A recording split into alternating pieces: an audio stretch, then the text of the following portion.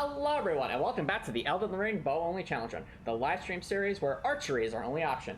And if you enjoy these challenge run streams, be sure to subscribe to the YouTube channel and boot that bell button to stay notified.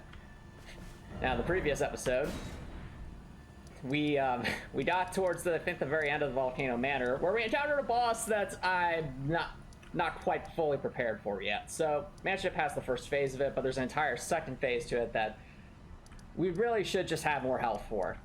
Similarly, we did attempt to defeat the tree monster in the War Dead Catacombs again last episode, but unfortunately, again, we're in a situation where, like we had with the Clean Rot Knights before, where we just don't have enough health to really survive some of their stronger attacks if we mess up.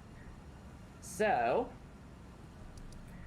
because of that, we decided to do some more stuff in Liurnia towards the end of last stream, and now we'll be probably exploring Liurnia a bit more because, honestly, like, if you're just looking at Liurnia compared to basically everywhere else, we really haven't done a whole lot here besides kind of run through it as quickly as we could to get to certain areas and then get to, like, the Altus Plateau and other areas. So, really excited to see what else Liurnia has to offer because there's clearly a lot going on here. Without further ado, ready to continue your adventure, Felice? I'm always writing Antomicx. That's right, Felice. To take a nap. Not... You didn't do that later, Felice. Fine. Alright, so where do we want to start? Rune's up ahead. Why don't we start there?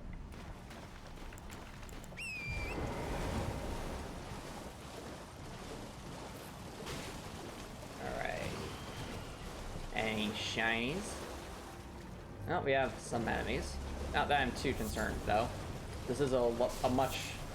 This is supposed to be like a low to intermediate area, so...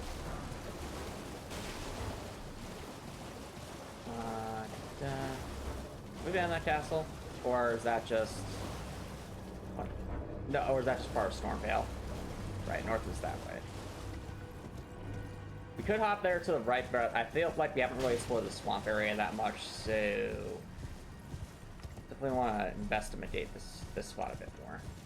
Yeah. Hey, Copper Nicholson, thanks for dropping by, dude. How's it going? I mean, for me, it's going pretty well. Been spending a lot. I had the day off, so been spending a lot of time editing that particular video I brought up before. And now we're just sitting down, relaxed with some Elden Ring. I don't think we've really explored this.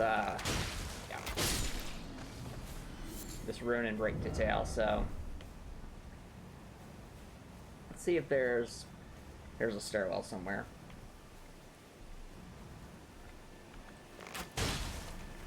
I'm amazed that didn't one-shot. Where am I? I don't have arrow sting equipped. I have to say the light. Am I doing max damage? I'm sorry to hear you're having a rough day, Copper Nicholson. At the very least, I hope you're able to relax more tonight and, you know, work on that stuff as time goes on.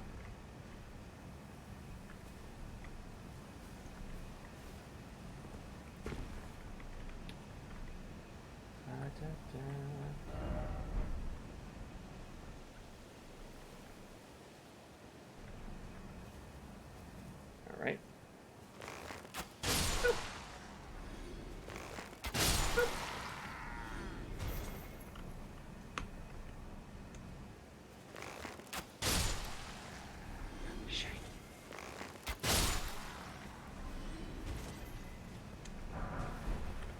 Okay.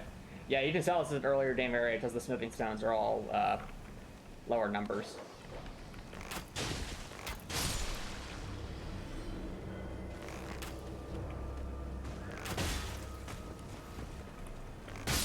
All right.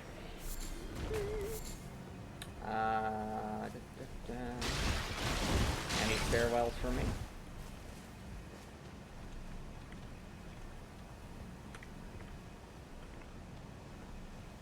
Copper Nicholson. And you. Right. What's it? Why is there a steak and marga here? Is there? Oh, lobster. Look at that, chat. It's one of the lobster enemies.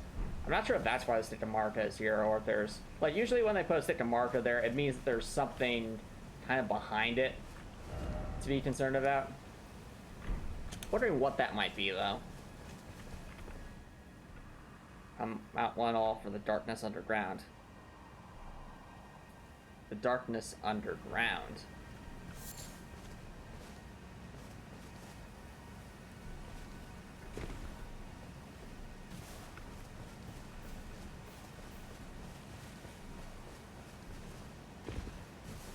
Oh, be careful, Copper Nicholson.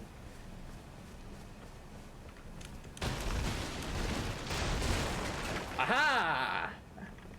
I had a feeling that there would have to be a stair somewhere. That was actually pretty decently hidden, so props to From Software, because usually they don't hide too many stuff behind that, like, wooden things. What? No, I don't like this room. The fact that the eyes are just saying out here like this, I don't like this room. Shabriri grape. 2 fingers heirloom. Alright.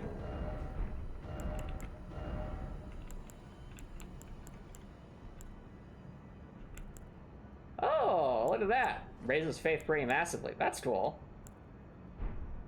What's that key item?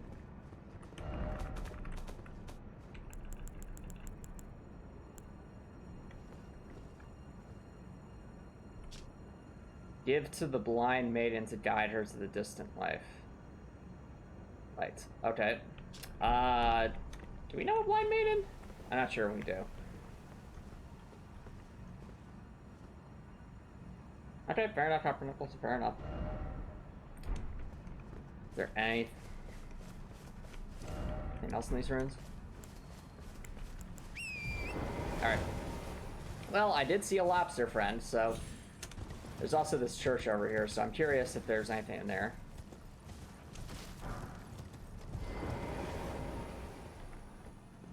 Anything?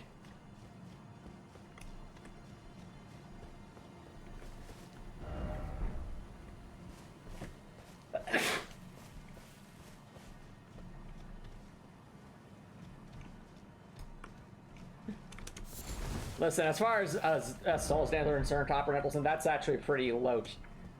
That's not even close to high on the gross scale. How many maidens? I'm not sure. Well, I mean, met quite a number of ladies in this, in Dark Souls. Sorry, in Elden Ring. Which, by the way, I do appreciate that. At least in Elden Ring, they've included a lot more female characters, because in like Dark Souls 1 through 3 especially, there's definitely an oversaturation of male characters and undersaturation of female characters, at least in my opinion. Also, this lobster has hardly any health. But also knows how to use a sniper rifle, apparently. Oh well. Goodbye, lobster. You won't be missed.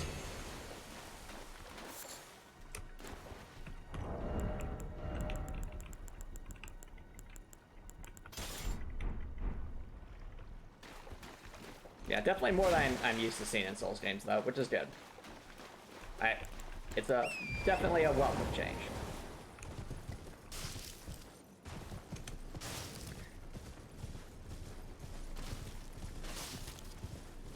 Wait, what the heck is that? We must investigate, chat.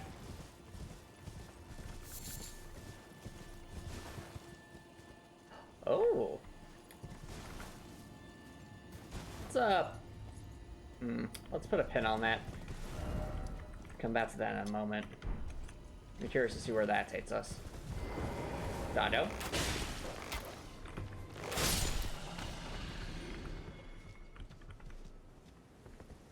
So that's just also another Souls thing. So the idea, Copper Nicholson, is that between all the undead and other stuff going on, it's like they're kind of between living and dead, and when they die, they revert to their soul state. So it's like their souls emanate off, and that's usually what we collect. Or at least in most Souls games. Here it's runes, but it's a similar kind of idea.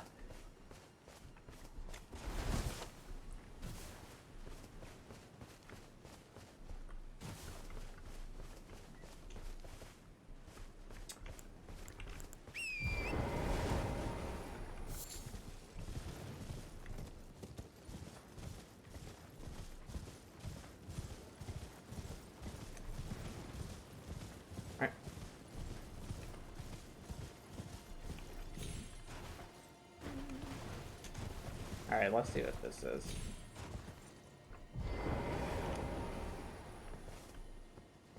Alright, well, it's not an enemy. It's seeming not to come to life. It just looks like a set piece.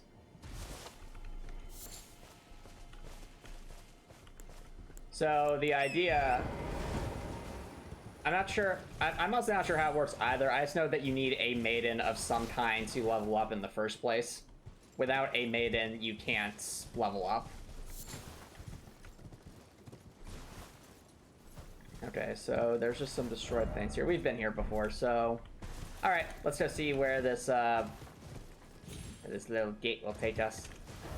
Is that Stormville Castle? I just want to make sure I'm... Yeah, it's Stormville Castle. Okay.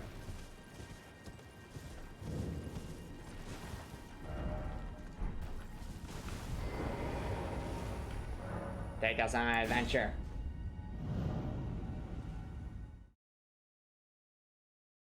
No, Copper Nicholson, I have not. I have no idea who that is. Okay, we're here. Alright. Well, as cool as it will be to explore that spot, I do want to see what's in more of the swampy area, so that's where we were.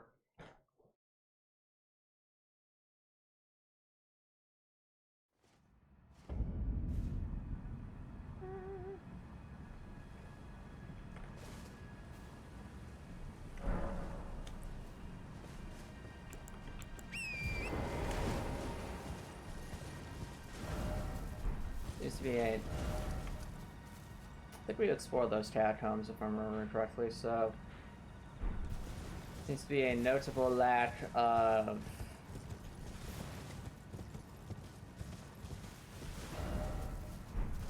dungeons in this section. Which has me even more suspicious. Alright. Well, we already fought the lobster, so I'm curious what else is around here.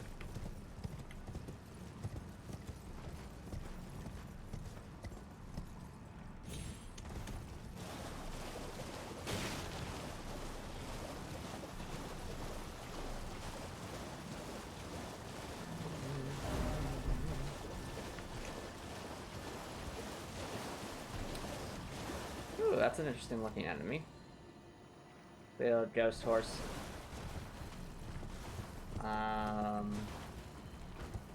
Any shinies? Neat looking area, especially. Play a destroyed bridge. I see Grace.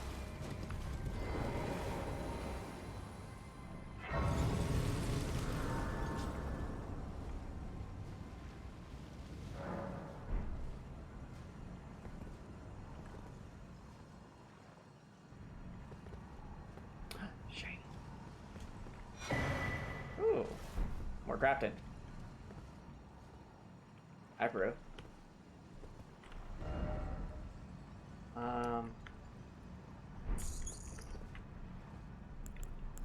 Also so cool to see. I'm assuming that's the magic school off in the distance. Let's see what we got.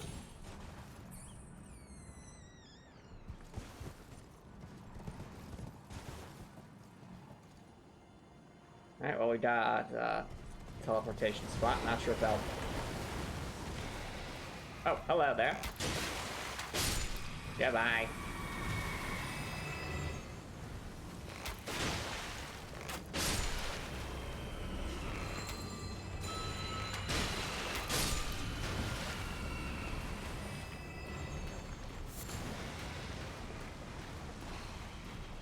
I haven't noticed much Copper Nicholson. We're just exploring a little ruined area.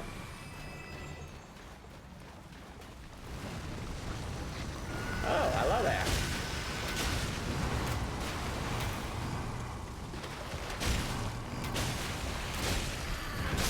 Unfortunately for that thing, we are definitely,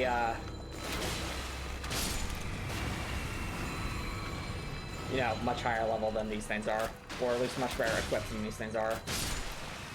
We're just kind of doing our thing.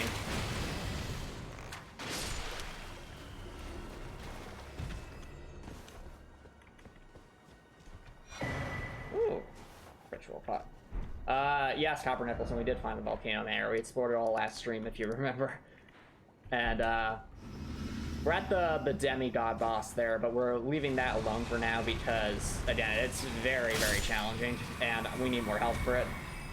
So I figured might as well explore the rest of some of the earlier areas that we, you know, went past very quickly to try and level up some more. And also get some more good shinies. Hopefully maybe a few more good talismans. See what the game has to offer, you know? That's the plan anyway. Aha! I was about to say, like, is there going to be a... Yeah. Most of these runes have at least one stairwell that goes down. Suspicious room is suspicious. Ambush.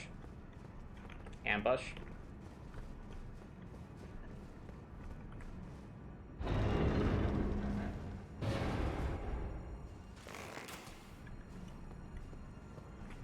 Alright, gonna teleport us? Nope. Calling bell.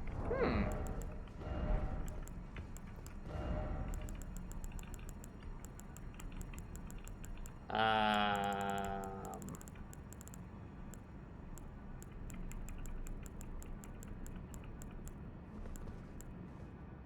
I just not seeing it?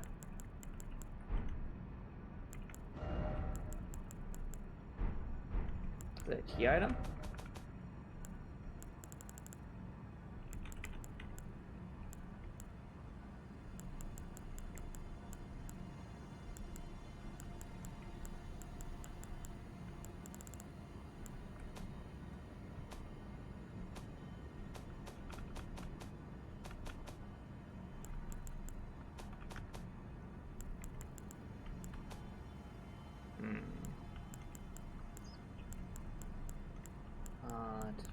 Oh, there it is. Use FP to ring bell and calls prowling raids. Ooh, interesting. That's cool. Liurnia of the Lake. So that's where we're exploring right now, actually, Captain Nicholson. So this whole area is Liurnia, so... That is where we are exploring.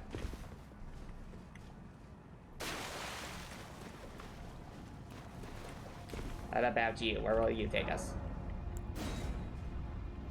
I'll take us on a magical journey.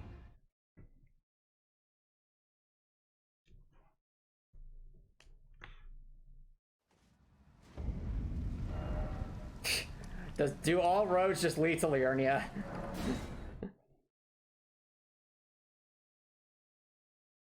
Bird's eye telescope north of Last Yard Ruins. Really?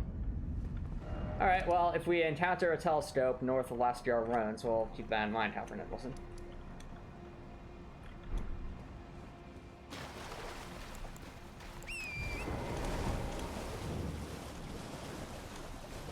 Nope, thanks for the tip.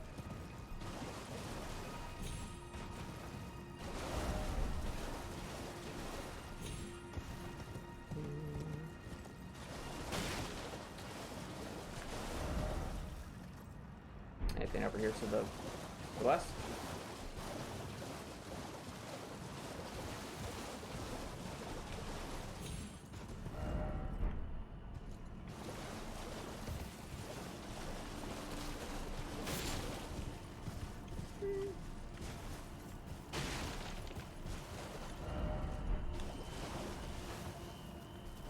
No, I see a turtle.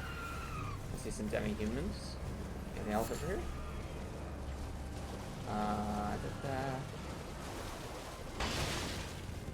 Dungeon! New dungeon? Hey, new dungeon, chat. I think. Not seeing a sighted race, though, interestingly enough. Oh, never mind. I saw too soon. Also, the fact there's an enemy over there and... Okay, but mid-room, I guess.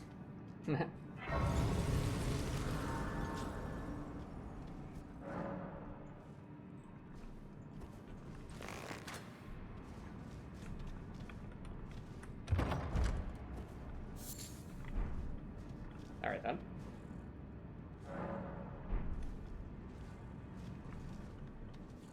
Okay, so...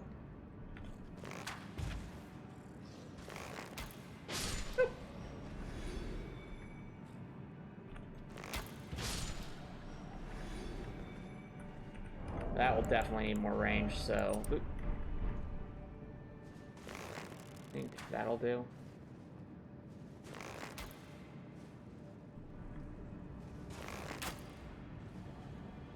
That's more like it.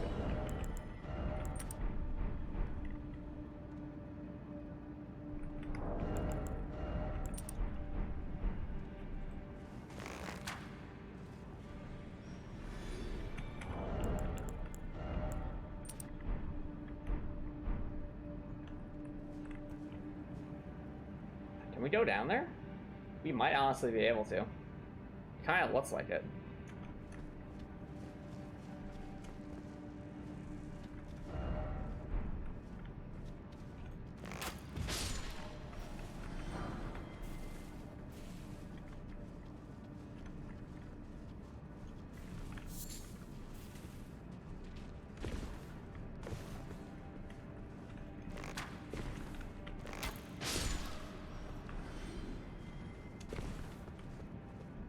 Hey, welcome back, Hopper Nicholson. Welcome back.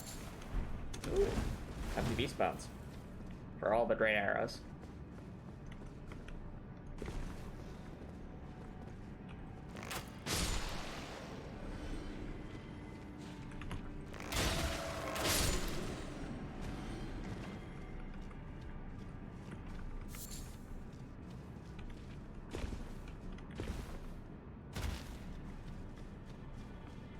Also, I'll just say, I'm really glad we have the lantern for this area, because it is quite dark. Yep, that's right, Copper Nicholson. I'm finished with Season 2, and that's where I'm at. Ah. I think that's a Bader Gem unit. Yep.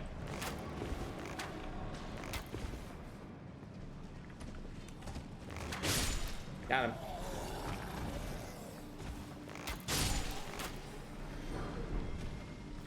Bloodstained dagger.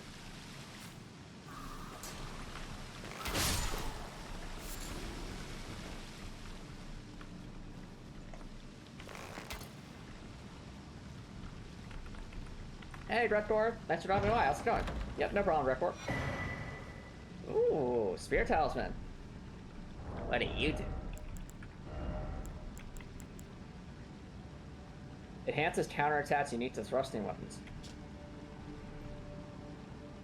That's cool. I'm not sure if that applies for us, because I know we're doing thrust damage, but I don't really think we have counterattacks.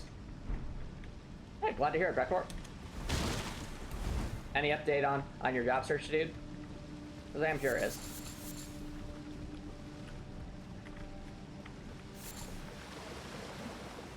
Where do we go from here? Oh wait, is it all be behind the waterfall? Nope. What am I missing here? Illusory wall, perhaps?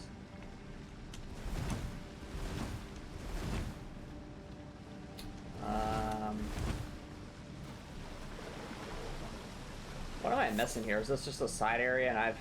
Oh, are we... Is it just going to be that we actually were supposed to drop down? This is just a...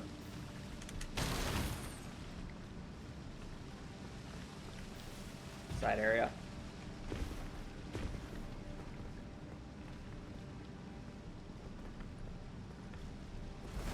Okay. Anything else, Drektor? How does your process assign out applications? Okay, maybe we are supposed to drop down. Yeah, okay, yeah, we were definitely supposed to drop down. I see. Oh dear. That thing fall down just somewhat forgiving in this game. Emphasis on somewhat because of gravity. I know what you mean, Felice. I know what you mean.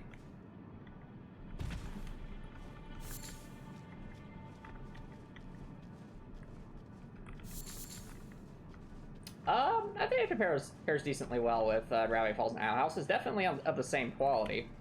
Would I say it's my favorite of the three? I'm not sure if I'd go that far, because I think, at least from what I've seen so far, Owl House is the strongest overall show for me. But I like Amphibia. I enjoy it.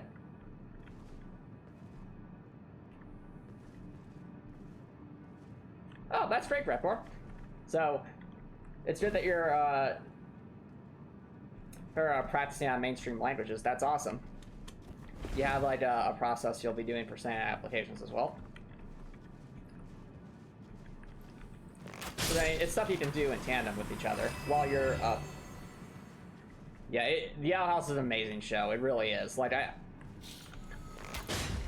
barring a finale that's super rushed, because again, we don't know yet. We don't have the finale yet. But barring like a super rushed finale, I dare say it's probably better than Gravity Falls. And I think the reason why I'd say that is that, to me at least, well, there's a couple of reasons. They're both fantastic shows. I'd watch either of them, you know, front to back, no questions asked. They're great shows. But let's see. I think the Owl House stands out a little bit more because I think it hit its stride just a smidge earlier in its seasons than Gravity Falls did. And I also just generally like Luz as a main character more than Dipper and Mabel as main characters. Same thing with Ida versus Rumpelstiltskin. Again, but all amazing characters in their own rights. Just, I think I find myself relating a lot more to Luz and Ida and King and the cast of characters there than I do to Dipper and Mabel and Rumpelstiltskin.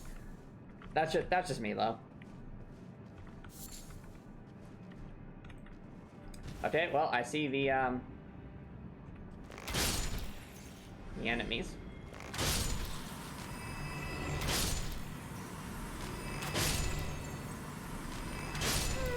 I disagree, Hopper Nicholson. You probably have to explain yourself a bit more with your thought process there, because I'm not sure what you mean by heavy-handed. As I think, to me, the only thing that I can think of as heavy-handed was like maybe the Conformatorium, but that's about it. The Conformatorium seemed a bit on the nose to me for during the very first episode, but after that, it's like everything else seemed to make sense. Oh, that's awesome, Record. So you're signing up on some job search websites. Oh yeah, it's also the idea of the Boiling Isles is just so interesting too. You're right. Exactly. That's a great point. Like, Luz feels a lot more relatable and realistic than Mabel and Dipper. Like, do people like Mabel and Dipper exist? Yes, they do. In fact, absolutely. But are they as relatable as Luz? Probably not.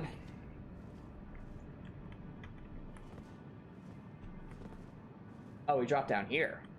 Interesting. This is an interesting cave. Definitely, that's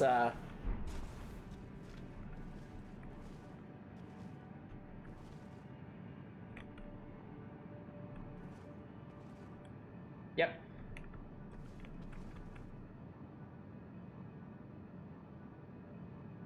No, well, okay, well, I mean, just because it is authority, Topper Nicholson, doesn't mean it's a full representation of authority. There are different kinds of authority, as are shown in the Owl House. I mean, the Covens are very much supposed to be emblematic of, again, you know, talking about the lore. There's reasons behind why the Covens exist for, you know, the darker villain plot, but it all ties into the idea of believing in something that's being used against you. And that's actually a pretty common recurring theme both in shows and in real life. And that's, you know, nothing wrong with that. That's all it is, though, Topper Nicholson. It's not really any more or less heavy-handed, I'd say, than, like... I'm trying to think of a good, like, point of comparison to make.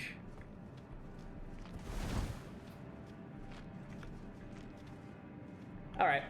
To me, the Covens don't feel any more or less heavy-handed than, say, the houses in Hogwarts.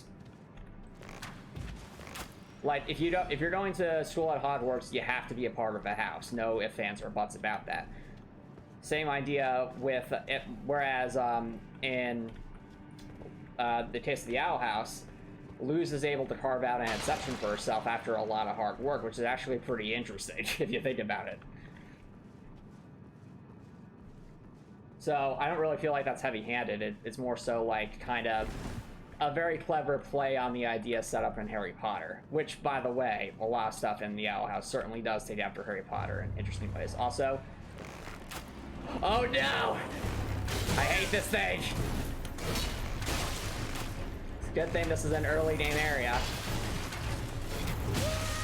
Also, can we just address the fact that transition to this boss arena was super, super smooth? Like, I hardly even noticed it until I realized, oh wait, that's an arena. Here we are.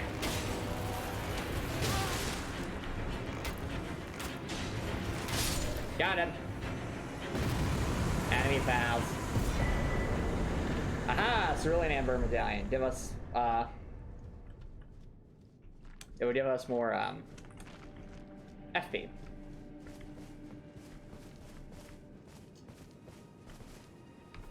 Ooh. Secret area? Mayhaps? What is this? Latenna of the Albinara. Ooh, Archer. Archer summon. No worries. Slumbering Wolf Chef? Oh, that wolf is alive. Okay.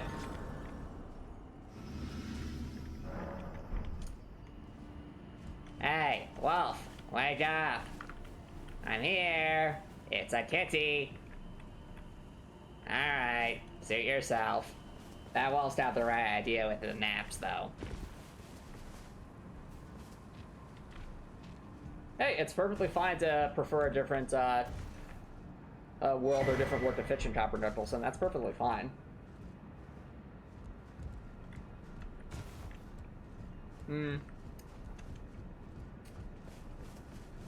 I wouldn't necessarily say that they're any more or less otherworldly, Copper Nicholson. They're both otherworldly, just in different ways.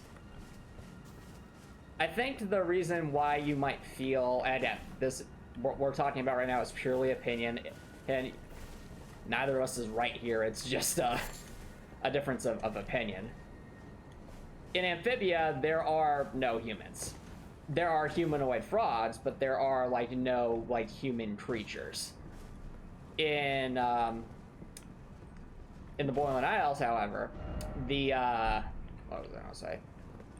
In the Boiling Isles, however, you got elves and blights and other stuff that, while yes, they technically aren't human, they certainly could pass as human if they like covered their ears or things like that.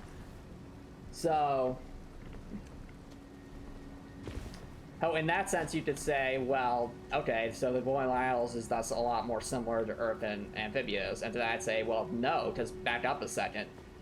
While, yes, the Boiling Isles have a higher prevalence of characters that look more human, the Boiling Isles also has a far higher prevalence of creatures that just have no parallel to real stuff in the real world, whereas almost all of Amphibious creatures are basically just frogs and insects and birds just taken to the extreme and mixed together. That's what you could probably say 90% of like the monsters or beings in Amphibious land are. So in a way, that makes them feel quite familiar to real life, even if it's mixed up a bit.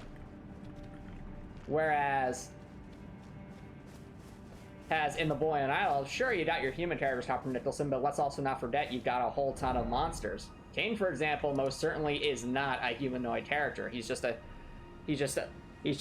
demon doggo that happens to walk on two legs, pays and talk. Similarly, you have a bunch of other creatures, and like, you know, the giant bat head lady and the and some of the other her monsters that just do not have a parallel in the human world. So like I said, it's not that one is more or less otherworldly, they're just different.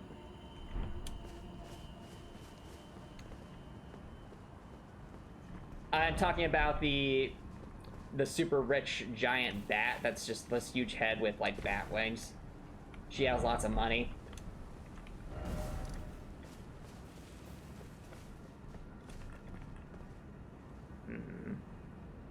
Alright, anyway, I've been wandering around this area for a little bit. I wasn't sure if there was any other reason to be here besides the ashes. But unless I'm missing something obvious, I'm not seeing anything.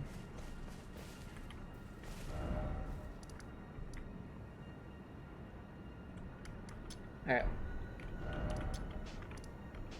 Well, we do need to get more arrows anyway.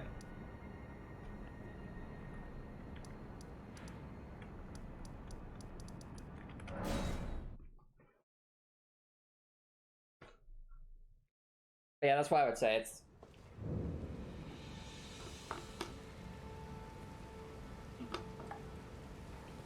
There are certain amphibians certainly has some very familiar human-like ideas behind them, even if the creatures are all like frogs and newts and toads and things like that. Goodbye. Well, I think there's ample amounts of that in the Outhouse, Copper Nicholson, but yeah, just in her opinion of what you're specifically looking for.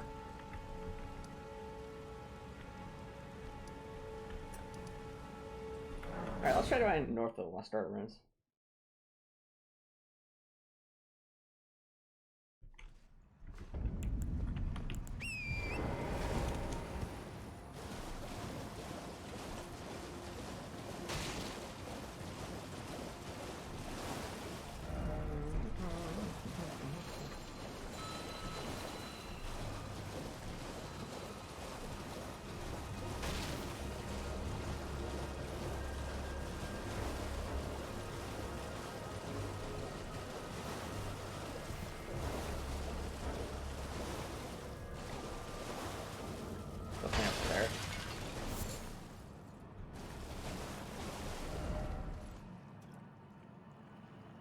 Yep.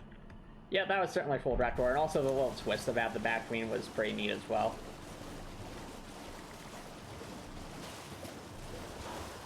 Is that a well? Are we going back to the underground continent? I'm not sure, Felice, but let's find out. That's a lot of barnacles. Map. Oh, wait, these things are weak towards the bottom, aren't they? Yep.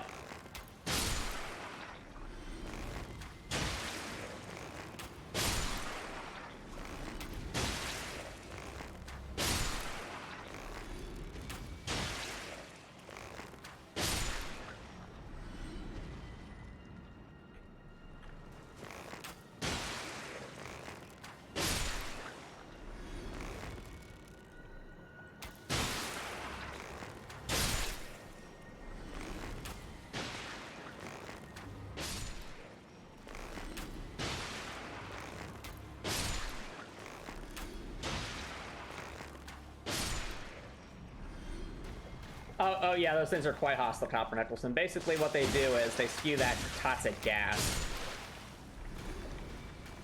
whenever you get close, and there are a lot of them.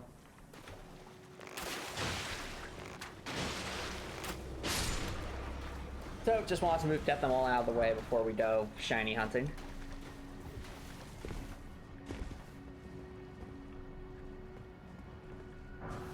Alright, there are spinning stone. Anything else over here? That you? Nope.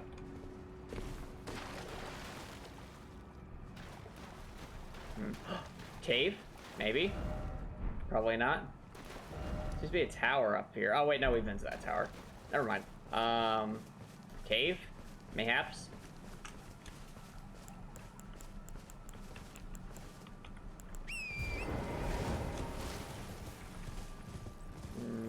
Not that I can see.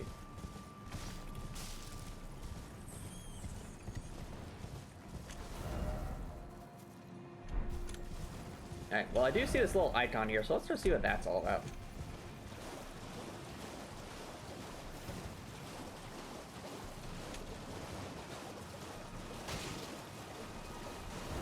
Don't mind me, just a cat turtle coming over a swamp for shinies.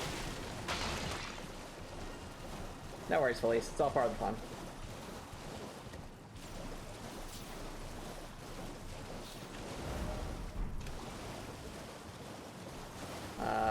Is this it?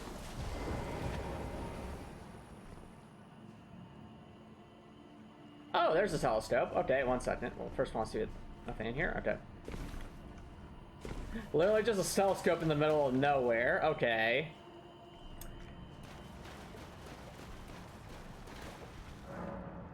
Bird's eye telescopes.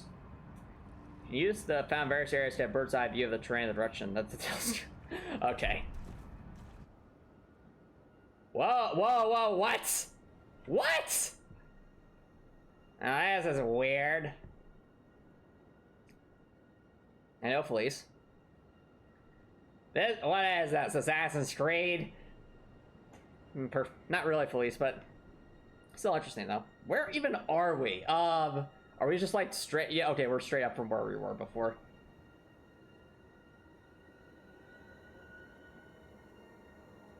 Oh, I feel like Luz is part of our family too.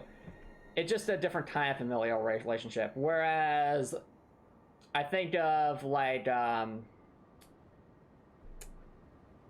think of Anne as like a cousin to the Planter family, whereas with Ida, it's more so like being taken in by an aunt. That's kind of how I see it.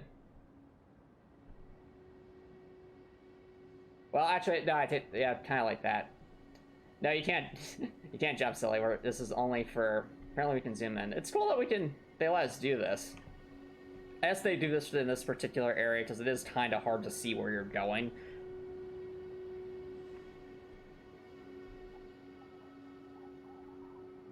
I'm also like trying to figure out. Okay, so that's Stormvale Castle. Those are the ruins we were at. Where do we want to go next? Anything on that island, perhaps? Maybe. There's those ruins up there. I don't think... Okay, so that's Ray Lucaria. I'm not sure what those ruins are. We have been, you know, to the place under there, but I don't think we've been, like, way, way up there.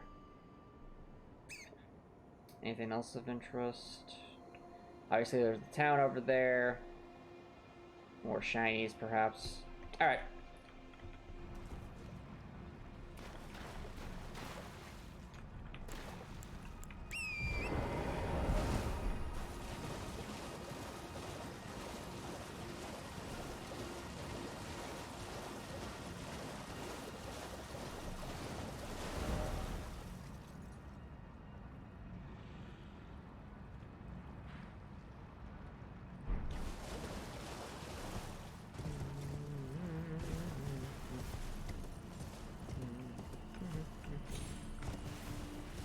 Oh, save grace.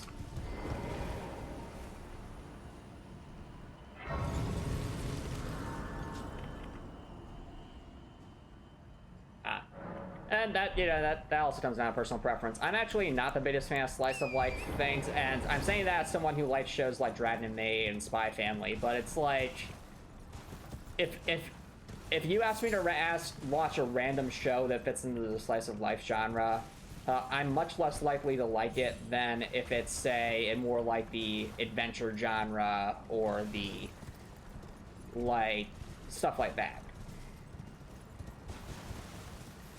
No, I like those shows, but I'm saying they're an exception. In general, I'm not the biggest fan of slice of life shows.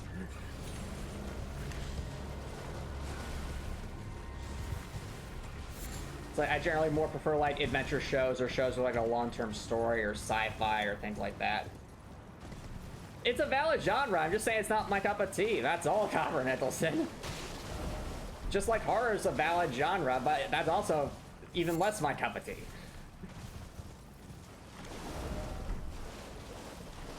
Oh, demi-human.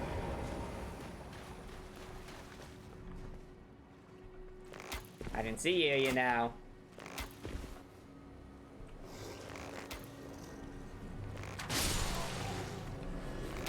Oh, there certainly are a lot of them. Oh, that was a headshot. You mess with the wrong cat turtle, demi-humans.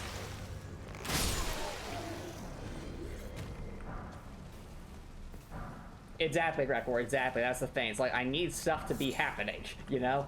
I need to feel like there's a point to things happening. And I feel like the Owl House does a great job of doing that, because almost every episode feels like it's part of a rare continuity and like it's working towards something. Whereas, as much as I do enjoy Amphibia, the humor, her and the memes are the only thing binding me to the episodes that otherwise accomplish basically nothing. In terms of, like, plot and world building. Anya's amazing, agreed. I will be booted by Anya with a pool noodle. That's the horror. Well, you done messed up now. How many times? I know I have, Felice. I know I have.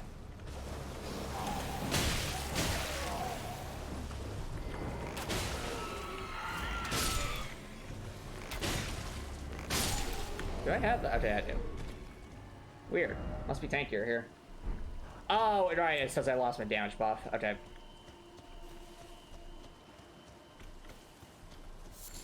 Ooh. Flowers.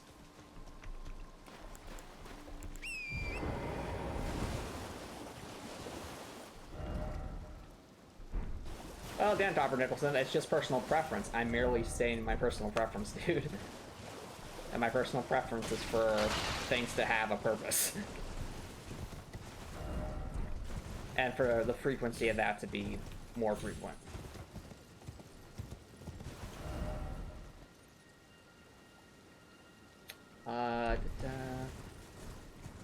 Okay, there is a camp here.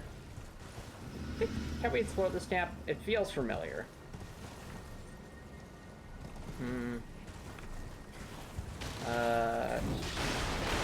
I think we have.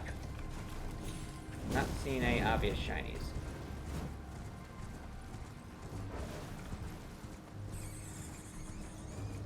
Is there any way up there? Like maybe a wind gust or something?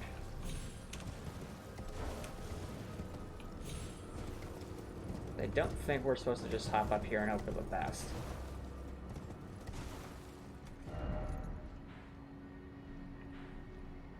Either gonna be there, or maybe there'll be like an elevator or something. Like there's gotta be a way up there.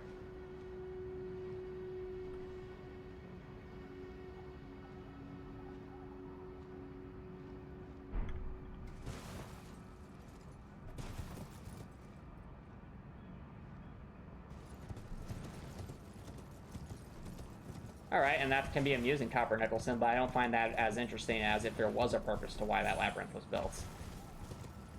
Like, if you gave a genuine good reason for building that labyrinth, it becomes 10 times more interesting to me than saying, oh, I built it because I was bored.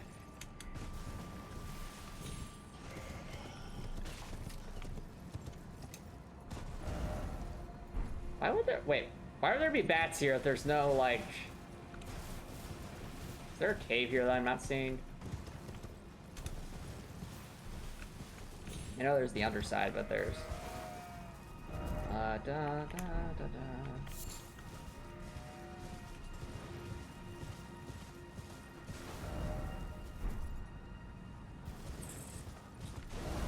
Okay. Let's try going north and see what we find.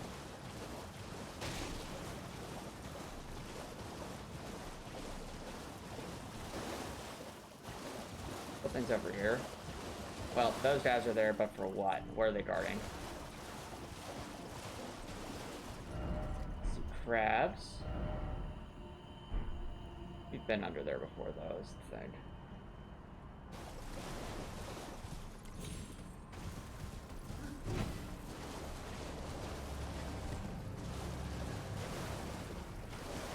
Okay, that's mildly more interesting, Copper Nicholson, but still not like, okay, the labyrinth was built because they needed it as defense against something, or there's some greater plot thread. No, it's just all part of an episodic thing. Again, might be fun to watch, but it's not going to get my interest long term. That's 30, not crystal clear. Wait. I gotta read what that does when we find a safe spot. You know, surprise. The weather certainly got worse for some reason. I know, police, that's kind of strange. Alright. What we got? Ooh, temporarily boost dexterity. That honestly might be pretty good. That might be like, if it depends how much it is, but that could be just a straight damage buff. That'd be cool.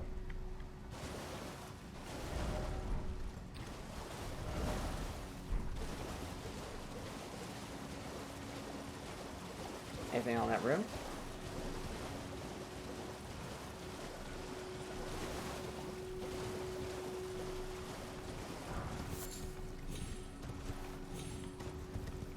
Oh, there's some, obviously, room fragments and sanctuary stones.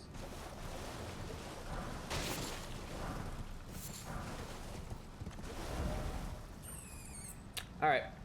Looks like we're going over this way, then. Our house doesn't have Polly. Hey, Polly's a fun character.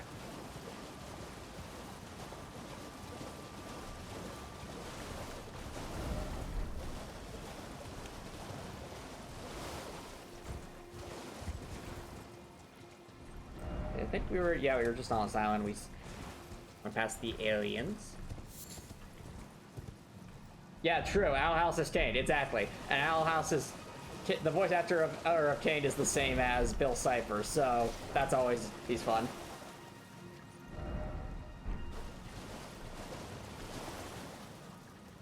You say that, Comprehensive Smith, and the thing is, I think Polly might actually be a little more mature than Milliam, and that's saying something.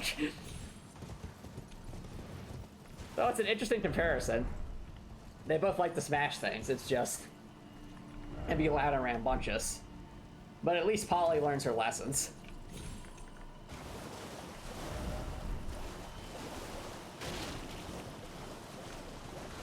Anything over here? Anything at all?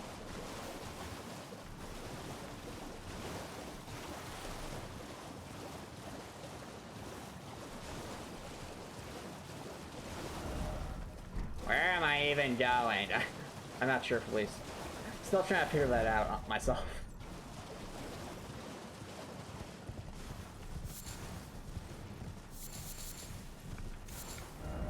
There doesn't seem to be much over here. Unless I'm missing something obvious. Oh! That's cool. Head record. Do tell, do tell.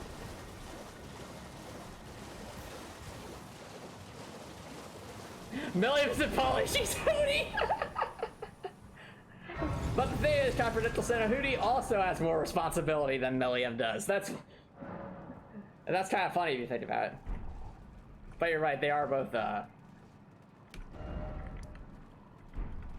they do random stuff.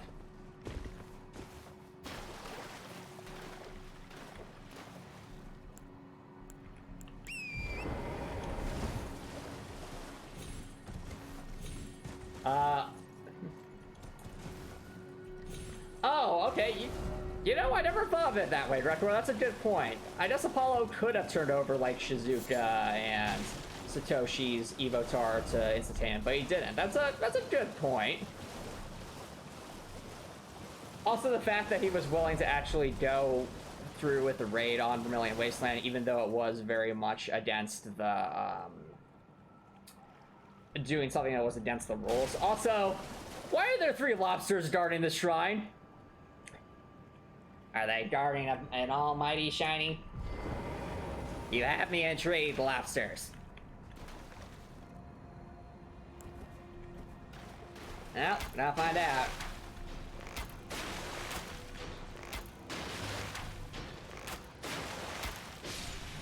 Well, that lobster wasn't particularly smart. Yeah, Monster Shrine and Zoidberg, yes! So much yes. Imagine if it literally is just Zoidberg.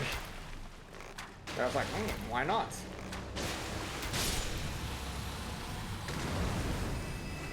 Seriously, the late game versions of these are terrifying. So tanky. So scurry.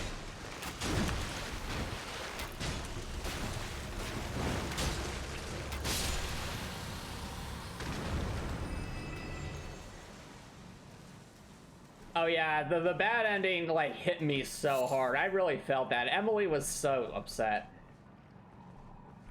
Which is why the good ending's so much better, because that's where we, you know, they can live happily ever after.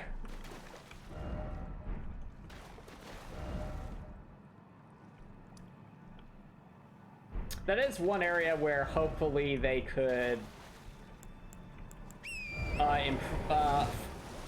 Radical Fish Games hopefully could improve on in their future titles, is if they're going to have, like, alternate endings, have it be something that you have to work towards, like, over the course of the game, and not just something that happens because of one arbitrary piece of dialogue at a, towards the very end of the game. You know? Because, I mean, is it good that they included that versus, you know, just having the good ending be the default ending? Maybe. It's a little bit of extra content. But it's like, there are definitely way better ways to do it.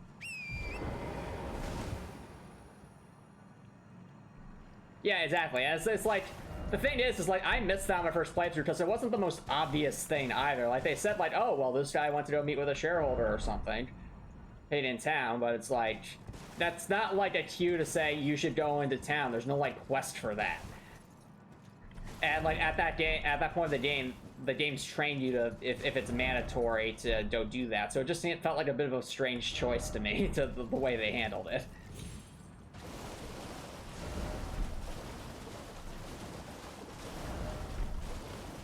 But I digress.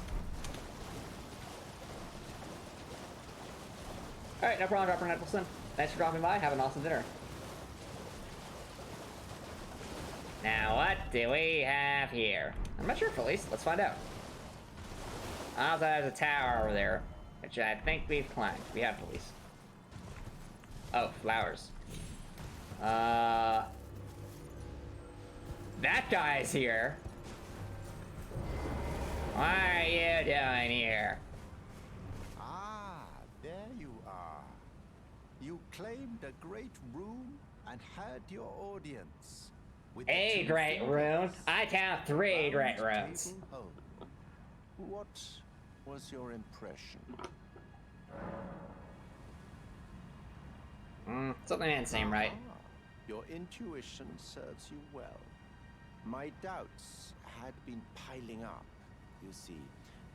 The words of the two fingers cannot be trusted. Literally no one in this game to be trusted except Rodrika. Senile delusions. I believe that when the Elden Ring was shattered, the two fingers were corrupted, their guidance skewed. Even worse, the fingers harbor no love for our kind. That's the part that irks the most. I mean, honestly, Brett, this guy reminds me of, like, the knight that's sitting, like, right next to the bonfire in Firelink Shrine. He's just kind of, he's mocking you, but he tells you a bit of key details about the lore. I have a gift for you, something fit only for the wise. Now what? Castrating bloody fingers. Whoopee. A means for circumventing the draw of the two fingers. Give it a try, won't you? And if it please you, may we meet again. I've high hopes for you. Be sure that there's no tarnish your... I mean, the Crestfallen gets more likable over time, but that's a fair point. But we did definitely see why that guy's acting that way. He's very clearly, like suspicious of what happened after the fall of the Elden Ring. Or the fall of Queen Marika.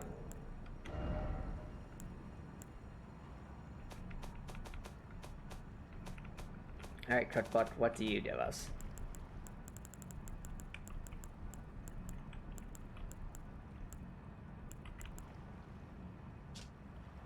Alright. Various types of pots.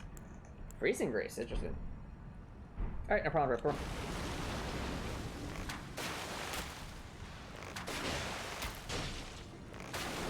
Ooh!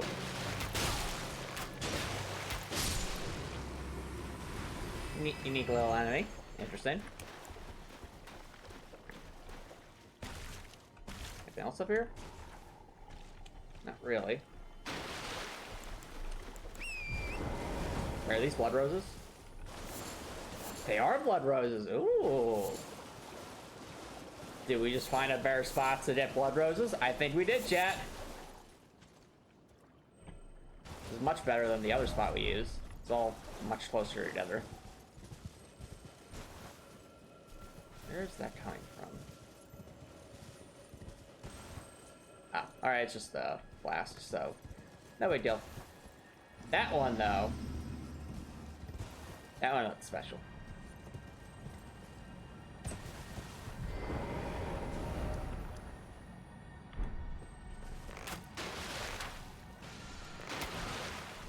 Blood Flame Blade. Interesting.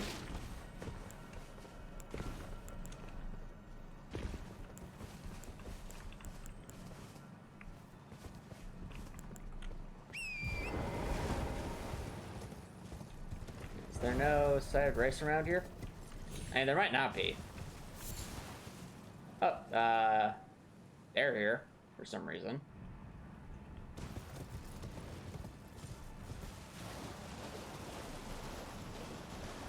Hey, to be fair, it's not super far from a nearby side race. just would be more so convenient for the sake of the blood roses.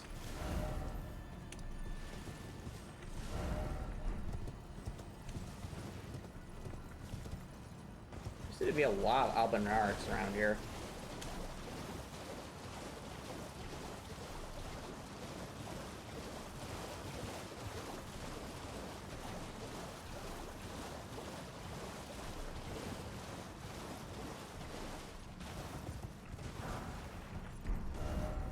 Smithing stones. I wonder if there's anything in those woods over there. Maybe a cave or something. Can we defeat that? Oh, we can. Alright then. Pop a balloon, get a rune. Indeed, Felice. Indeed.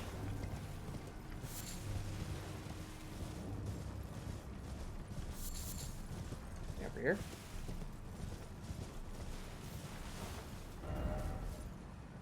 Okay, let's shut down south real quick.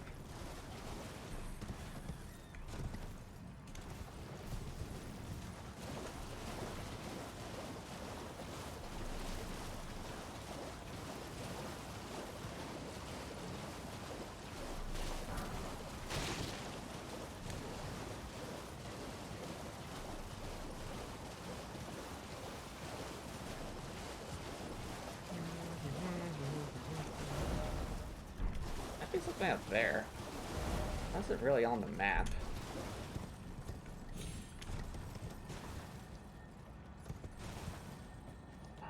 I think I can make that jump. Hold on.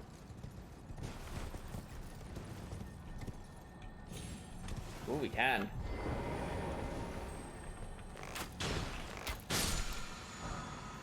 Alright, there's a somber smithing stone.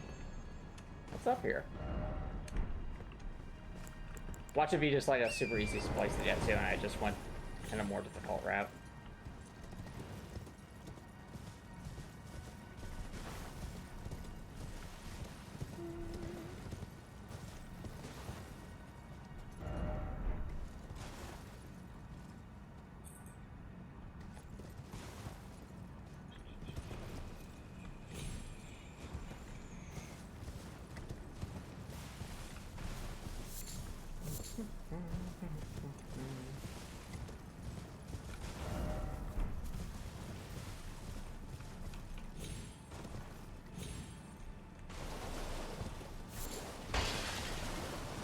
Wait, what's that? All that for stallion. Oh, a couple for stallions. Interesting. Well, we know that we have to stamina break them or else we'll do no damage. Either that or we can rely on poison, so.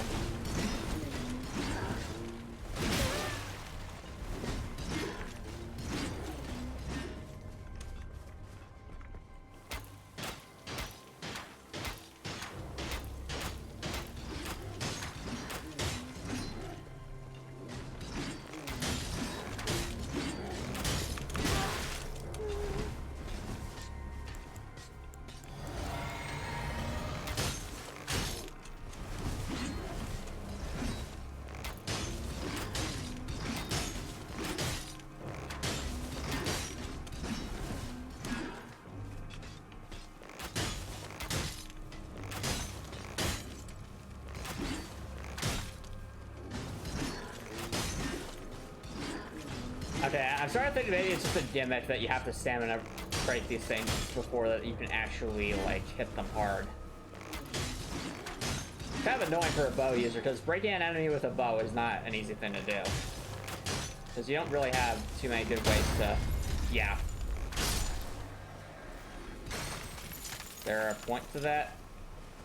Seemingly not. That was a waste of arrows. I know, please. But we had to rule it out, you know?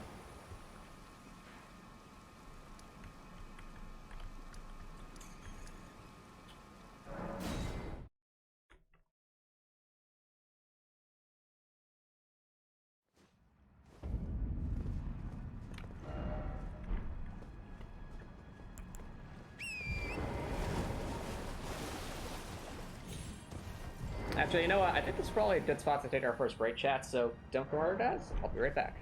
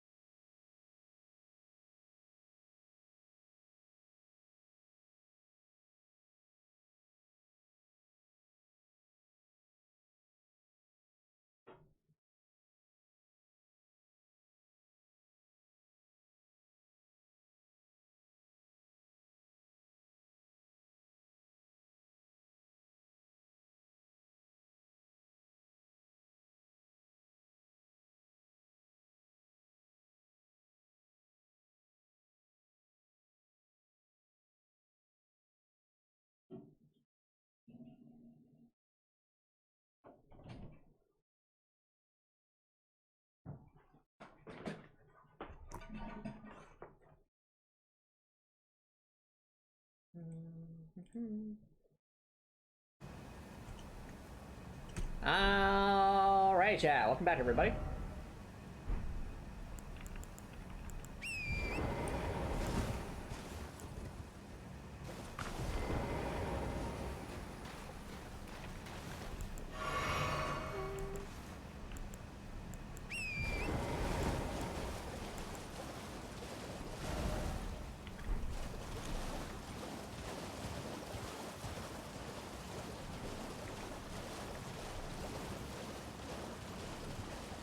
Now over here.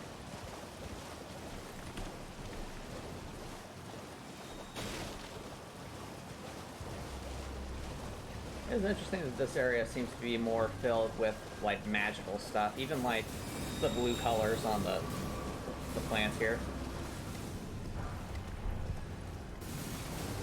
Oh.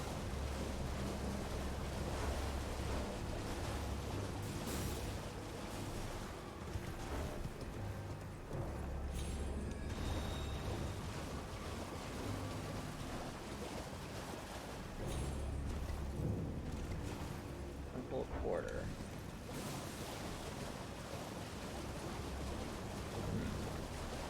Interesting. Is it a mimic?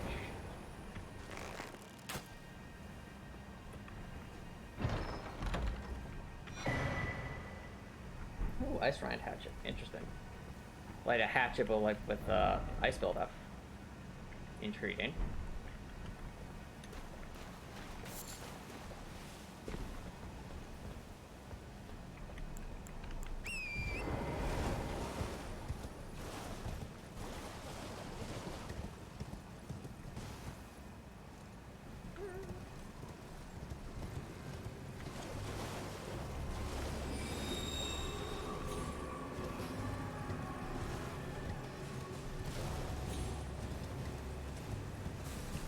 Here? Nope.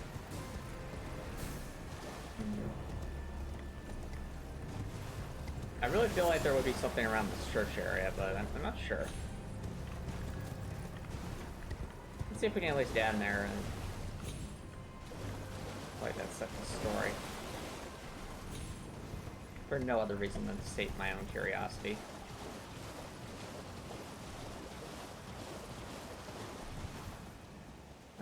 Okay, it's just a window.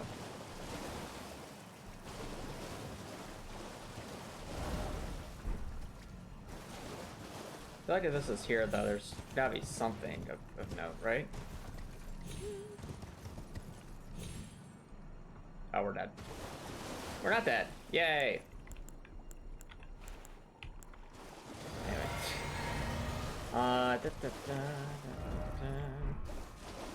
Anything?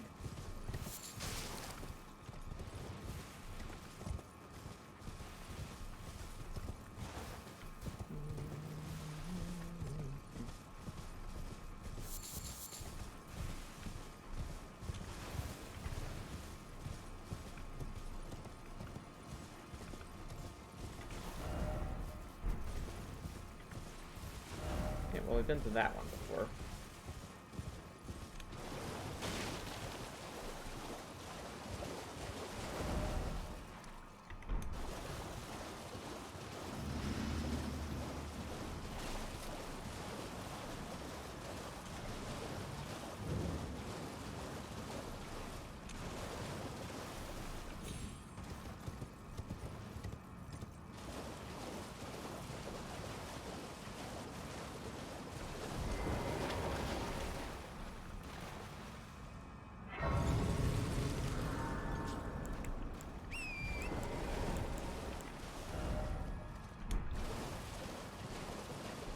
Anything else here?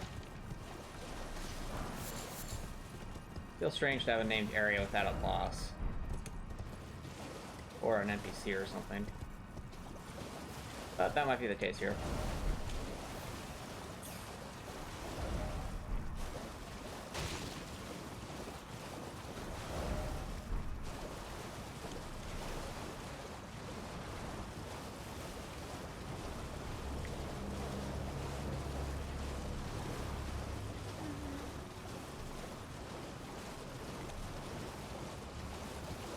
Oh, that's interesting. What are these?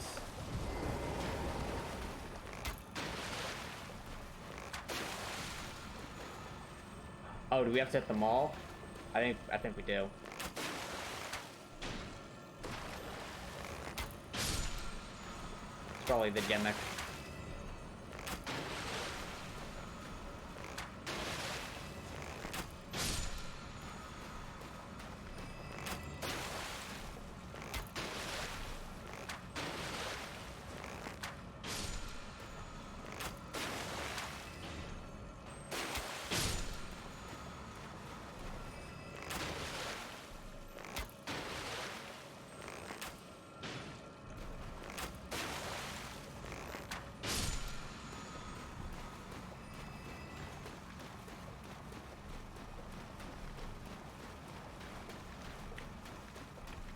Ooh, whoa, whoa, whoa, what the? Darden? Chat, we might have found Dragon friends. But first we'll need to finish this off.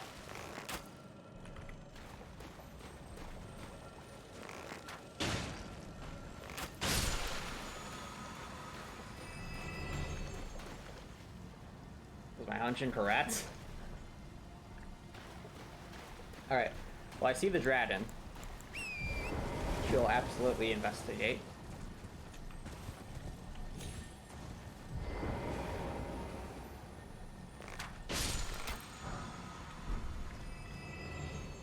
I'm curious about this area, though.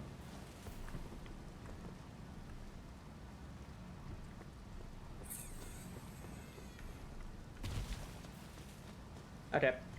Well, we'll play Dragon time.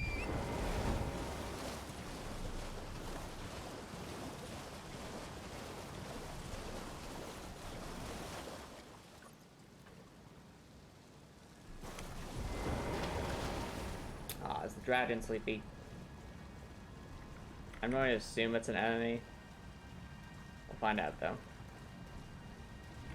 Yep. Most certainly an enemy. Good Storm Dragon's my ride. Alright.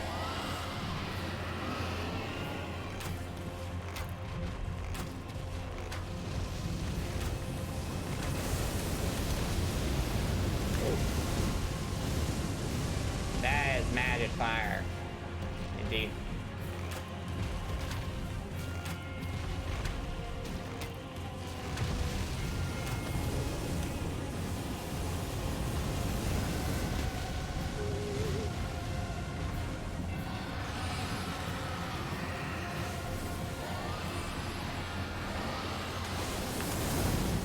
Ooh.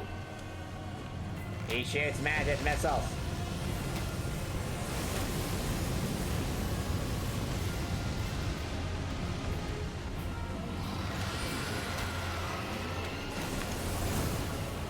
Alright, one more hit.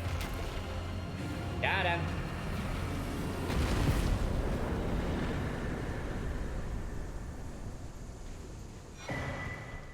That wasn't too bad.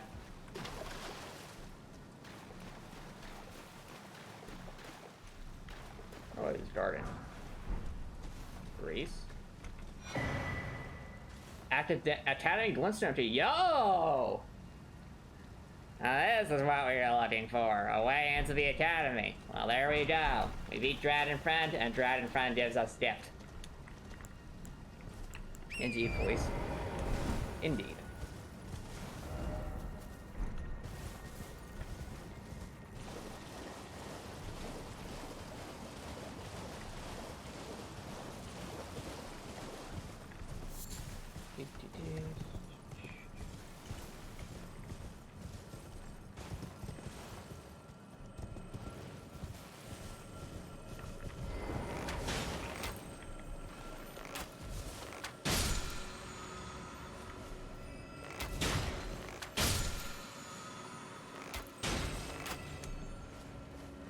What's the gimmick of these things?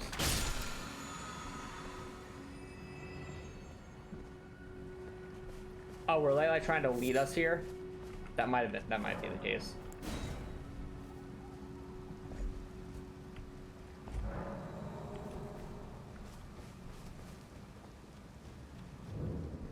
Academy Crystal Cave. Ooh, hidden dungeon.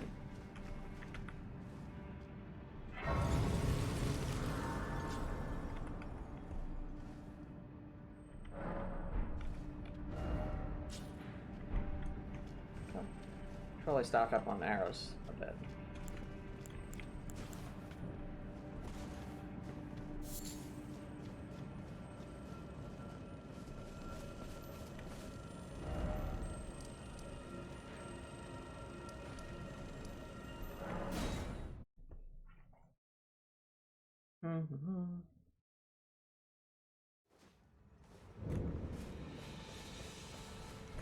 Always. Goodbye.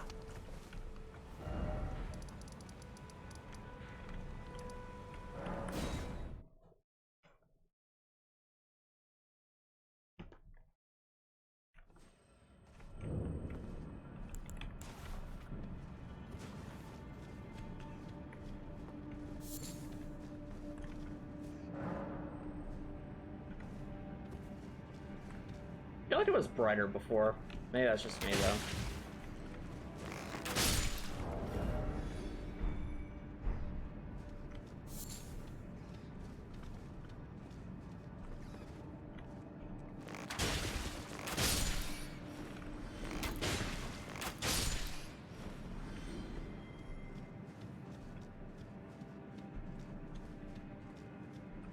Probably gonna be like maybe a big rat boss or something. Maybe the Royal Rat Vanguard from Dark Souls 2. Ooh. That looks ominous. Oh, it's oh, is this meant to be like a trial round for the magician? That'd be interesting.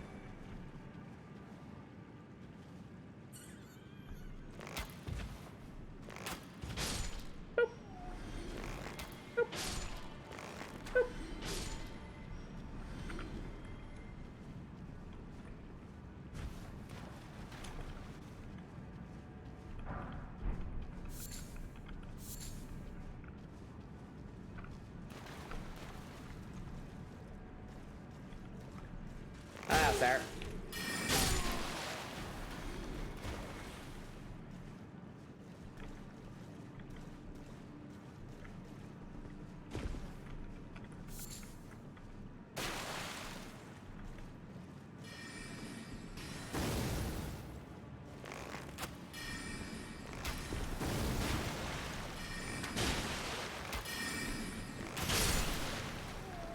And maybe that didn't hit me. I know, please. That was like a shotgun almost. Alright, there's a path over there. Anything over here? Oh, obvious path is obvious. But it's over here.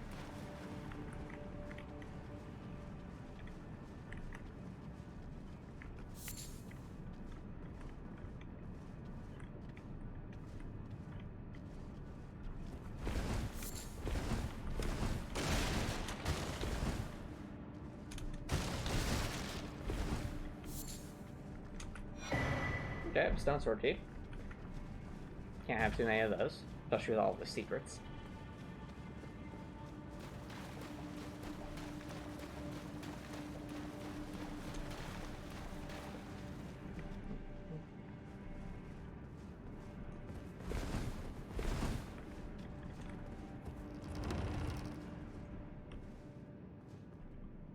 Interesting.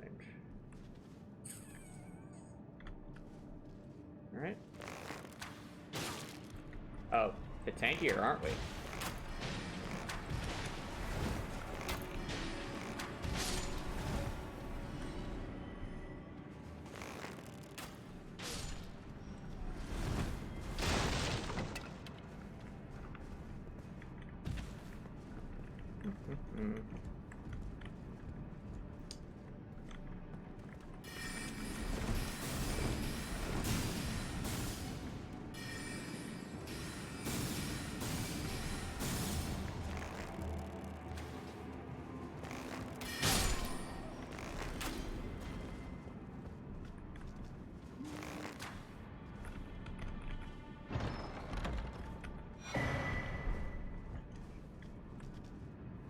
Can I get up there? I wonder.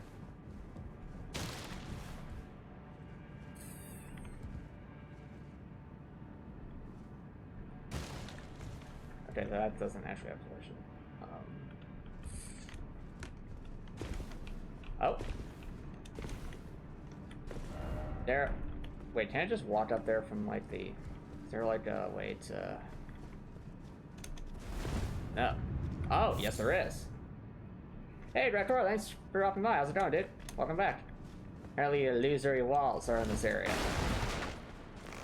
Also, needed to use a stone sword key to enter this area, so it's got me intrigued as to where we might be going. Ooh, crystal staff. Pretty.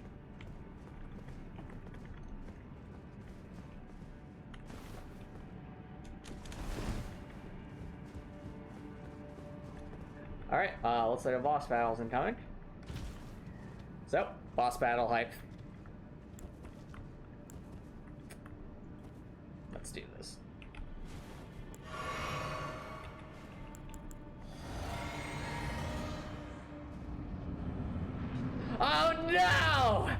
No!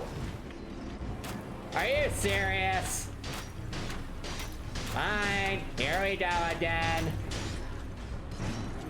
Looks like we're gonna need poison and stamina breaking.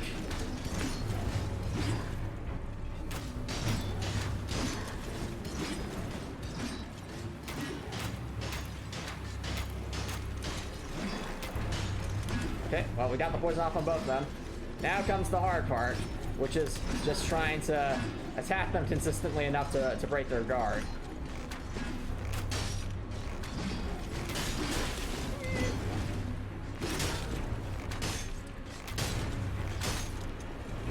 These are like the anti-bow enemies because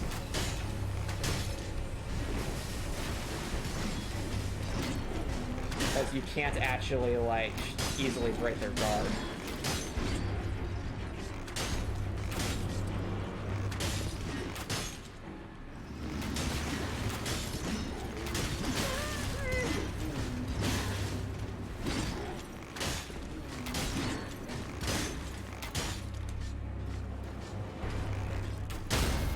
There we go.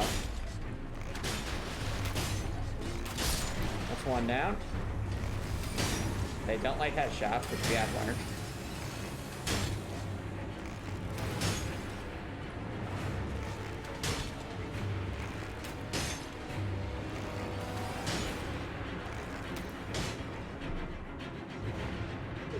Yeah, I know. These guys are down exactly right for. These things just eat arrows. That's what they do. They just completely eat our arrows. But look how many times I'm shooting this thing in the head and he's still not having his guard broken. What'll it take? What do you want from me, Crystal Mage? There we go. Now he's done. Enemy fill, crystal release. Now that'll hopefully cover some of the cost for how many arrows we needed. I know, Felice. What is this? Elevator? We're going on a magical journey, chat. Where will it take us? No, it's not headshotting them a few times, Drukor. It's just attacking them a few times because from what my understanding of how the guard breaking works in this game is that if you're a normal person using like a melee weapon, you basically do power attacks or jump attacks or things like that, and after like a various amount of hits, you'll get like a stamina break if you're aggressive enough, kind of like in Sekiro. The problem is, whatever the invisible like guard break meter is, regular arrows only increment that meter by like maybe 2 a hit, which is very, very, very low. So you're much less likely to get. Yo, we're at the magic school, chat. Wow, interesting. I like that. You know what that was, chat? What we just went through is actually an alternate way to get into the academy that doesn't require like any special like magic key. It just requires a stone sword key and being that boss. That's so cool. I love that. It's like we found the back door into Hogwarts. Take that, Sorting Hat. I do not bow to thee. Yeah, I know. The level design in this game is... yeah, the world design of this game is very, very good. Well, looks like we're now exploring magic school.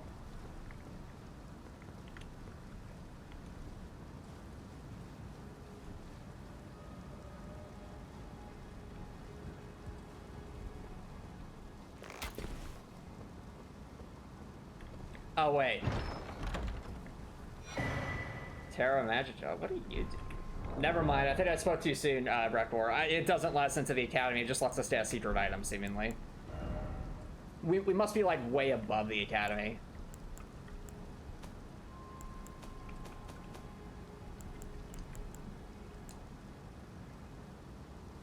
Raises the magic strength of those within the sigil? Oh! Oh, interesting. Okay, so it's like you stand in a certain area and your magic damage goes up. Might work pretty well with the horn bow. Yeah, no, we're actually, never mind, I take it back. So we're not actually in Rail Lucaria. Like, this is more so like that area where we could go to the royal capital early, but only like in a really tiny area. And we get like a unique item from there. So okay, it's not quite what I thought it was, but this is cool. Wow, look how far down that goes. It's insane. The scale in this game is amazing. Oh, it's last time to return to the entrance then. Actually, let's go get some more arrows.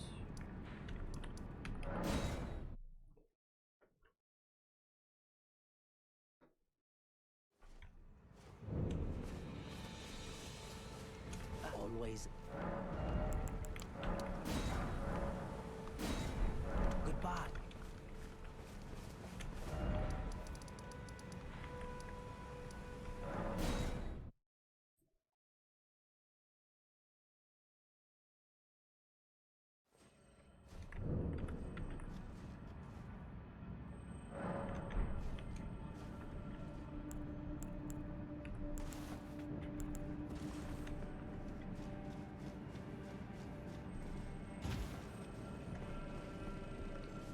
Alright.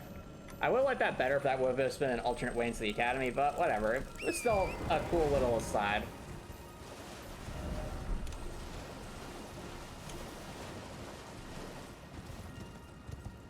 Oh wow, there's even Bryce right here.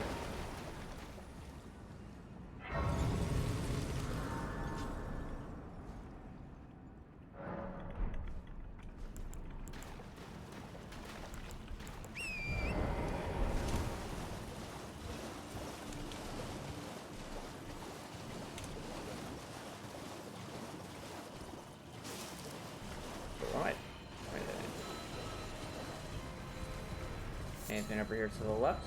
I see lobster. Anything else?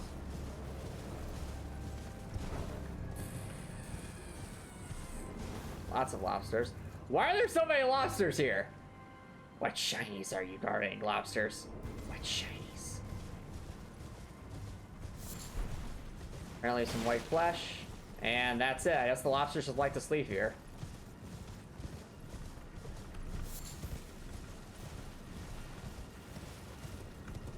Like how the lobsters are just like, I don't feel like getting destroyed today. You don't want to head, cat turtle.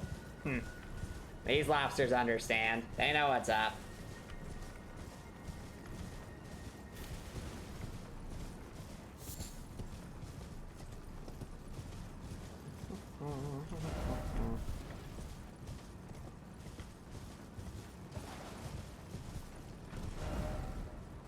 Over this way.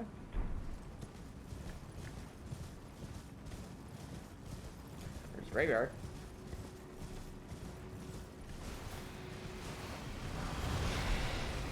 Lots of enemies, though.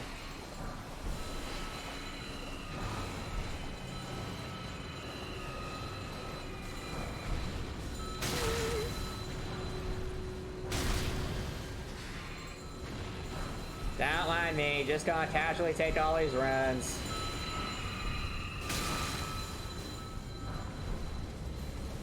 Man, the armor absorption on this is so good.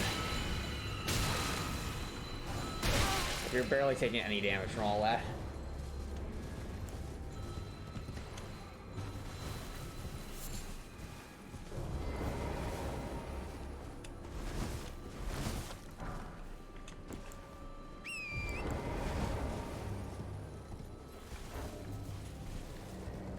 Indeed, there was a lot of different kinds of runes of all sizes there. Correct, bro.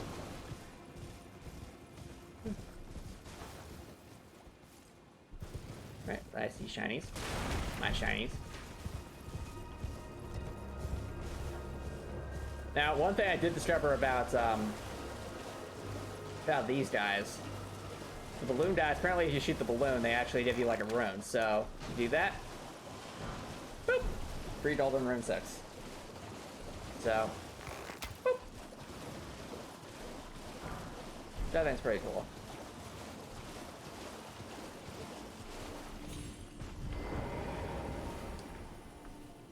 Just gonna casually get a bunch of golden rune 6s from these balloons.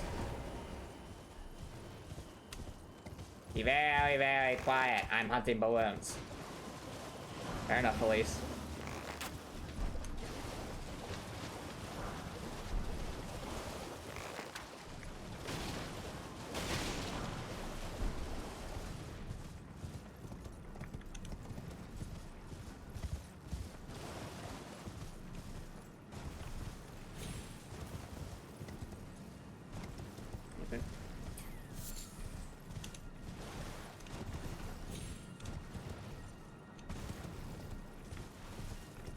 Alright, let's just see what this tower's all about. Yes, be very, very quiet. I'm hunting balloons. Exactly.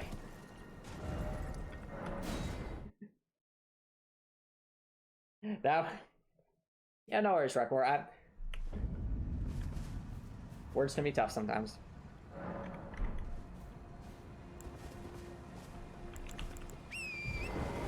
Alright, let's see what this tower's all about. Probably gonna be another little puzzle to get inside of it. Alright. What is our quest? Seek 3 wise people. Okay, it's the turtles again. I think. Turtle. Turtle.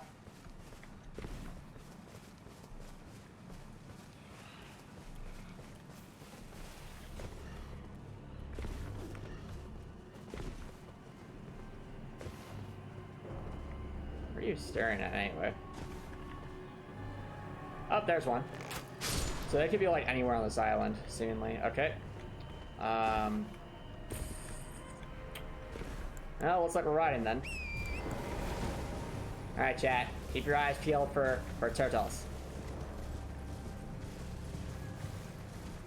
Especially like turtles in like ponds or something. Because I remember in, I think it was either, no, it was the Weeping Peninsula. There was like that one turtle that was literally invisible and you had to take note of its shadow in the water to actually know it even existed.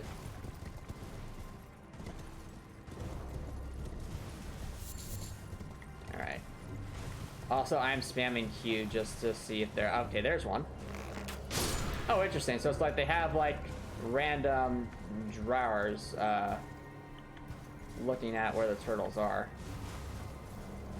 So we see, okay, I think we saw that... Did we see that guy earlier? Looking over there. Actually very close to where the turtles are.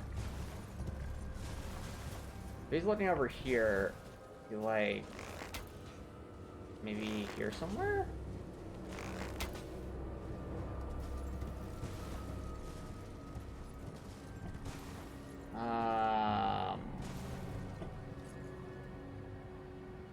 What? Oh my goodness!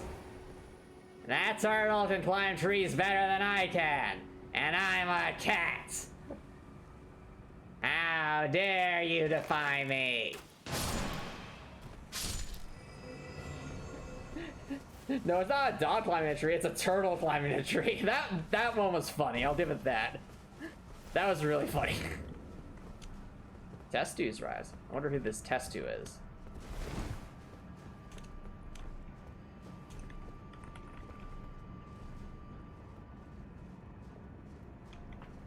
When a literal turtle can climb a tree better than a cat can.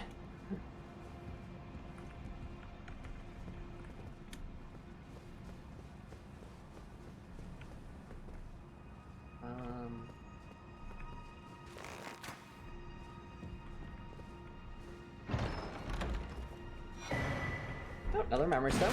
Gladly take those. I think the reason it's called Rise is because it's a tower. So it's an expression of sorts. Okay, so kind of looking ahead, we haven't really... I know it says we have stuff here, but we haven't really explored that gate town in too much depth. At least in my opinion. There's also this area over here, which is strangely suspicious. Spot over there. think we've been through those ruins. Well, we might have just kind of glanced through them before. Also, these spots over here. Took a fair amount to do. I say let's start with the left and work our way over. Still curious how we get up there, though. Like, that doesn't seem to be inherently obvious.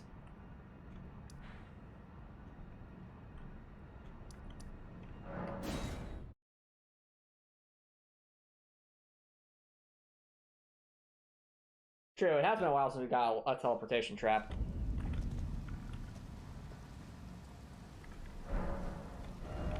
I haven't been to that church in a while. Honestly, it would be faster to get to that church just by going to the this spot because of the back area. Let's do that. Oh look, Stormvale Castle. Still in shambles, I see. Because Godred's a tyrant. But at least he's dead. Multiple times over. That's a fair point, Felice. I mean, how many times did we kill Godred? Like 3 times? It was too many times. Because I mean, we defeated Godred, hit the demigod version. We defeated Godred the Ghost in that arena. And then we defeated like Godfrey, which must have been like Godred before he fell, so. What's up, Gregor? Oh yeah, he's no. Listen, his hatred is that much for Godric that he's just been saying it this entire time. I believe it. We're dealing with undead after all, so not like time is super relative here.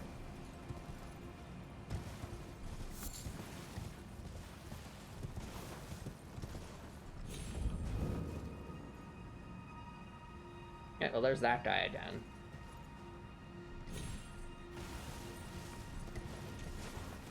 Also, that is where we started. Anybody over there?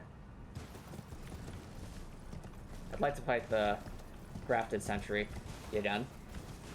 See how much we did. See if it's either gotten super buff or if we can just destroy it.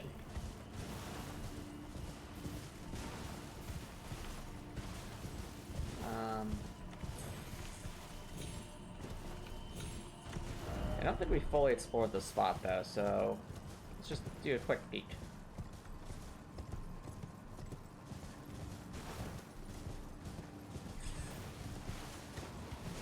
What is this? Oh, those are enemies. I shut down. Stella Bros.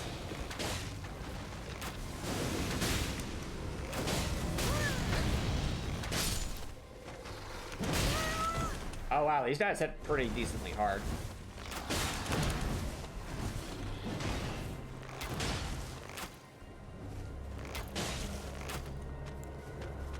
I'm sure I got some space to back up. Okay.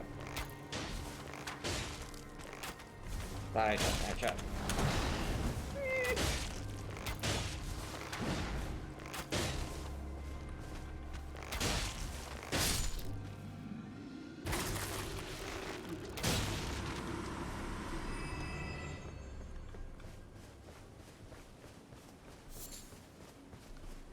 What are they guarding? Warming stones? Okay. They're useful items.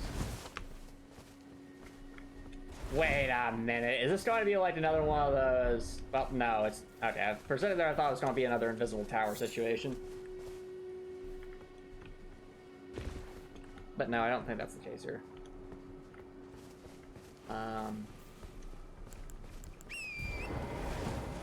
Well. That was a close one. Indeed, please. Ooh, Academy Scroll. I wonder what you do.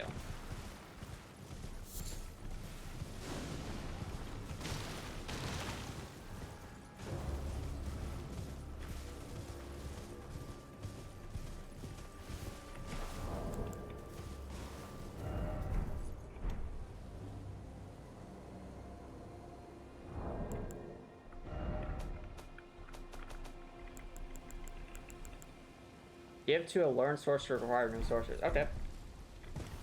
Cool.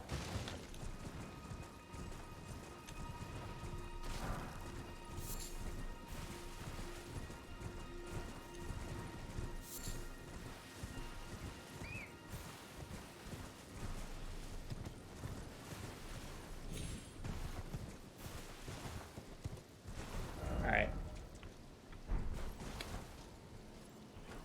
Camp over here. I'm not sure if we fully explored here or not. Regardless, not super hard to deal with.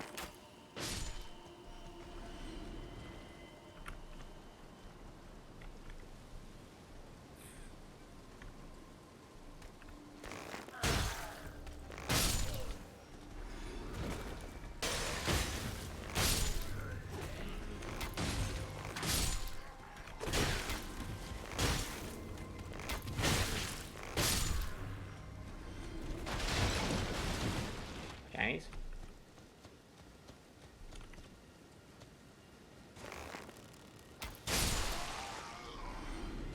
Not that I can see.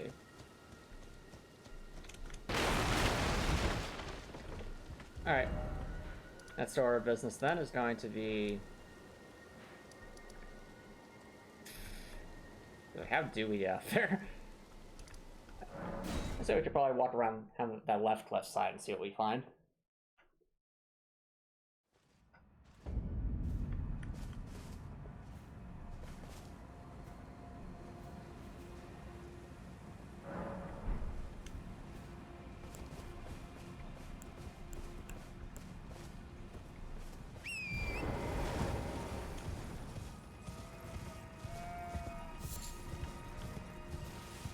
So I'll make a quick check to be absolutely sure there isn't like some secret elevator or something that lets us up there.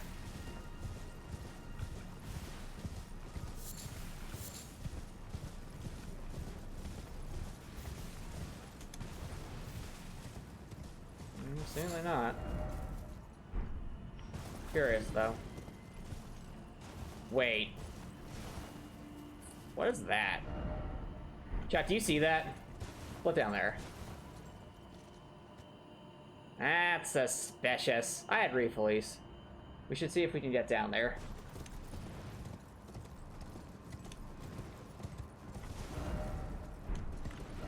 How do we even... Okay, so we have to actually go down and around the tree here. Interesting.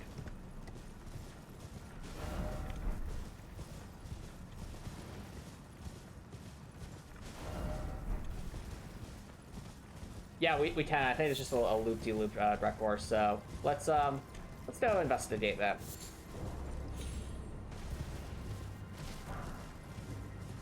Also, sheep. Ah.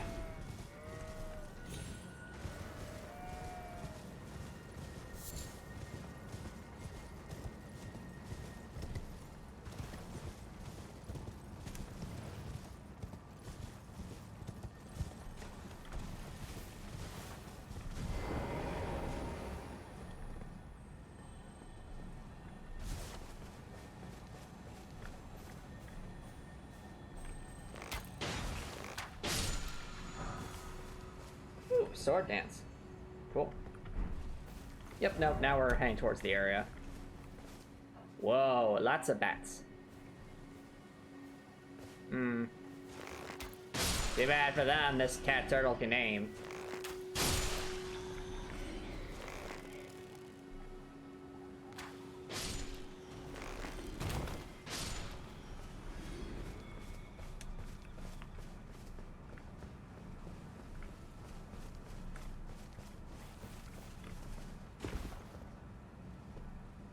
This is a pretty area, by the way. You know what this place reminds me of, chat? Honestly, this is so much like Majula. Like, just the way we're on the cliffs, we're right next to the ocean like this, the sun is beautiful, it's a sunset. That is honestly a very pretty background we got there.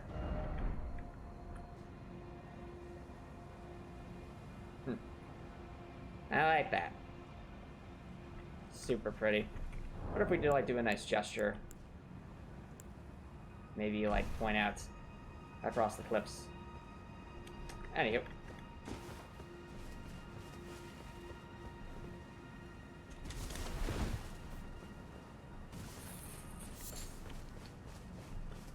here?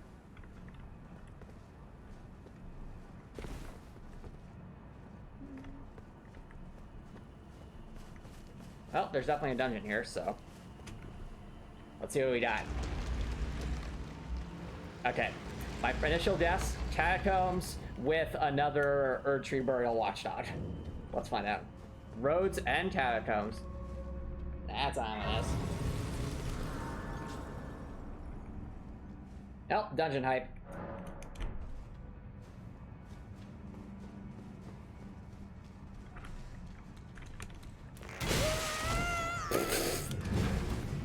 Well, that guy yeeted us.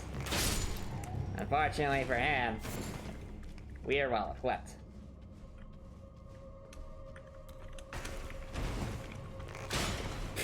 Do you see that face plant? There's a lever. I'll pull it.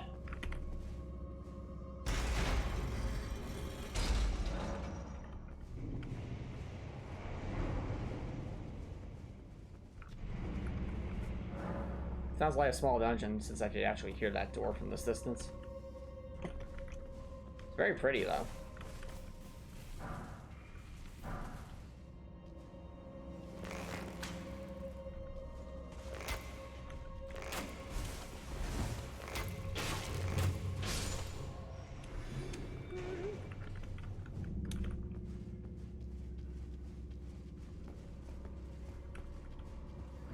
Okay.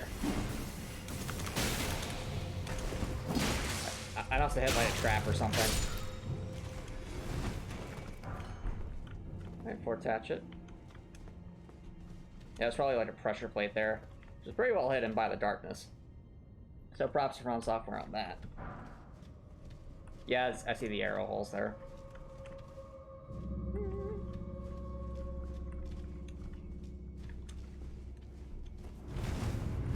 Illusory wall.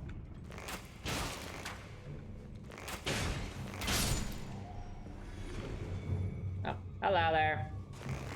Goodbye.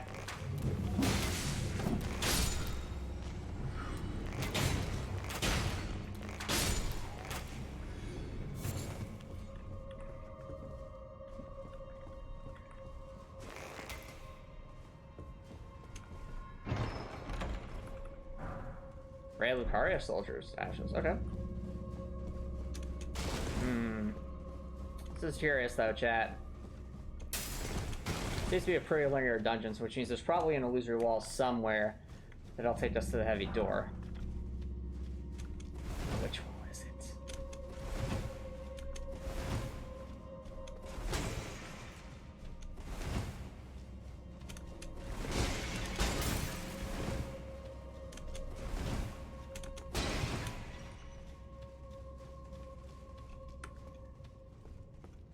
What's that, Ripper? It could be this one. Nope. Okay. Aha!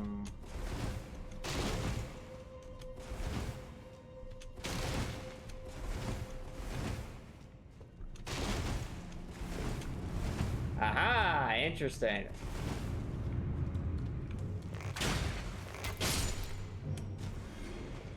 This the way forward? Oh, there's one. I don't think From Software really account for the fact that people can just spam Q to see things in dark areas. That's kind of what I've been doing. Oh, we actually get the Watchdog staff. That's cool. Like the Erdtree Burial Watchdog staff. We can actually get that. Neat. Yep. Colossal weapon. Hey. Large stone wielded by the Erdtree Burial Watchdogs. The Watchdogs, battered and broken over their lengthy tenure, rule the catacombs, or even said to command the imps. I see. Sorcery of the Crozier. Channel magic into the glint zone, producing floating magic projectiles that chase enemies automatically. Oh yeah, like the Watchdog does. Cool. Does like magic great hammer.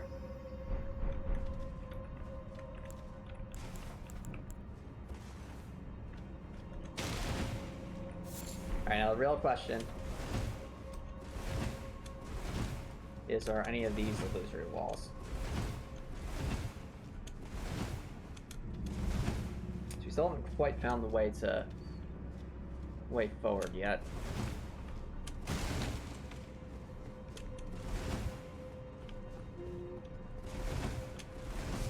Oh, maybe here?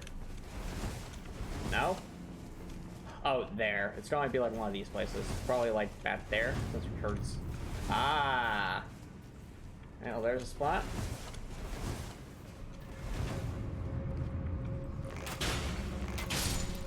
Wow. There's definitely a lot more.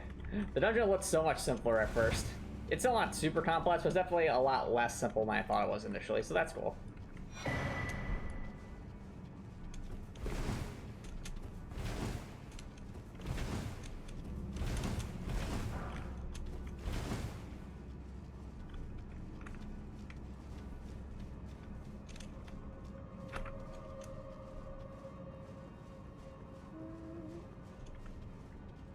Alright, well, that was pretty obvious.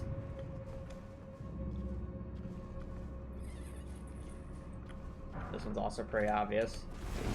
Just keeps going. There it is. Let's take a marker. Alright, let's find out what we're in for, chat.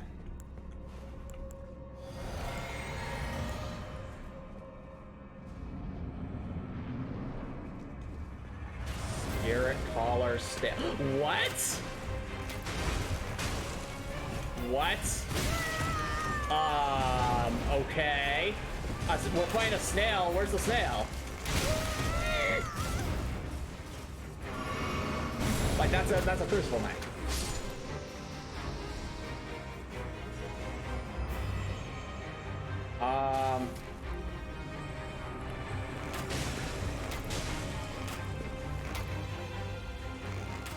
Oh, whoa, interesting. Okay. Okay, this is a cool boss. I like this. This is really, really cool. I like this idea. I do. It's an interesting remix of the idea of a dank boss. Like, basically, you have like a summoner that only shows up when his minions are dead.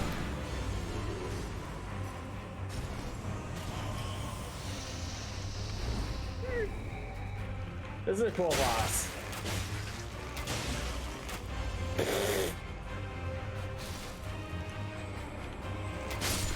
Got him.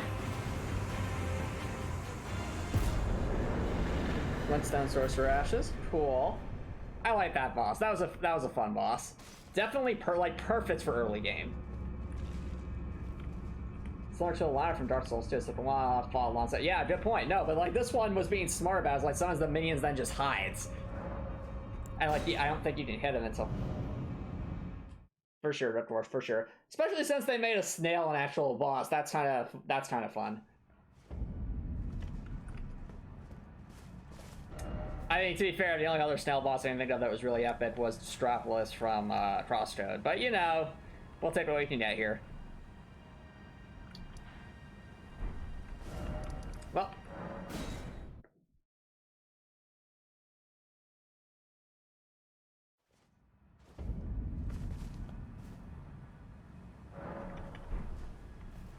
And I'll say this, there was at least more thought and care put into that boss than there were for all the Erdtree Burial Watchdog fights we've had.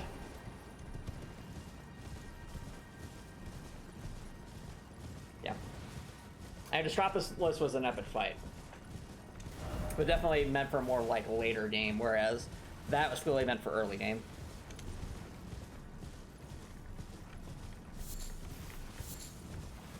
I wonder which developer specifically came up with the idea for that boss, though, because who was... They had to have been saying there at some point, like, hey, I got an idea. What if we have this snail that just summons Crucible Knights, and you can only hit it when it appears? I would guess that I'll point towards the snail dungeon.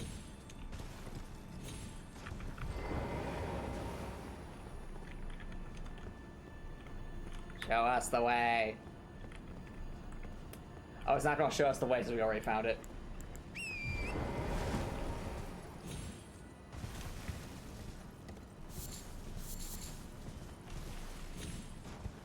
Oh dear. Darn. Icy Brace.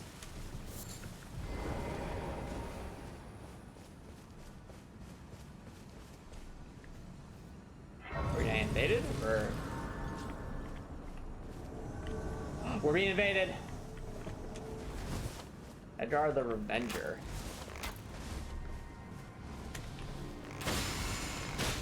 Oh, that was Sacred Oath, I think. Alright, buddy. Is this how you want to play? That was a interesting attack.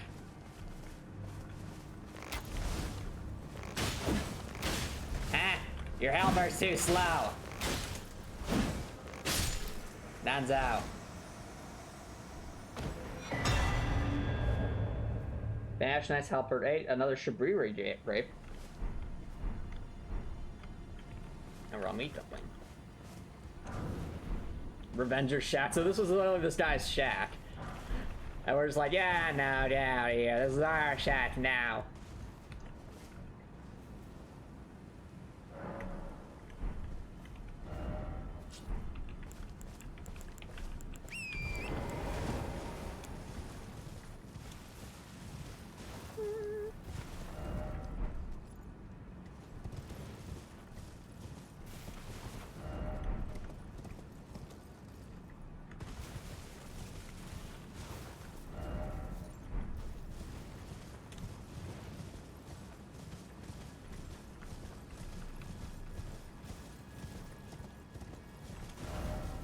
Okay, there's something. Oh, hey, chat! Look, another Everjail. What's it gonna be this time, chat? What do you think? Cuckoo's Everjail. Oh, are we gonna fight like some kind of chicken? That'd be interesting. Like maybe a cockatrice or something. All right, let's see what we got. Oh dear. Oh, the Carrion Knight. It's the Carrion Knight from the castle, chat. And he looks mad. Ow, okay, never mind. This guy has a very, very big attack area.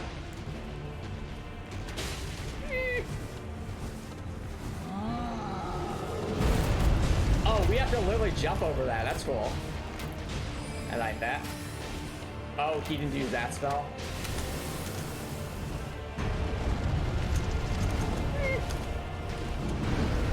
Oh, it's interesting. He's actually using like the Knight's moveset. But he's massive, so it's like really slow and wound up. Whatever. The bigger they are, the harder they fall. Great blade phalanx. You're hoping it'll be Radon.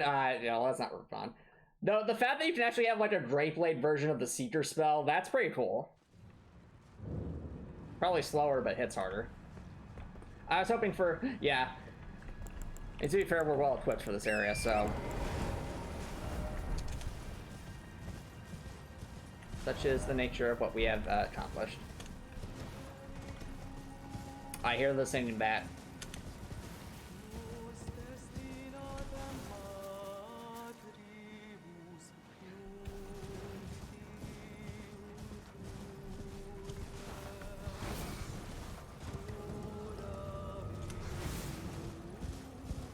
And there's the lobster shore.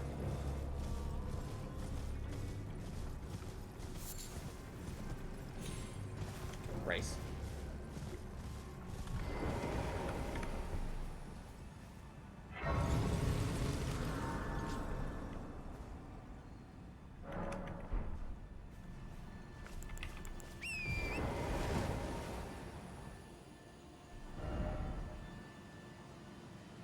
Alright, let's head upward.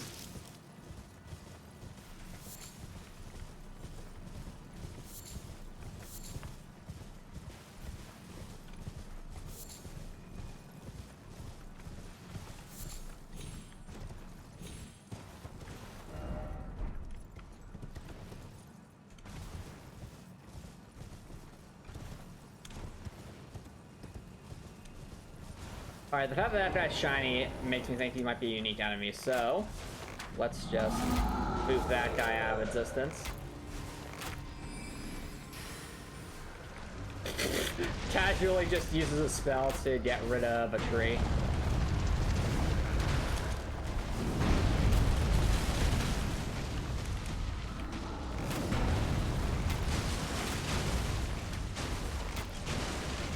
Wait, where are you now? Oh, we can teleport. Interesting. You and your instant transmission.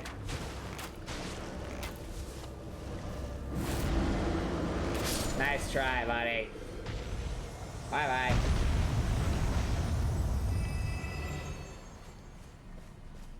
Okay. That's what just, kind of existed. Yeah, I think we go this way just to kind of loop our way up this hill. Cool to see the magic school off in the distance, though. Definitely looks like an involved dungeon that will be fun to explore. Ooh. Oh, there's a lot of these guys here. Interesting. The 4 Belfry. Uh-oh. Are there gonna be gargoyles? Suspicious. Suspicious. Use imbued sword key. No, wait. What? Okay. Apparently we're missing something.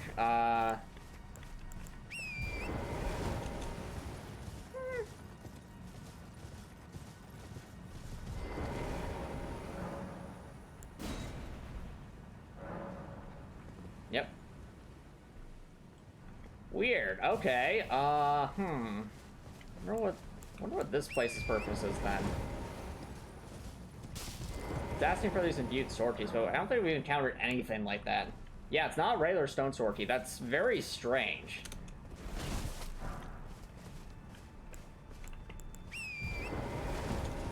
Maybe it's something we can find in the academy. Maybe it means like imbued with magic.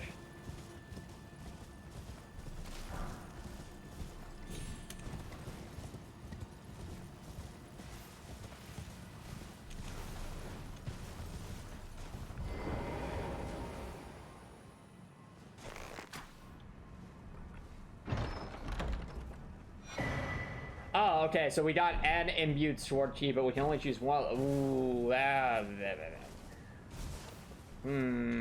wonder where the other two are then. We can only pick one. Oh dear. Conundrum time. Which one do we pick? That is the question.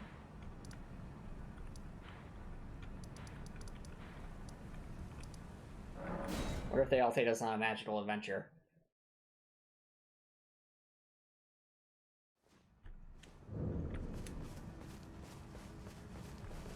Always. Goodbye.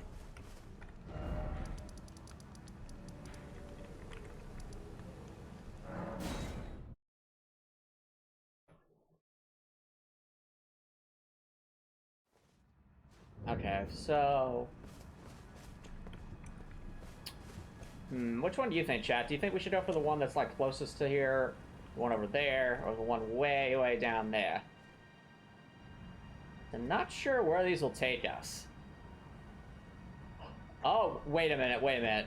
These all seem to be facing, like, a different direction, so we might be able to guess where they'll go. Okay, so if we think about this logically...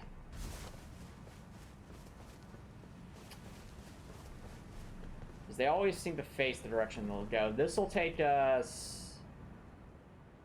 maybe to, like, Lenny's Rise or something. Or it might take us... Actually, wait, what if it takes us... I wonder. Would this take us, like, all the way over here? Ah, fair enough. Prefer latency time. I'm thinking, like, you know, just the way this lines up. We haven't figured out a way to get over here. What if, like, this is how we actually get to that spot on Volcano Manor? There's that one. Okay, that one. That one just kind of points out towards the ocean, so where would that take us?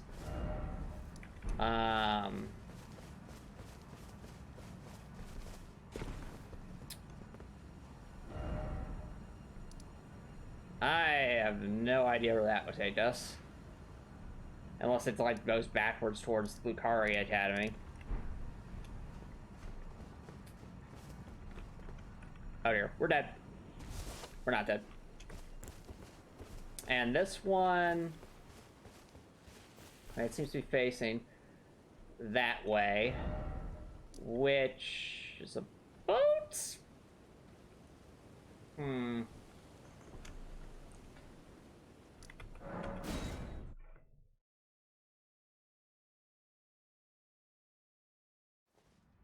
Alright, well, I'd be completely wrong about my hunch here, but I wonder if this one would take us perhaps to that area in Volcano Manor. If it does, that'd be cool. If not, well, we'll find out. Oh, wait, no, there's hints. There's hints. Precipice of Anticipation. Okay. What do the other ones say?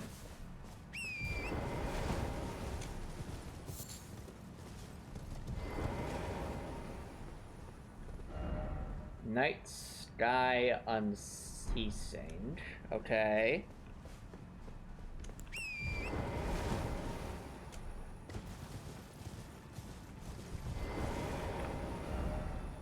Crumbling Lands. Huh.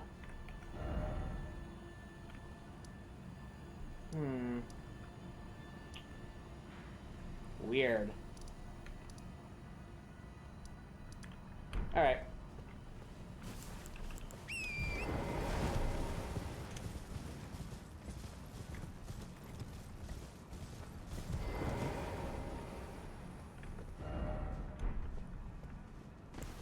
Well, Precipice of Anticipation sounds interesting, so let's see where this takes us. Alright. Here we go.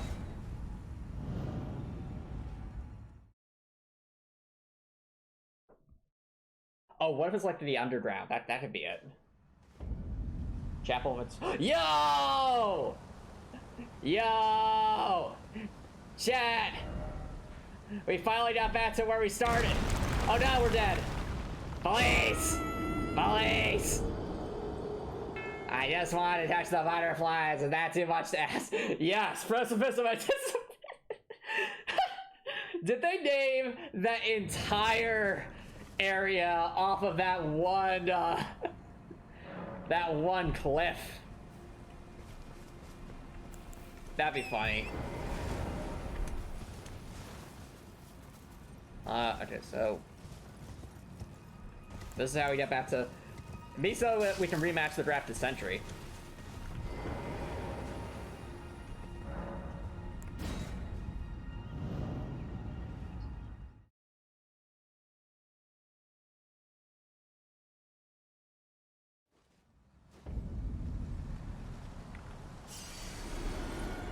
Why would they do that? That's so mean. That is a Souls game, please. Fair enough.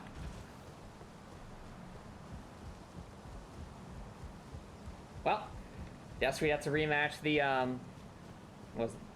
the drafted century then. I wonder if it's gonna have like more health.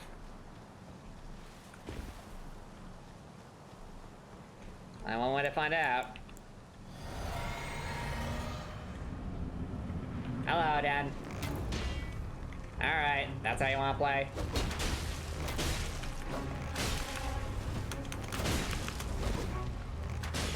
No, he has the same amount of health. Easy, boss. Indeed, police. Indeed. Ornamental straight sword. Golden press challenge. And shield. Does the shield do anything, or is it... Oh.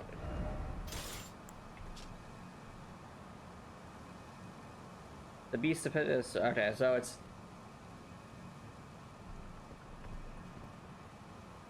Not anything in particular. Hey, welcome back, Topper Nicholson.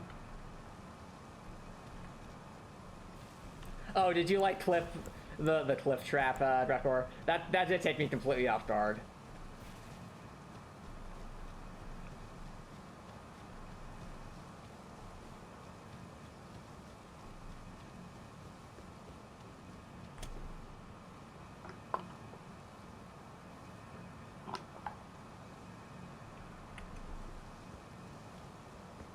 Yeah, that's perfectly fine, Rector. That was a funny moment.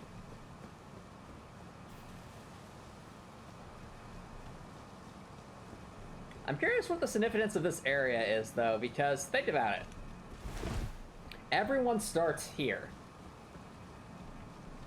So why here of all places, I wonder? It's not really an undead asylum. It seems almost regal in a sense. So what about, like, us, the Tarnished, made us end up in this particular spot when we started our journey?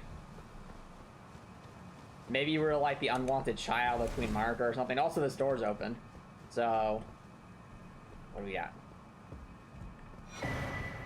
The Stormhawk change. Okay.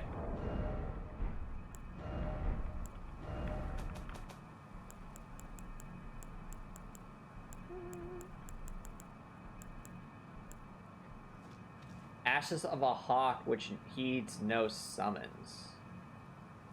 Interesting.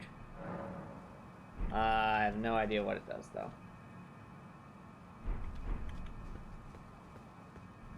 Yeah, so this does seem to be some kind of church, so...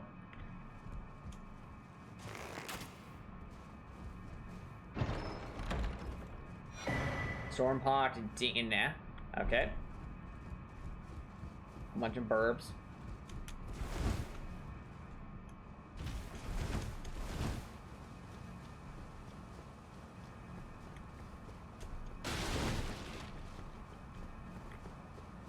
It could be. There's probably some symbolism like that going on here. Though the path be broken and uncertain, claim your place as Elden Lord. Oh, so this is like this person's last lingering message. Some kind of priestess or nun. Okay.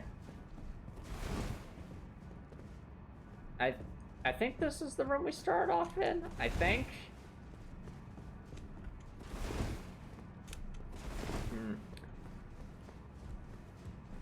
Like we opened the door, we went outside. Okay. Current theory is that we were hidden away because we somehow had some lineage to Queen Marika, perhaps, or perhaps a rightful claim to the throne, and they wanted to keep us away. I mean, there literally was a Flintstone set, you know, grabbed essentially guarding us, which I would guess might have been Godric, since Godric seems to have domain over this area. Or had domain, I should say. Before Felice kind of took over, in a sense. Alright. Felice, you changed your name to Follies? That's a bad joke, and you know it. It's kind of funny, Felice. Hey! Yeah, Felice completely... He destroyed Godric. Godric doesn't just have no claim to the throne after that. He has no claim to, like, any sense of honor or respect after that.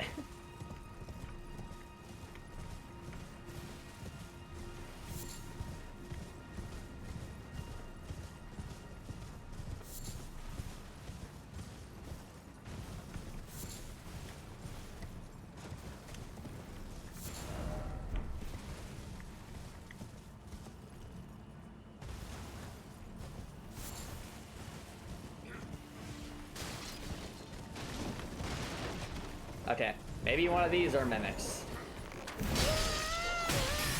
Okay, we're actually about to get yanked into oblivion. That's... Oh, the soldiers know magic here. That's interesting. I mean, it makes sense. This is a magic area. Dodge out. Dodge out. Alright, Doddo's down. Nice headshot, police.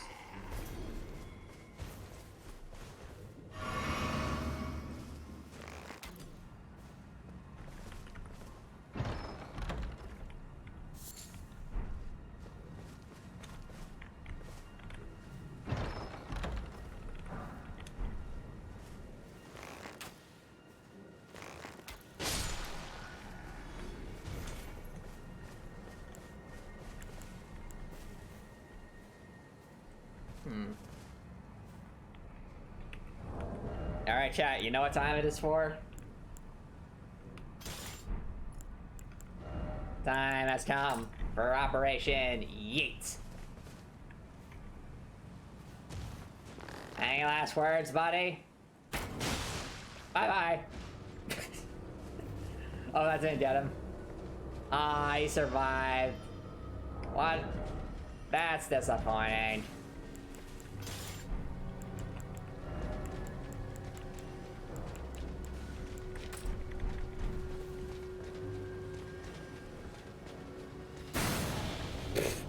Alright. You asked for it, buddy.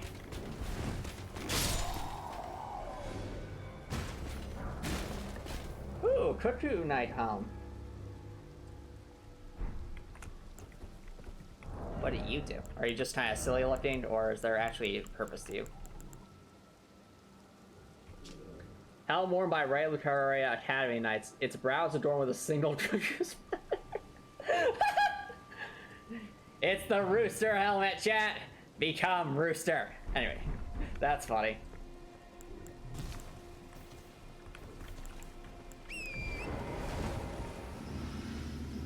I appreciate how much fun From Software has with their enemy designs. So on the one hand, they're supposed to be like really intimidating, like yeah, pretty much.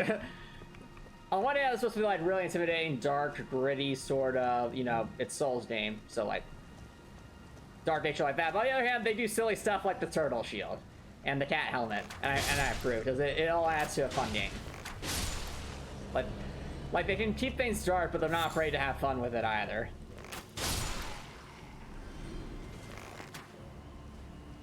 Oh, that guy sees us. No, he doesn't.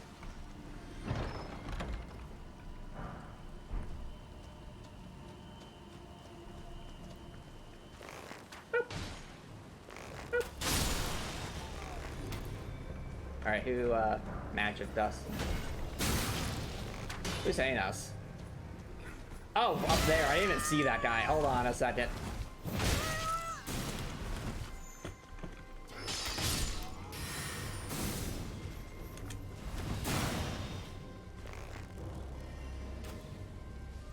He does it.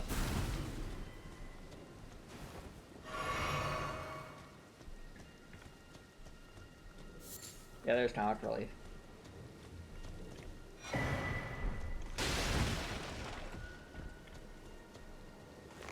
I don't think we're sneaking up on us. More so, these guys just seem to be quite oblivious.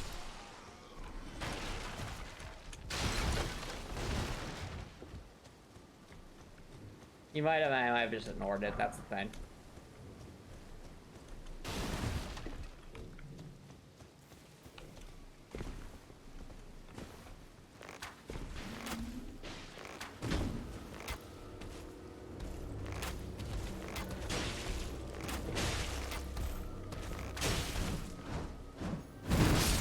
Got him.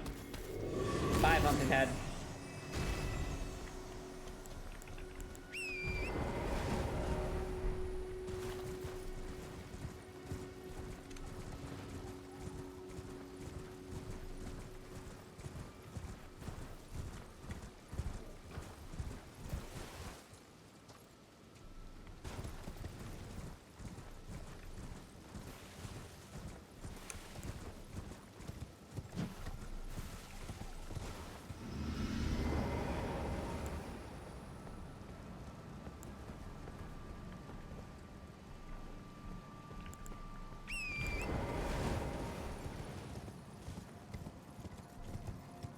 It was the season finale, Copper Nicholson. There's still 3 more episodes they have to make, but that's not come much later.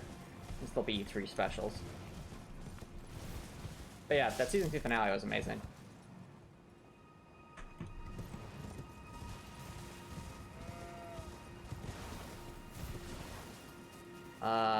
Oh, a caravan. Well, chat, you know what that means.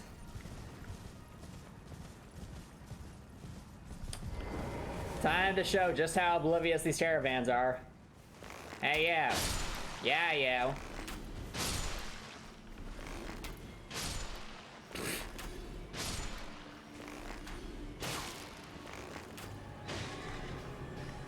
The only guy who comes to fight us is the guy on the horseback, and everyone else is just doing their own thing. Oh, he's done. Bye, RC. Kaku, great shield.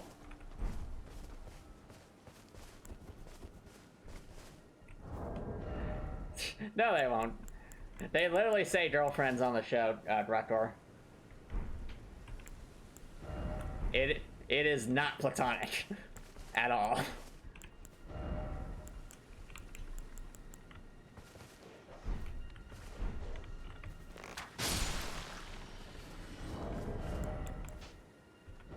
Now, what does this shield do? Alright, he's not boasting high magic damage nation. This is used to hunt down mages. Really? Interesting. Cool.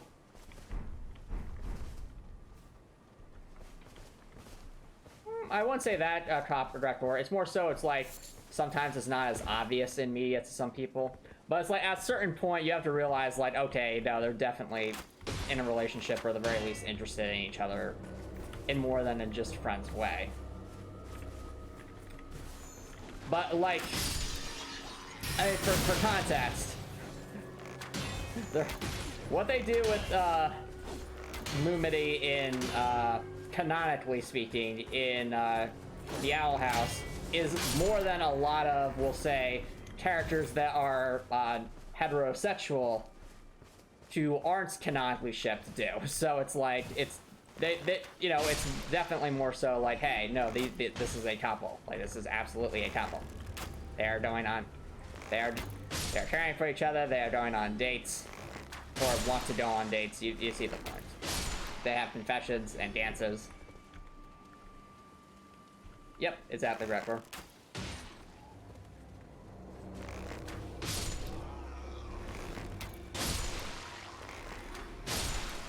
Anyway, like I was saying, this caravan's just kind of silly. I just look at this. You guys do realize you have a job, right?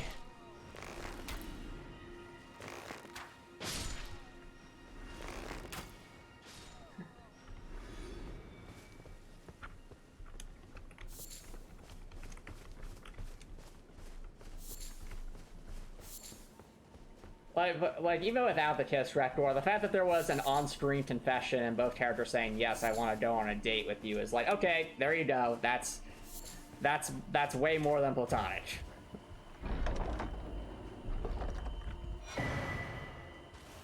No, they were pretty direct. Also, Carrion Knight sword. How about that?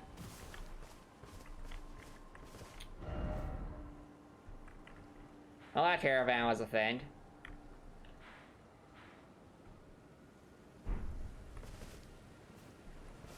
I wonder if there'll be any, like, caves over there.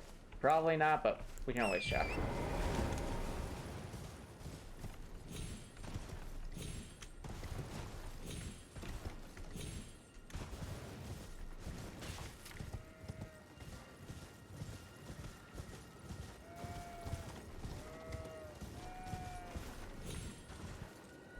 Ah. Well, that be censorship, Copper Nicholson. That be censorship. It's a shame that that happens, but that be censorship.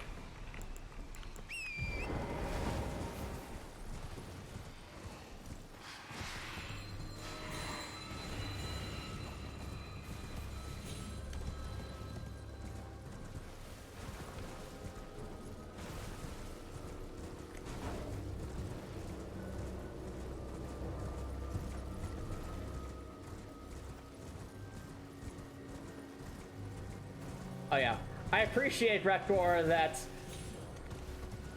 yeah, as horrible of a person as Amity's mom is, I appreciate the fact that the problem she had with Luz wasn't that she was a girl. The problem she had with Luz was that she had a bad reputation in the Emperor's Coven. That's it. I appreciate that. I appreciate it's that kind of a thing. And she literally said, "Head, we'll find you another girlfriend," or something like that. It doesn't have a wanted poster on their head or something like that. So it's like, okay, a bit more normalized, so that's good.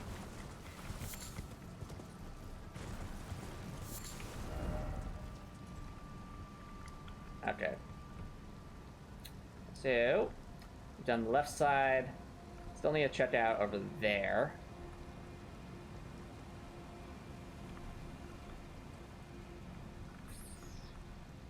there's the tower, too.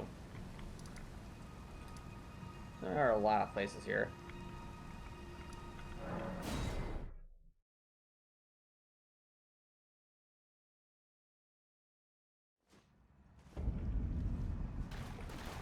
Alright, I'm gonna take another quick break, chat. Don't worry, guys. I'll be right back.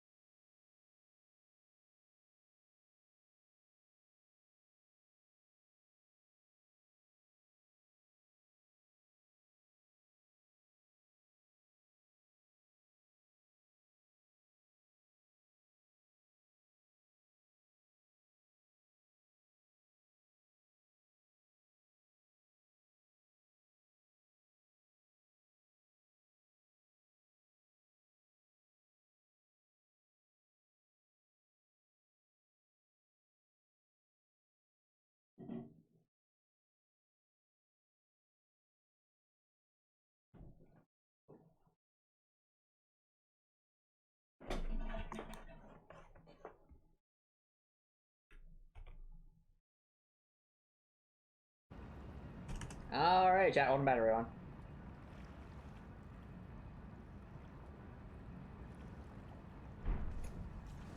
Well, I mean, in my opinion, I don't think I generally think censorship is bad on all fronts. It's bad first and foremost for the people viewing the content because they're missing out on something important. It's bad for the content creator because it's affecting their creative freedom, and it's even bad for the people who are doing the censorship because now they have to come up with a bunch of arbitrary rules to, again, hide stuff and like monitor it and do all this other stuff where it's like people, it's like people can think critically. In fact, you should want people to think critically. Like, you want people who can have really intelligent conversations and be able to think like that because they can help contribute to society. And censorship just tampers down on that creativity and that critical thinking. So it's bad on all accounts. And it's like shooting yourself in the foot, basically.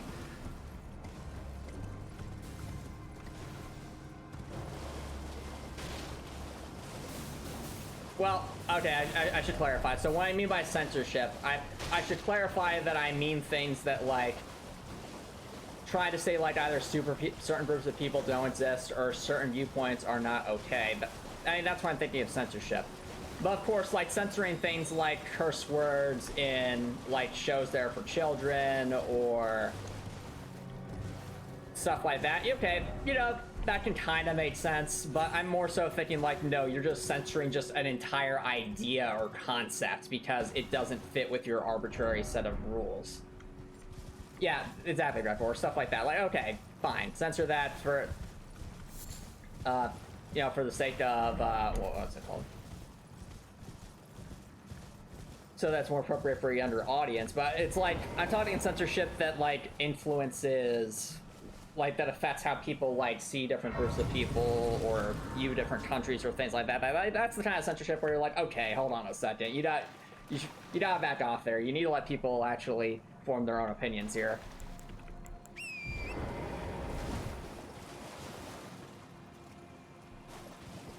And, you know, fair point, Proper Nicholson, fair points. I mean, in such a case, that should be uncensored. I'm just saying, like, I'm thinking more so just, like, general swear words or inappropriate things, or, like, you know, if it's supposed to be something that kids are viewing and there's a situation where someone might have their clothes off for some particular reason, like, stuff like that, you know, that should definitely be censored. But it's, like, just the whole idea of public decency. But on the other hand, things that are, like, again, go against, like, a certain political philosophy or something, that probably should not be censored, because you need, again, let people form their own opinions.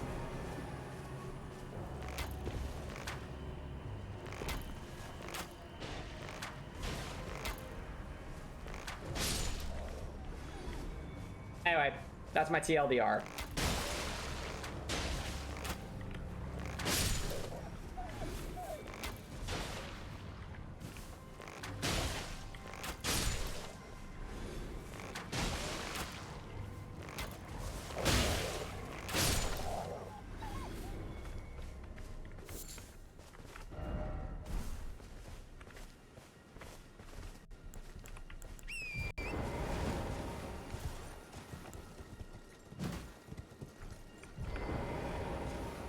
Anything over here?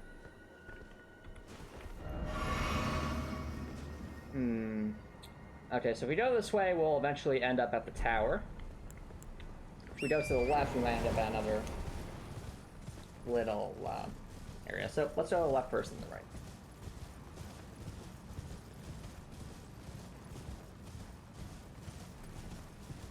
Well, and then top rentals, and that's what I was saying before. Like, stuff like that should be uncensored. It's more so if, like, you know, public decency things hinted certain content should be censored. But there's... Let's say la vie.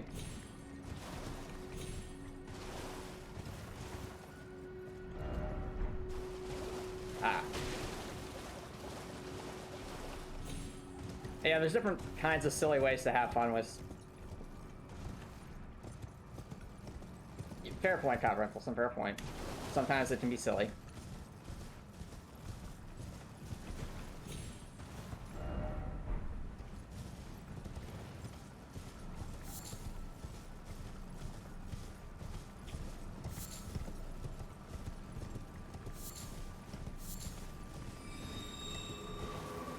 Anything over here?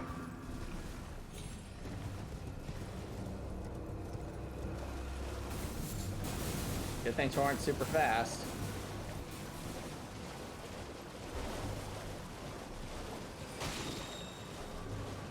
I just want to see if there was a dungeon or something. I don't want flowers. I know, please, I know.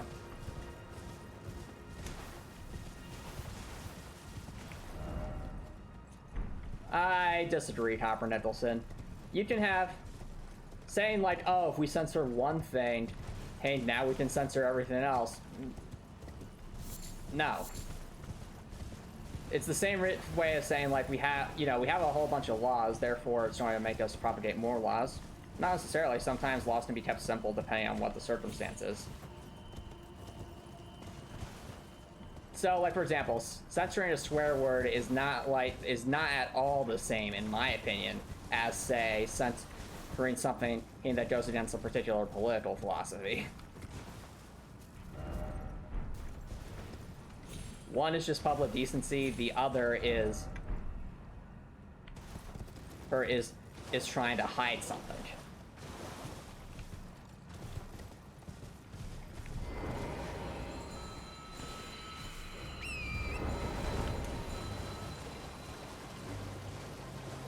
And again, when I'm talking about like that certain kind of censorship, I'm only talking in the sense of like, you say having a G or PG movie versus say a PG-13 or an R movie. That's it. That's the only context I'm talking about, Copper Nicholson. I wonder where this one takes us.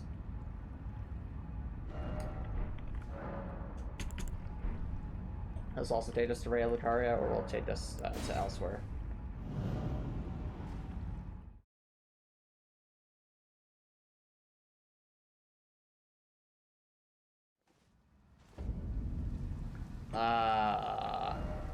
Oh, we're here. Alright. Well, time to go check out the tower then.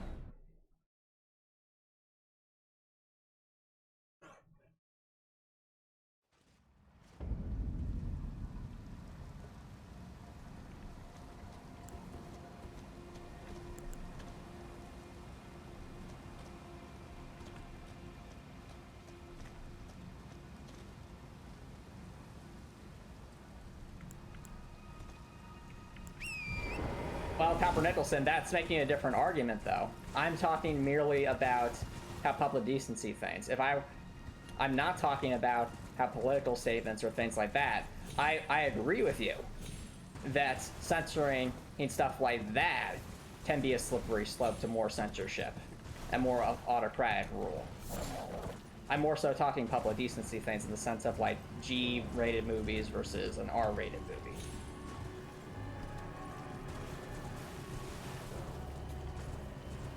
I guess the other thing is the other difference is with that. I'm saying censorship in air quotes. With the difference between a G-rated movie and an R-rated movie, you're not going to like get arrested or get in trouble for watching an R-rated movie if, say, you're younger or less disposition to that. It's more so an advisement against. Whereas if something is censored, like hard censored, because it goes against the ruling party's political philosophy, if you've tried to view that stuff, you get in trouble because they punish you for viewing something that goes against their way, and it's like that's a huge difference.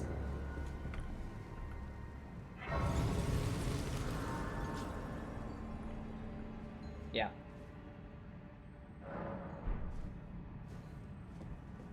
Now, it's not going to stop people from making that argument, Copper Nicholson, but I'm just saying logically that it does.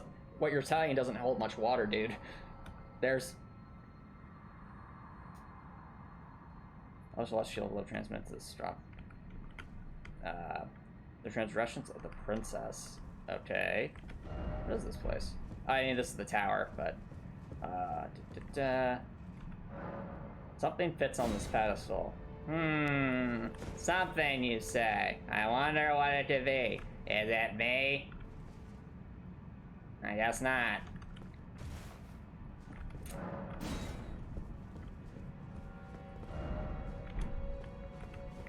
Is there like an elevator here? Or... I'm not sure. There is. Take me up. It's dark here, so... Wait! Hold it! No! Go back! I saw it. Oh, this is gonna be like a full dungeon, isn't it? Intriguing.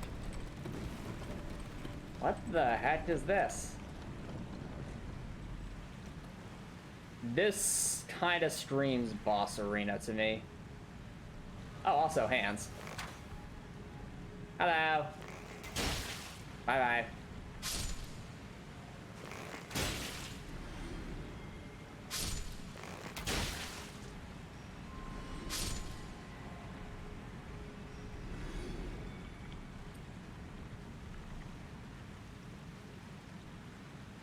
Yeah, but this area just screams boss arena to me. I'm not sure if that's toxic or not either, so...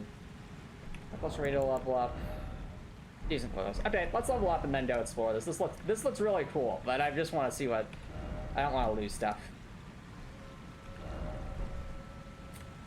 Show underground.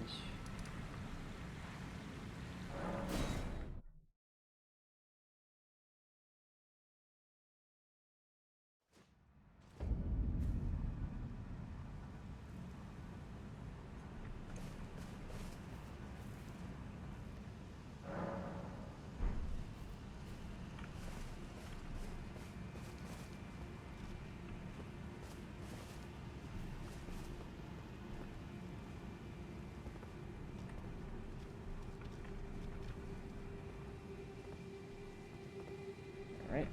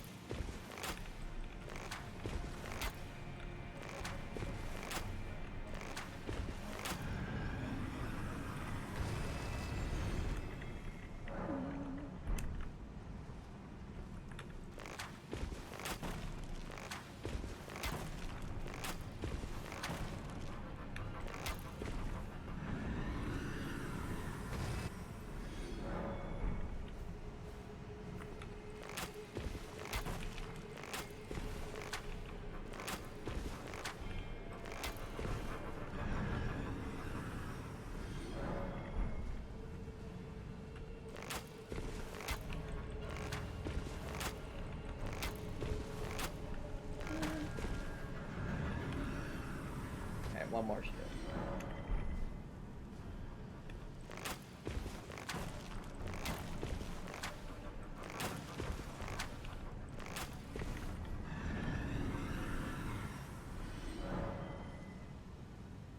Perhaps Tavern, some perhaps. I think it'll always have a really loyal fan base, which is good because it definitely deserves it. It deserves to be remembered and beloved. It's a great show.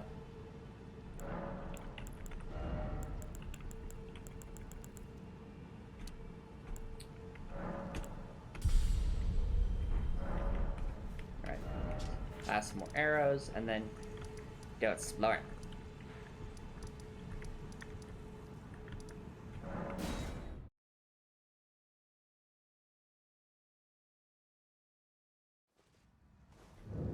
That'd be cool, but I don't think they have enough time to do too much of that, Harper Nicholson. Always a plan.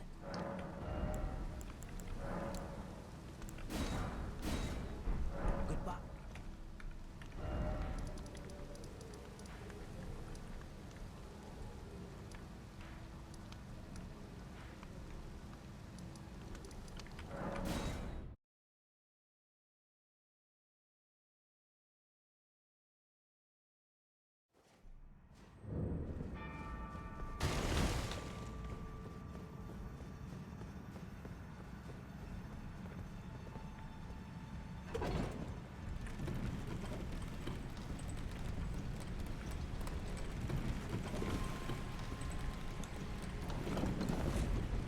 Alright, let's see what this dungeon has to offer.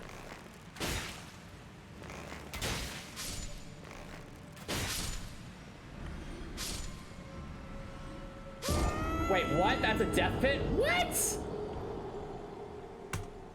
What? Wait a minute.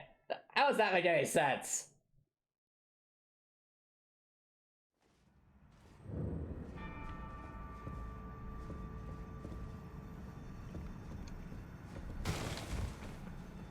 I'm confused. I'm two-fully, so I don't understand. Why is that there? There is flooded. Oh, is this gonna be like a gimmick where we have to like lower the water level and then we could jump down there?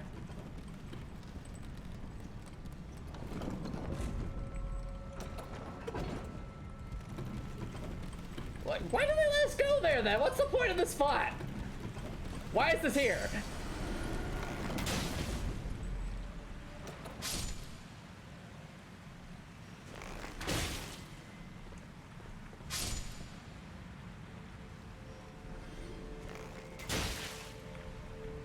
Like, no, there's no ledge we can walk onto. Why is this here? Alright, well, I'm guessing, chat. I think what's going to happen is we're going to get, like, high up in the tower or something. There'll be some lever. Water will lower, and then we'll actually be able to, like, drop down here for something. I don't know what I don't hear. Antomicx! I'm sorry, Felice.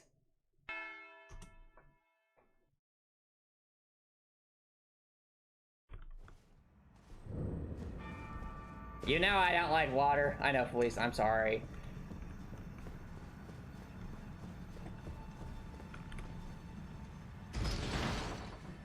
Listen, I fell at just the wrong angle.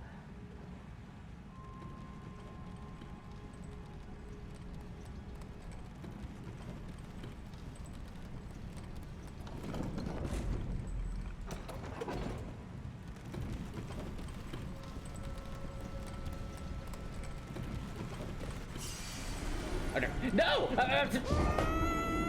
Antomicx! I'm amazed.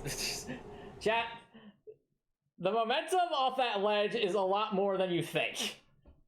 Like, I thought I would just, like, walk off it casually. It's like, no, it's just yeets you. It yeets you forward. Yeah, no, I thought before I was just being dumb, but no, it's not. It's actually, at least we got it back. But it's like, no, the way that ledge is angled and spaced, it's perfect for just falling into that pit by accident. Like, I would have had to, like, crawl lots off that to not fall into that pit. Like, that's how perfectly that lines up.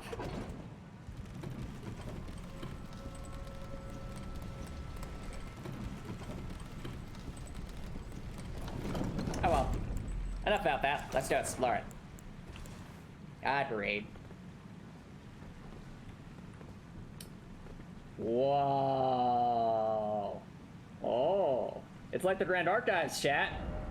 But flooded and a tower. This is so cool. I love it. This is such a cool looking dungeon.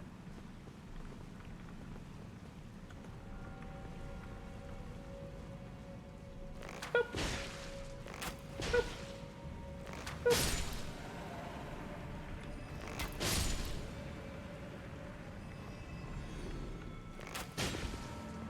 Yeah, it is a really pretty area. Whoa! Apparently there are also conquistadors here.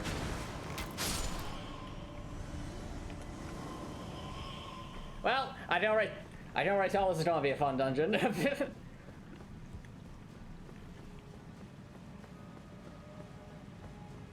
What is this place called again? Carrion Study Hall. Okay.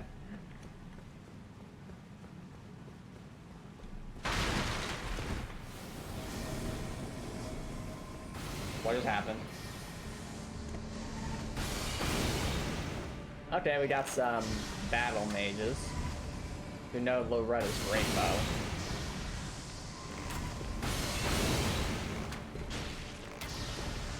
Oh, it's a... Is this, invasion? Mayhaps?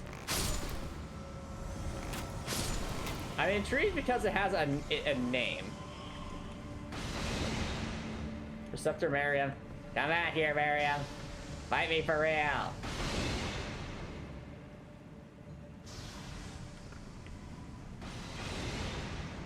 Now this is gonna be interesting. Hey, head for the distance.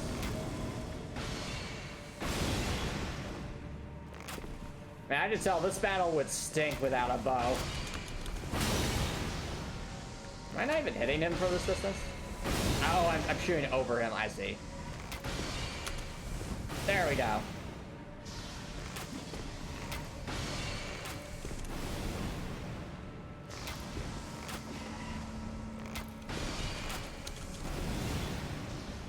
Ah, that's close. I think, fair, this is probably their study hall, and we're the ones interrupting it. Actually, you know what'd be funny? Since this is a study hall, what if that's just like the lecturer or like the professor's watching over the study hall and she's like, A cat's turtle in my library, where all my students are studying for their magical exam? How dare! I shall depose of his turtle titty at once. And Elise is like, hey, I have a name, you know. I want to find all the shinies, and I'm going to knock all of your butts off their butt shells if you don't stop shooting me with that magical great bow. You have quite the mouth for a cat turtle. Oh, I'll give you that, Miss Follies. It's Follies. Say it right. Make me. I'll make you all right.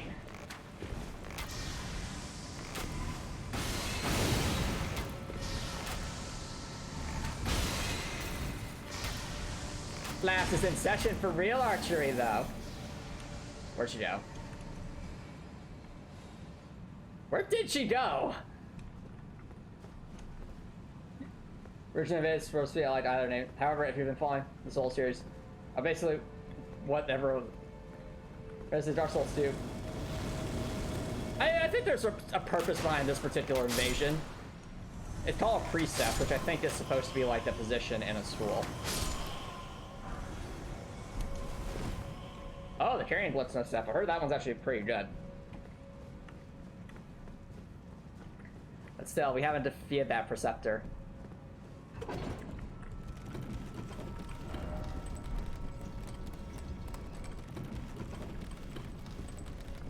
Yep, there are Copper Necklaces.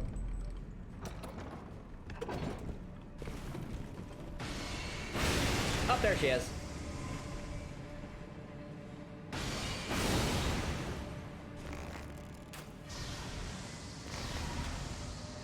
We got him.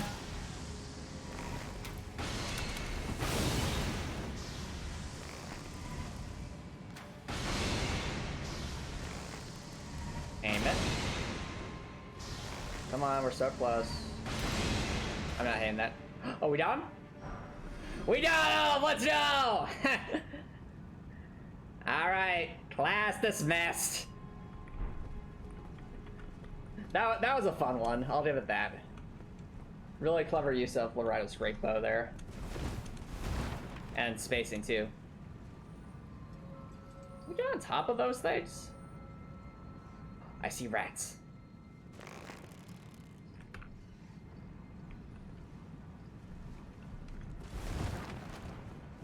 Cool area though. If only we could use magic! Magic!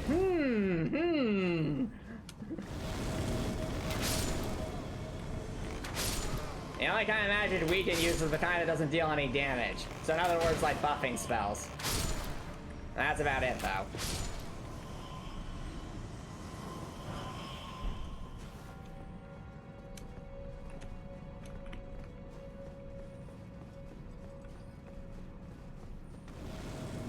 Still love this area, though.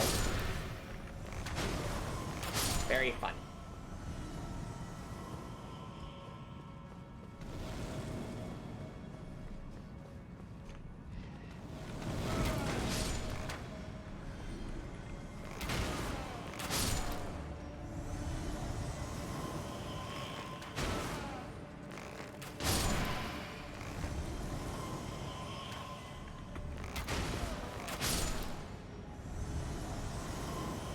We got enough golden roost now to basically buy an entire castle. Who needs to buy a castle when we can just have Stormvale Castle now that Godric's gone? Felice is right.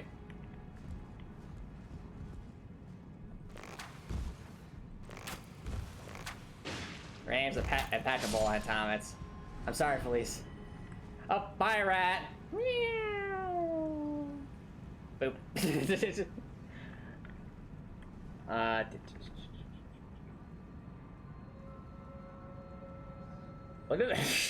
Look at that staircase, chat.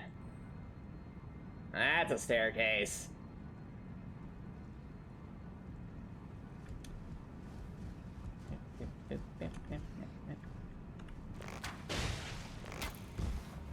Oh, wait for it.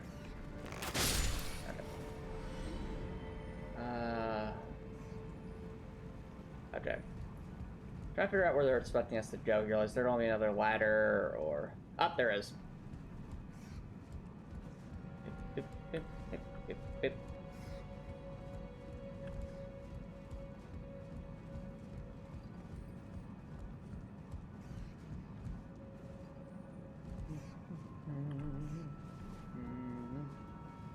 Now once we're up here, where do we go? Hold on, what's that guy doing? Do you not see that? Sir! Are you okay? Well, I owe this guy credit. He held on for so long, he must have died. But what was he doing there in the first place? That is indeed a good question, isn't it, police? What if we just tripped that thing and ran off of a cliff? Probably. Yep. Bye. Oh, we can stand on those. That's cool. I don't think there's any shinies that I can see, so probably not worth it.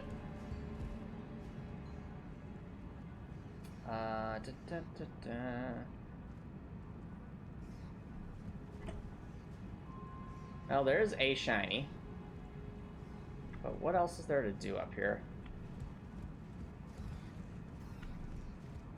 Oh, they're surrounding us. Oh, poison arrows it is then.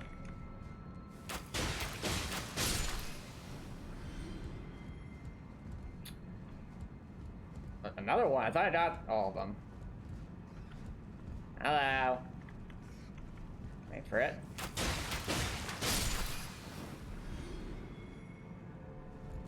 Oh yeah, the Raptor's Antelope. Yeah, it kind of is. It's familiar with that, but I think it's closer to the Grand Archives personally.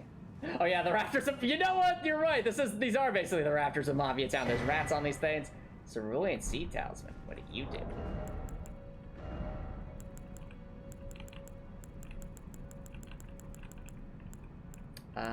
Right here. Boosts FP restoration from flashes to cerulean tears. Cool. What are we supposed to do here? Wait. Oh. That's fascinating. Chat? That'd be a bit of a hunch. I'm thinking gravity's going to switch. And you might say, why, Anton? Look at that. That's a button. We're supposed to stand on that. But, you know, it's upside down. Unless, like, you could flip the tower upside down. Somehow. I remember that one guy who seemed to be, like, kind of hunched over on the other side of there. I'm like, why is that guy doing that? That would make so much sense. Well, that's my current guess anyway. It could just be an artistic choice, but I'm starting to think, like, there's a decent chance that we're going to somehow flip gravity in this area. Now they're here, though, I honestly don't know what to do. Like, is there something else we can do up here? Besides, you know, we got a cool talisman and such, but, like, we fought that prefect, but is there any other thing to do up here?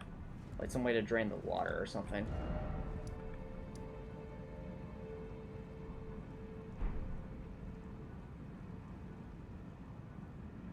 Yeah, no, you're right. The stairs have steps on the other side. You're right. Yeah. So it would line up with that. Alright.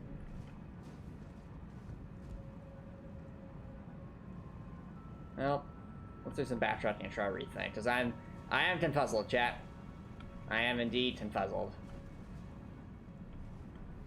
Not entirely sure where we're supposed to be. Wait a minute. Is that a path on the outside? Hold on. Okay, no, it's just decoration.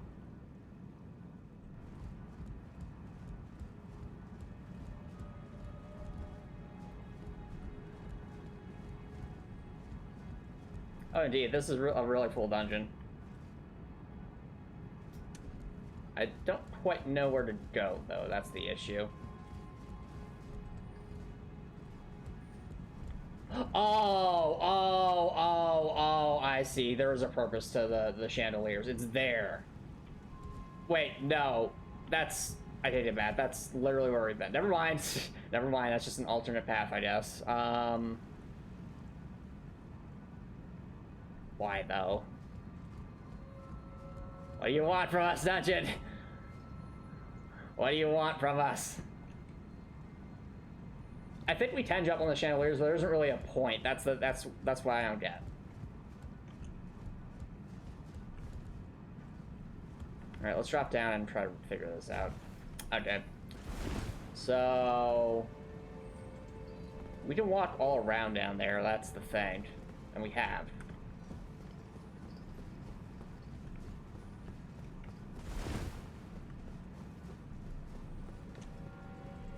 This is the way we came.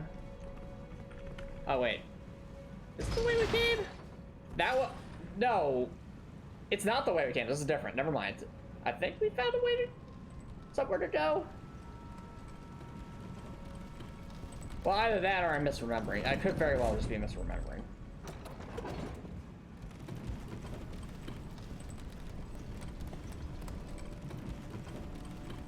Like, why wouldn't the elevator be at the top? I'm probably just misremembering. This is starting to seem for... Okay, yeah, I'm misremembering. What do you want from us, game? Like, the thing is, if we jump on the chandeliers, what exactly does that accomplish? Like, that's... I don't see any shinies up there. There's not seeing anything way to interact with them either.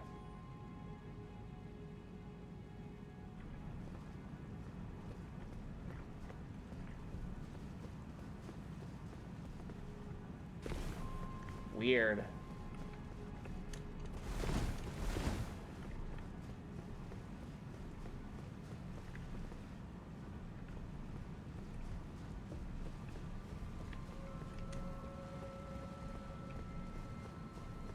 This dungeon's strange.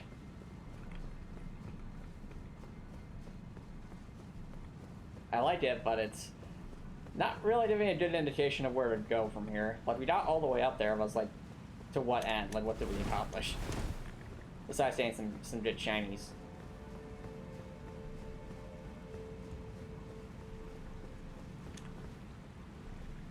Well, look, we can try jumping on the chandeliers. I just want to get some more arrows first. We're kind of out of normal arrows. And working our way back up there won't take too long now that the enemy we fought's defeated.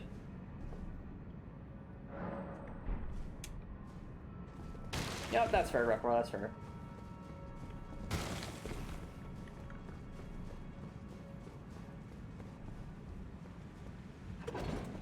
Alright.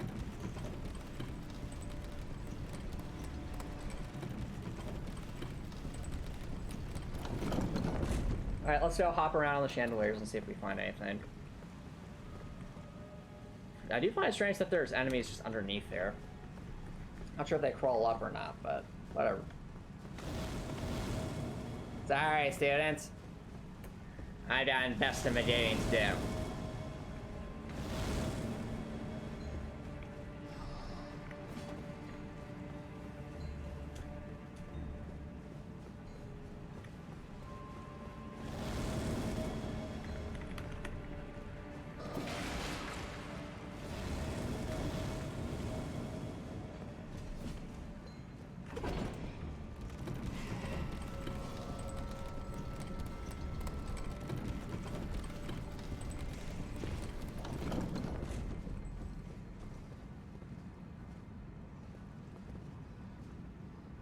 The ladder's over there. Okay.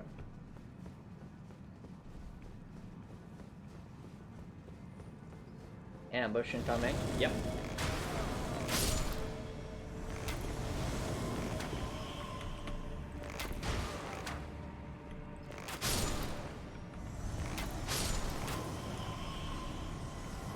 Alright, let's see if the chandeliers have any more to them than just meets the eye.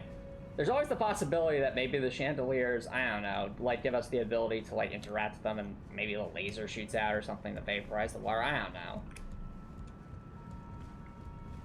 This is a weird section. Alright. Well, we can stand on the chandelier, which I guess we already knew. Is there any other purpose to this? Why can we get up here? I don't understand. What are we accomplishing? I hit that.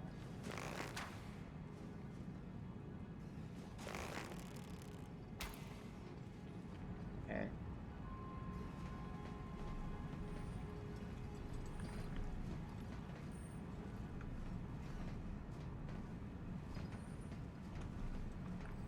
Oh. I don't.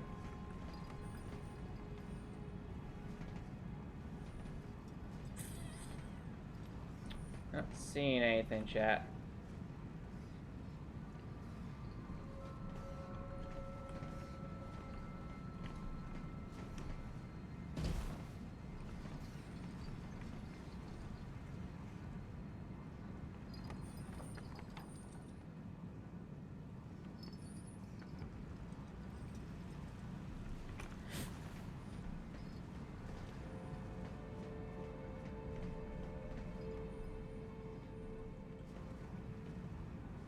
Yeah, I don't follow, chat. I don't follow. Something doesn't make sense here. I feel like we're probably missing something.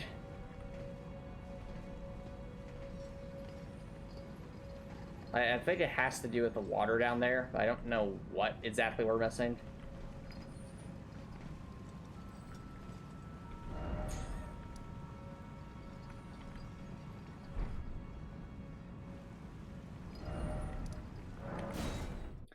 Well, we'll have to put a pin on that one, I think, because I don't really understand what to do there.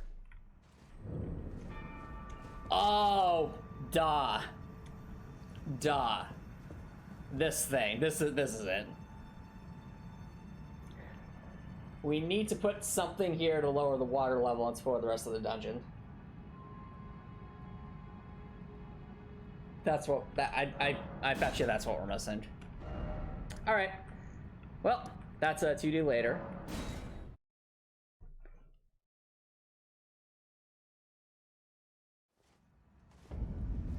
Yeah, so the pedestal probably has some way to lower the water level.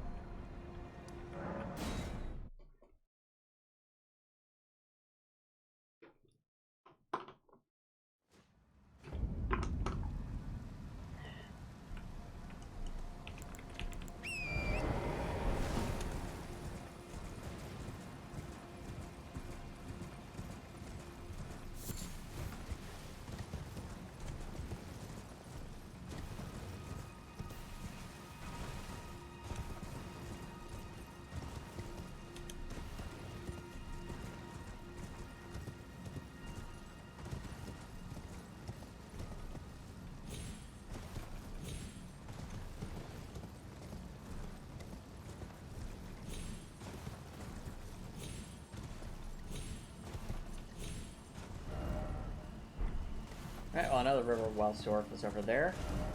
And I'm pretty sure we've been inside that camp before, because that's kind of where we got the Flames Give Me Strength, or sorry, Flames Cleanse Me spell.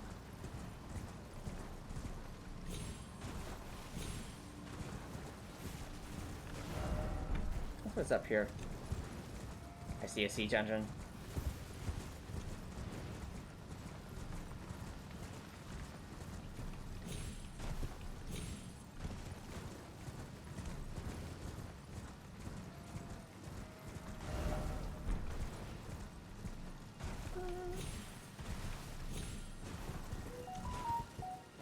Okay, some guy with a banner. Sword graveyard. What lies here?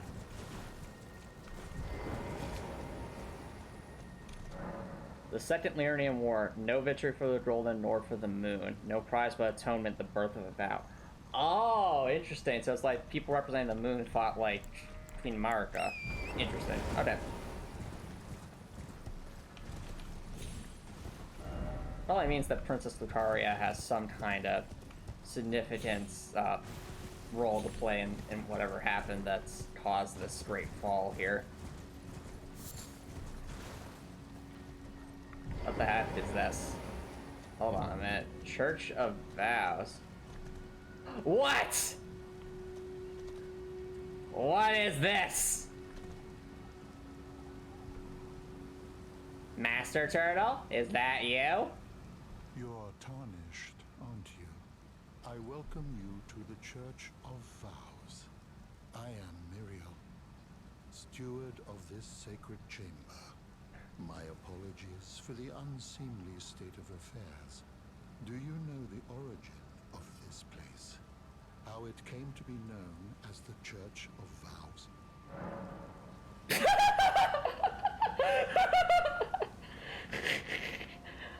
have no idea. Why are you asking me? That's such a great response, though.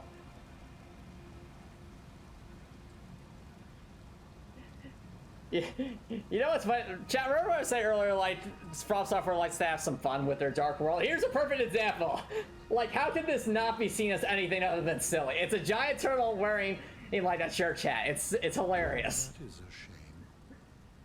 But who can blame you? The shattering has caused us, all of us, to lose sight of something very dear.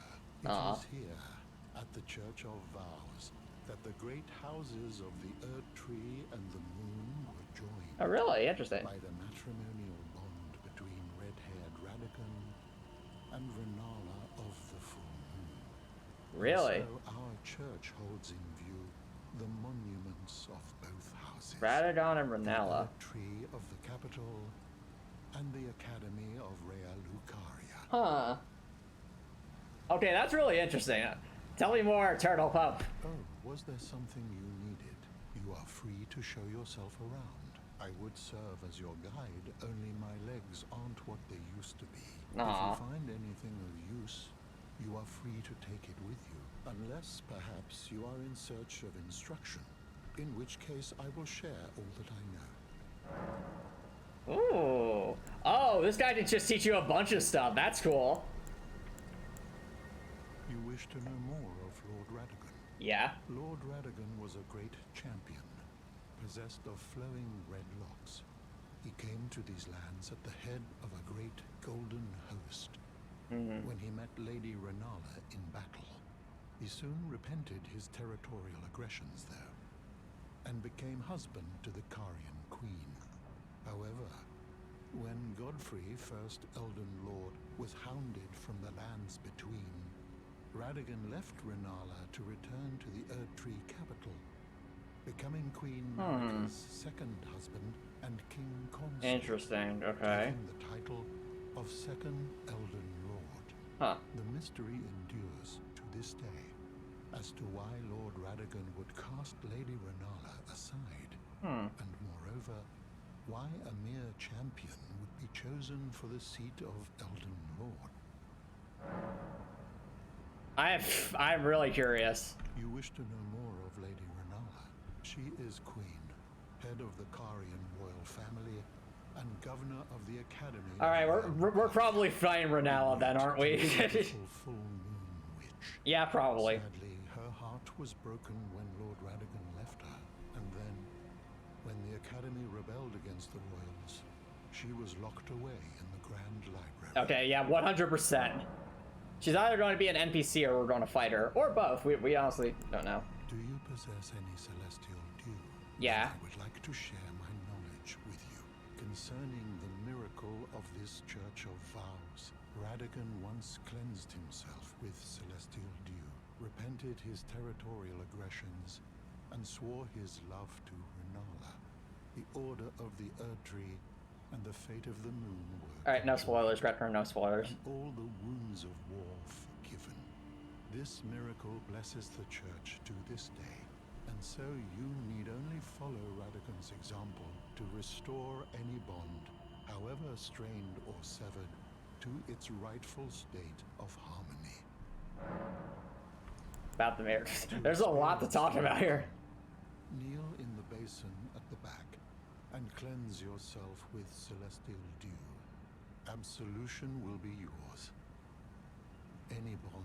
Oh, I get what this is. Chat, this is basically... Will be put It will, like, respawn NPCs that you accidentally defeat that, like, you had quests or stuff and, like, reset things. So this is basically a long-winded explanation for, like, the sin system we had in Dark Souls 1.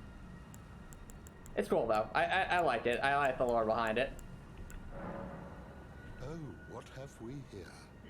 Very well, let us both learn together. Don't worry, Pepper. You didn't really spoil anything major. You're saying, hey, this person happens to be a boss, but that's it.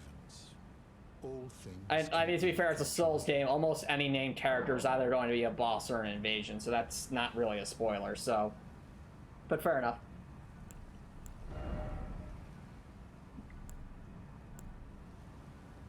Ooh, cool. Alright, what any temptations? What's this do? Okay, okay, that's interesting.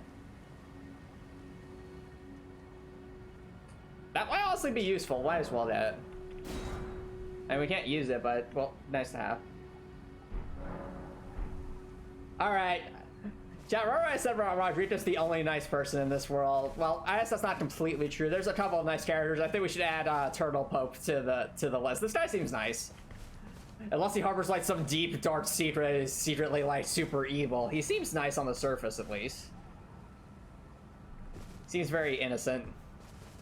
And an emphasis on scenes, because with these games you never quite know until probably later. But yeah, this is probably where one would absolve themselves.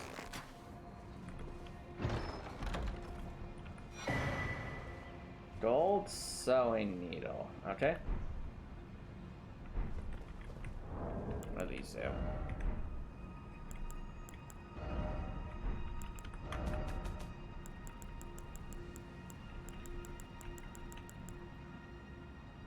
Oh, yo, wait.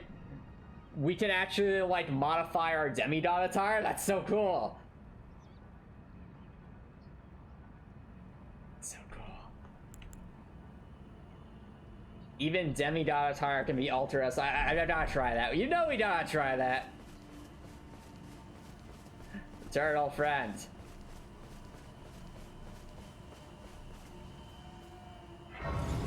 It's just a doodle comprehension.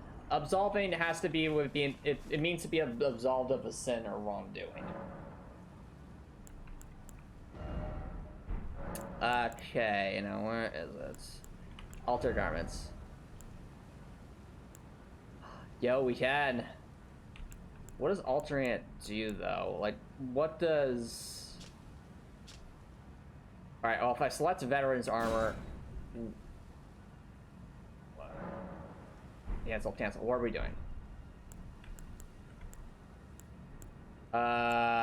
Is this just only like reduce the weight? What's the... I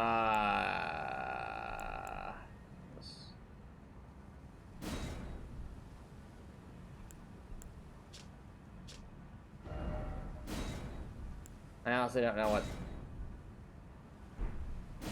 Okay, so... No. Okay. So, seemingly, we can reduce weight, but get less resistance. That doesn't seem like much of a trade-off to me, personally. Is there any way, like, we could, like, go the opposite direction, like, make it heavier, but, like, better?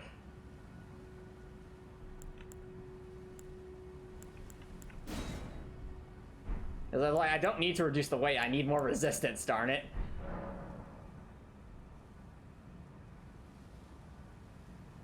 That's not how it works, Copper Nicholson. That's not at all how it works. I suggest you Google it, dude.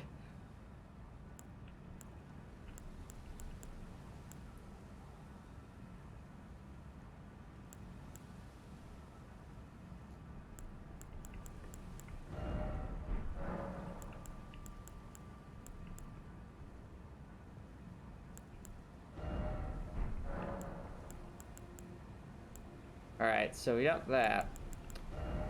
We actually did get some new Ashes of War. I'm not sure if this lets us modify things, though. Like, if I were to mess around with the composite bow, we have our various types of things. Unfortunately, we can't, like, apply, like, fire or anything, which is a shame.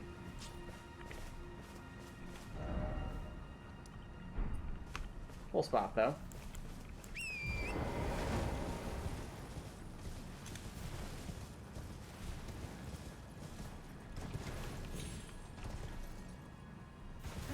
Hey, KK Sports! Thanks for dropping by. How's it going? Also, love the Dorothy Pod emote. Thank you so much for making it for us. Oh, and yes, apparently, very recently, KK Sparks, they gave Twitch streamers the ability to add an artist role icon. So, I figured, since you made all of the, well, yeah, all those new Twitch emotes for us, it would make perfect sense to give you that role icon. So, enjoy for your nice blue icon.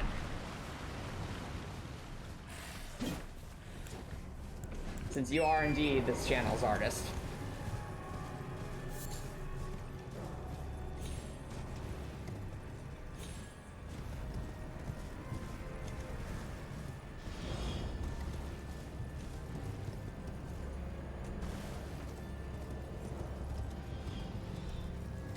You're welcome, KK Sparks.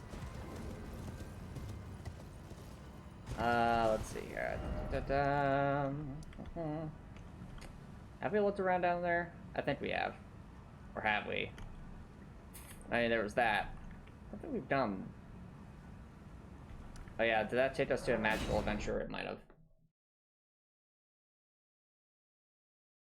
Oh, they have a concept idea. That's cool.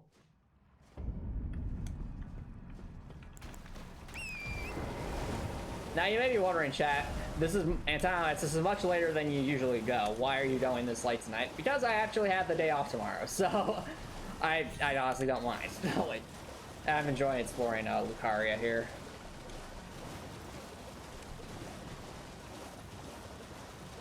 Okay, so we have in there. All right, chat. You know what that means? Time to explore this town, and then hopefully enter magic school.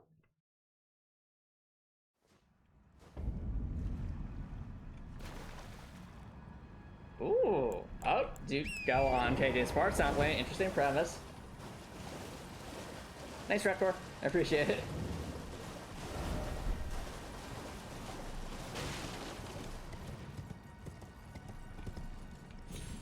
Oh, speaking of the break, I have been using my break this week to work on more on that video, and I'd say like maybe about, yeah, I think I am about like 85 to 90% done with it. So, pretty realistic that'll be done this week.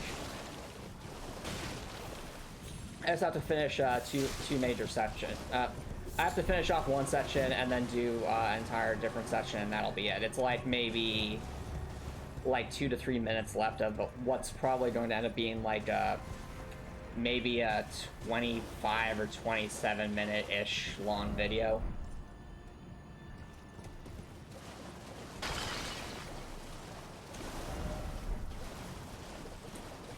So yeah, that's coming up.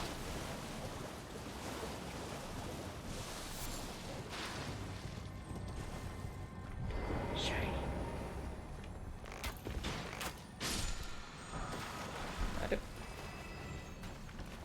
So all in all, I'm excited. I'm enjoying my break. And making good use of it, I think.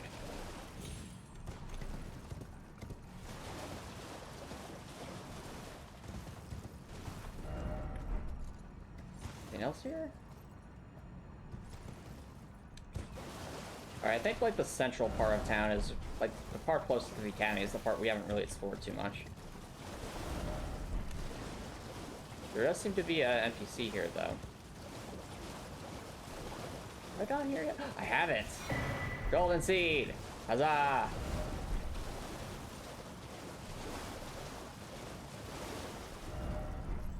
Where's this guy? Is he up there?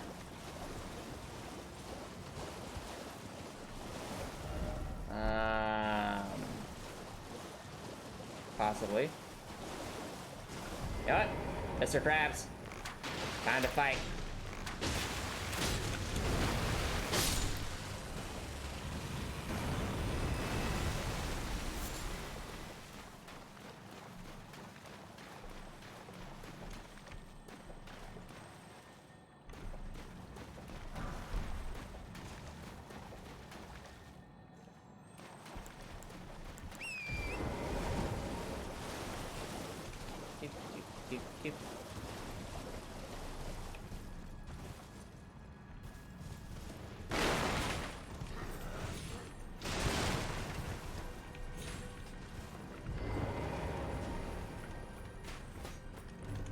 Hey, not grab that? Give me the shiny. Okay. Oh, are these like explosive shit arrows, I wonder?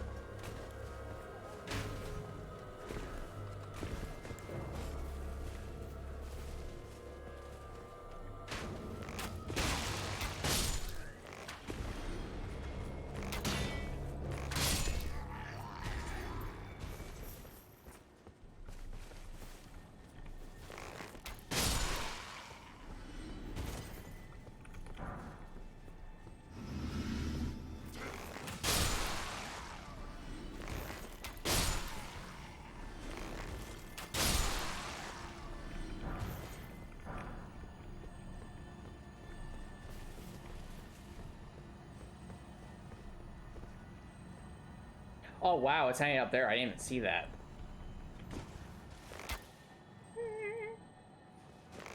Oop.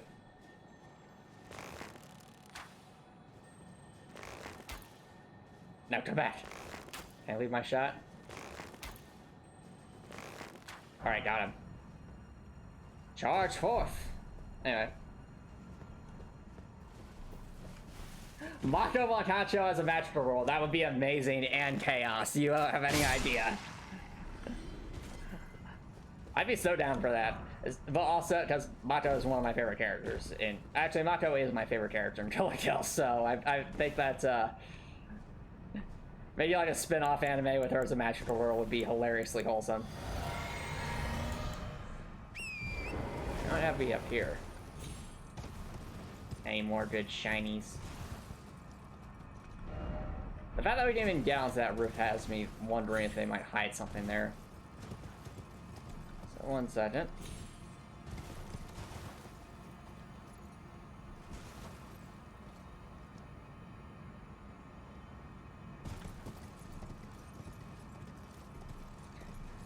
I mean, honestly, Mato's magical role powers should probably be similar to what we see in Kill la Kill If, where it's like she does more stuff as she gets stronger, or as she kind of builds up her craziness. Please, I can read them. Your fingers. Oh, Michaela's favor can. Michaela's favor could be ours. Slaughter. But all you need to pretty. Alright, strange. Anyway.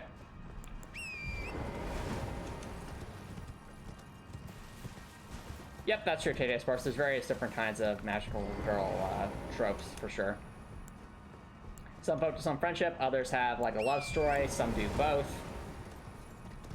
It's all part of the fun.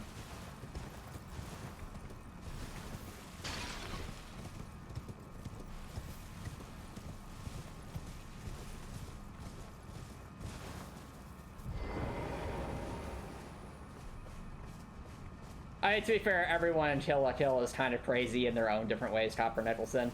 I think Mato's, compared to some of the stuff they can do with all their super her alien clothing, I think Mato's kind of on the lower end in terms of crazy.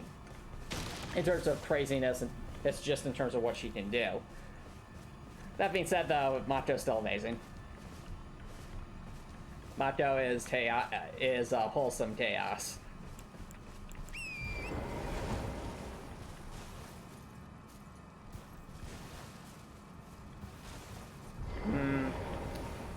You know, good question, Tay-Day Sparks. I'm honestly not sure. Maybe it just doesn't fit the trope as much.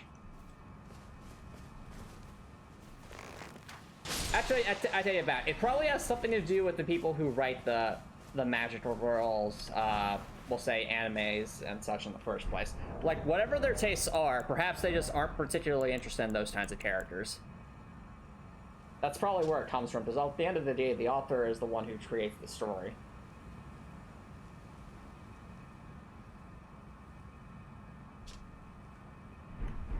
That'd be my guess anyway. This probably has something to do with like the interests of the authors.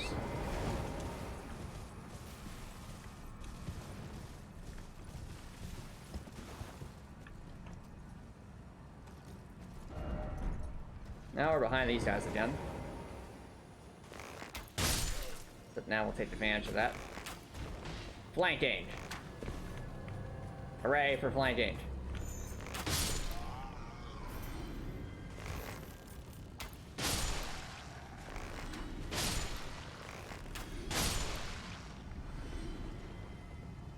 Oh, that might sound Tay-Day Sparks. Interesting idea. Alright. I just want to see if there's some shinies. Oh, wait. Oh, wow, we can... Interesting. So it's like a machine.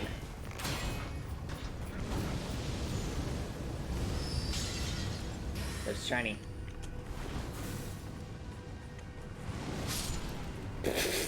Destroy his own guy.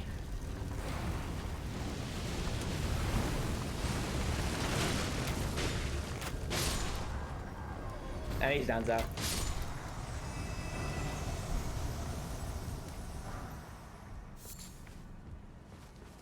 Not too bad.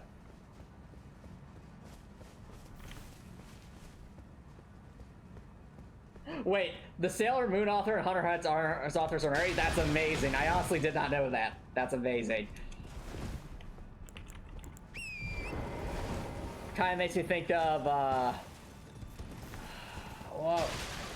there was, Frida Kahlo was married to another famous artist. That's another example of that. Kind of makes me think of that.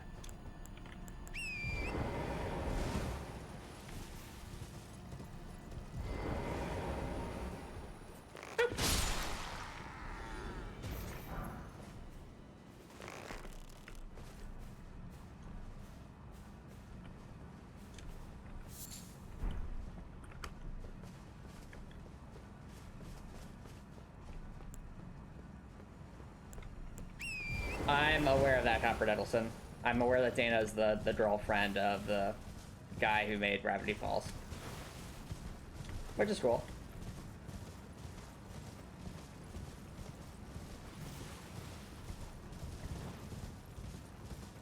You don't speak anime? Okay, Gradcore, fair enough. Alright, let's get some arrows and see what's in this area.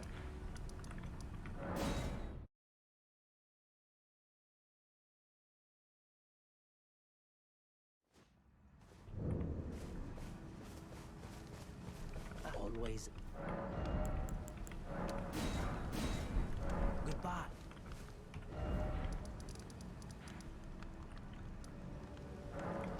Alright, chat. We finally found like a magical gate key.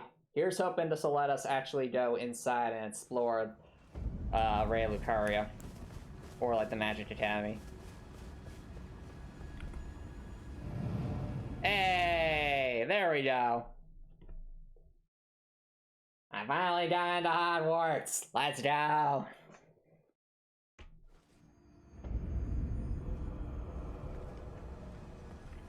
Liurnia of the Lakes. We made it to Hogwarts, chat. We made it to Hogwarts. Indeed.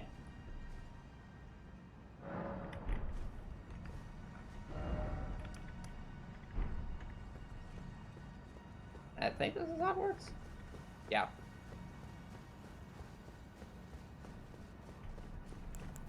We can use Torrent here, seemingly.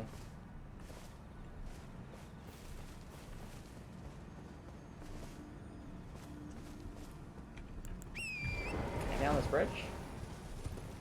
You couldn't get up here before. I mean, I know the bridge is broken, but... Kira... Yes! I'm glad I checked. Golden Seed.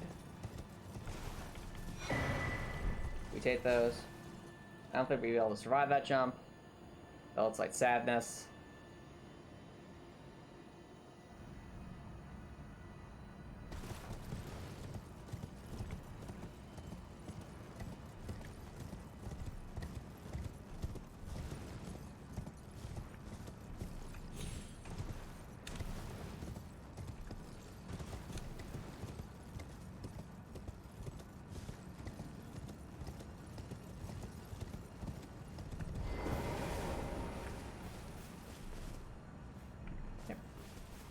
Alright, chat, into Hogwarts we go.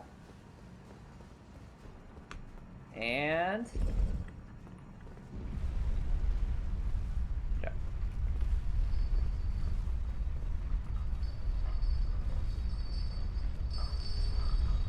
Ooh, pretty.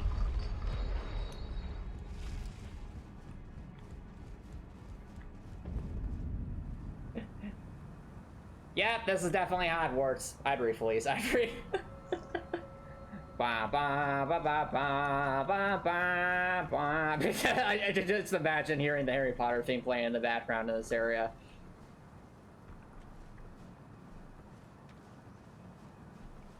It's a cool looking area.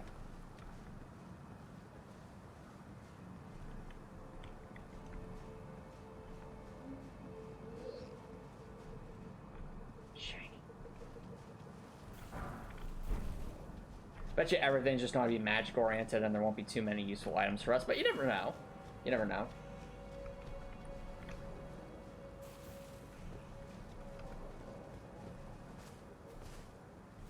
Oh, is that a bird? It is. It's like a pigeon. Police has become Minerva McGonagall. Onwards must be destroyed. I must sit on all the bookshelves, eat all the fish, and take a nap on all the chairs. If it fits, I sit. Ah, nice book you got there.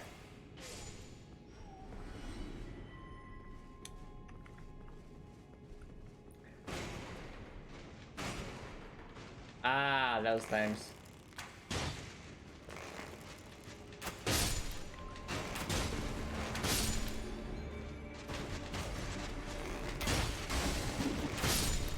Nice try.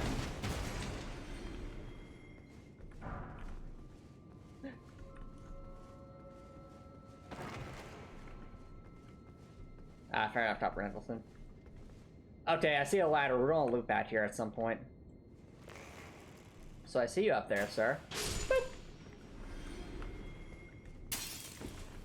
Over here. Shiny. Not really, Copper Nicholson. In fact, I find YouTube videos make it harder to sleep because my mind's distracted and thinking of what I just saw. I've actually heard that a good technique to help you sleep, especially if you view a lot of content online, is actually to make sure you spend like at least like a half hour or something before you go to sleep, not looking at anything online. So that way your brain isn't hyperstimulated, I think.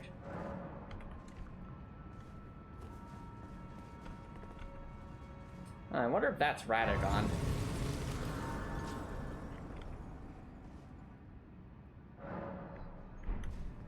No, I've never done that, Copper Nicholson. Again, if I'm listening to a lecture, I'm usually going to be engaged in the topic. Which, again, would make me less likely to fall asleep. That's what my mind would be thinking.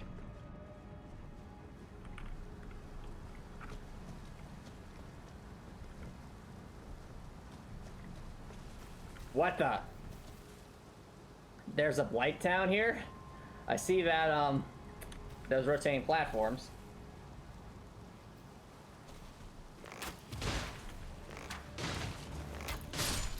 Stelbro? Okay, not Stelbro, just some kind of Gerard.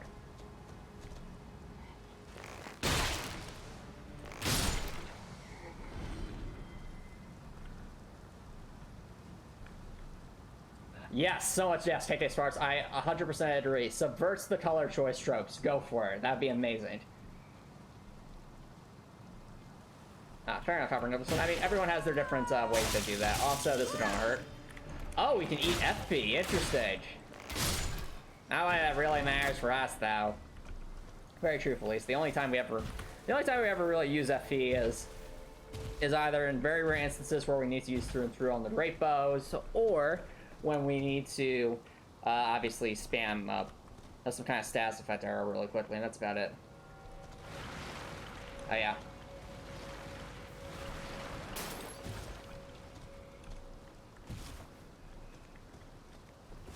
Yeah, actually, let's think, like, what is a color that, like, you've never seen, like, the lead character in a Magical Girl show have? Because, I mean, like, pink's super common. I think I've seen, like, green before, but, like, let's try to think, like, what's really a color that wouldn't quite fit the palette? That could be interesting. That's what I would want to think of. Actually, what is the opposite color of pink, KJ Sparks? Maybe you could use that to help subvert the expectation. Like, if pink is like a light red, would that mean that, let me think about colors. Is it blue or green that's the opposite of red? I always forget. Wait, no, it's green. So, maybe, like, some kind of dark green? Ah, fair enough, Dreadbird.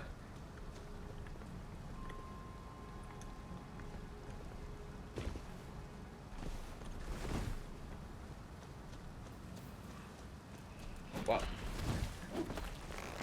You're certainly grabby. I don't want to give you a hug. Go away. Please, that wasn't very nice. I wanted to use suction on all my magic. Do you ever use magic, please? Hey, that's not the point. It's the principle of the faith. Well, okay, just Sports, do whatever you think makes the most sense. I was just saying, I was just trying to think of it like, okay, what's the opposite of paint? That's all. You do you.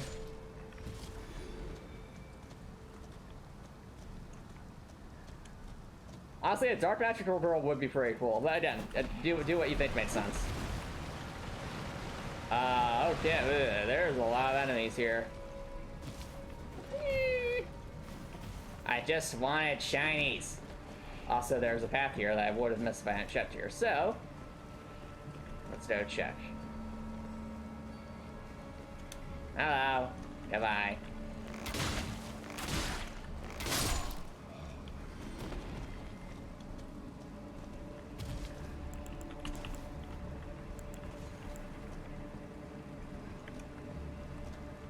What even is this spot?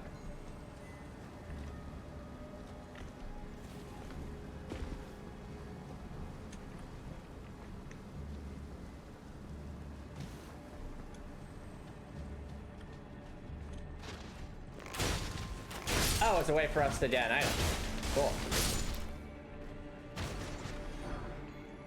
Yo, we can summon marionette soldiers. Cool.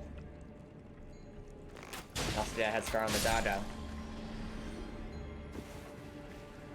Oh, that's cool. And we lost Adro too because we went that way. It's a good choice to look for that.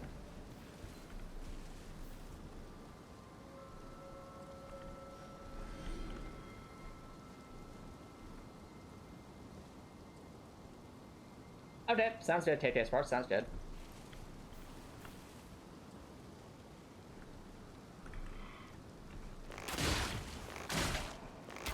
Alright, this guy's a little tougher.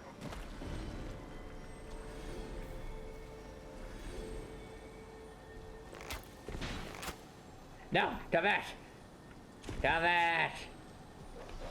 Give me the shinies. Spectral Lance, cool.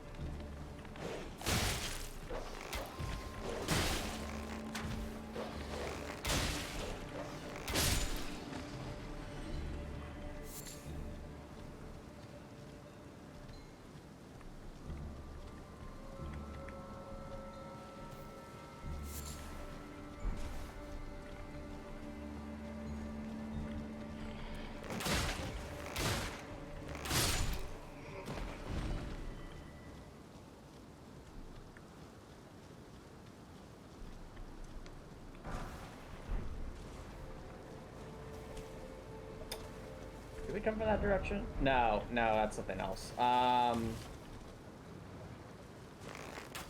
wonder.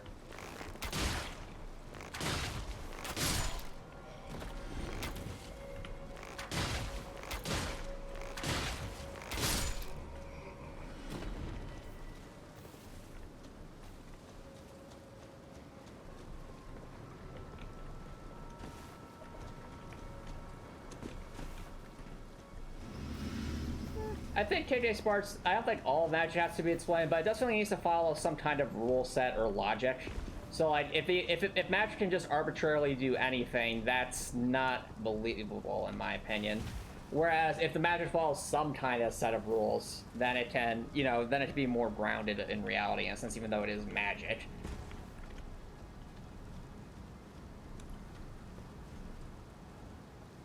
So you don't have to explain everything about magic, but at least have enough of a context so it's not like, okay, I just wave a wand and magically the Earth is now going 1,000 miles an hour in another direction. No, it's more like there's some limit to power and reasons for why magic can occur, and who can use it, things like that. Why they can use it.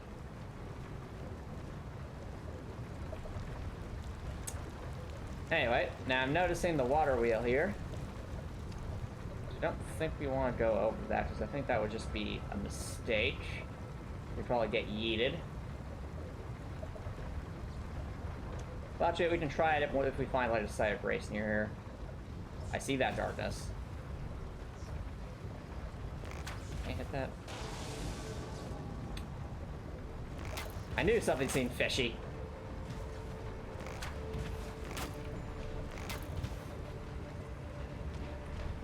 Oh, it's one of these guys.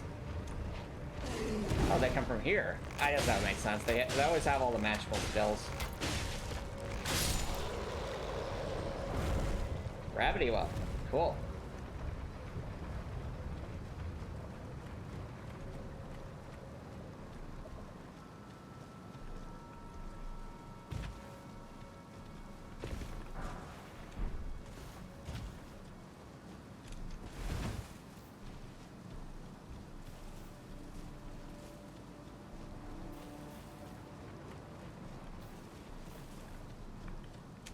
Okay, I'm starting to think maybe we definitely have to go on that water wheel. Just looking at the way this is going, there doesn't seem to be like a door here.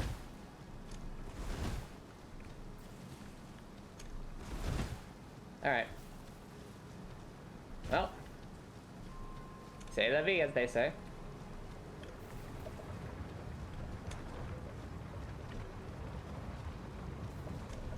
Let's see where this water wheel takes us.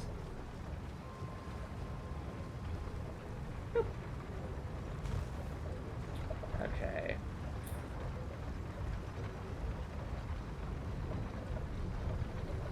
Love the design though. Very cool design. I'm wondering if we might actually honestly be able to... Yeah, we might be able to go down somewhere. But first I want to find a site of race if possible.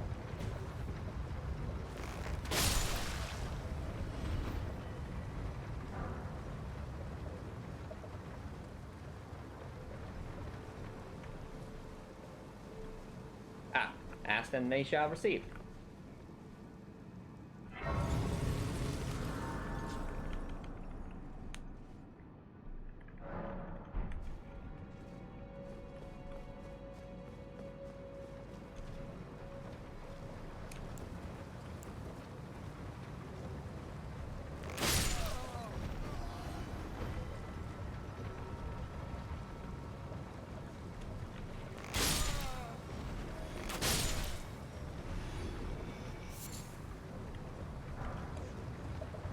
Here.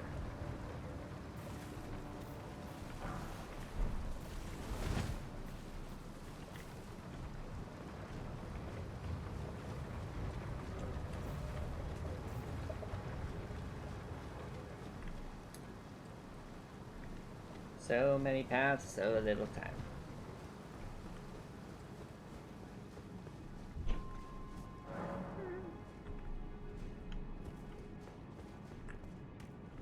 Okay, so this is probably the quote-unquote correct way to go, so let's go down then. Got him.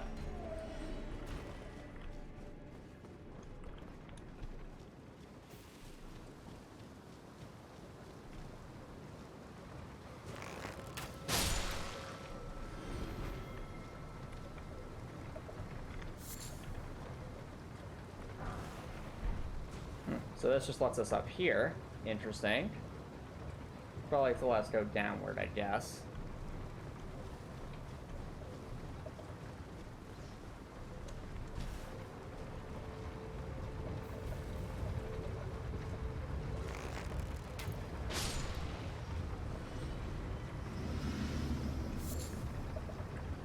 So you're going downward.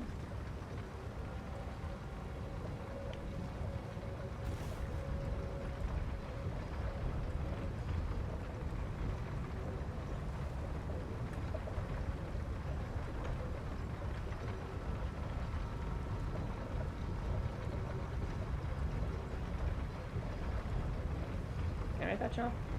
Oh, yeah, we can. Boop. Probably stuff further down too, but I want to see what this is all about.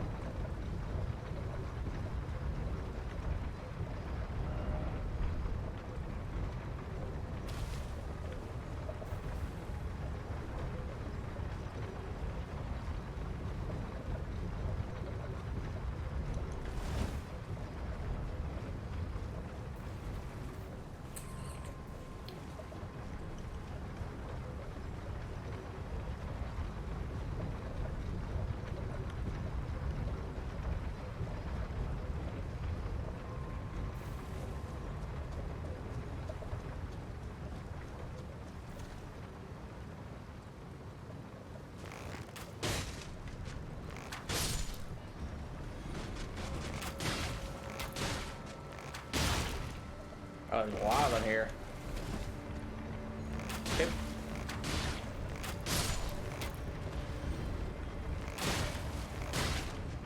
Oh, it's one of those little Reaper guys.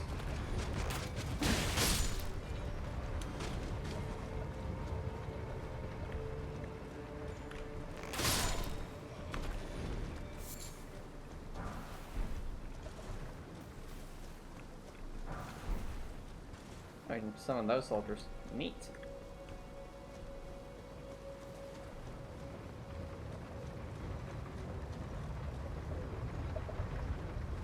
Alright. So, let's see what else is down there.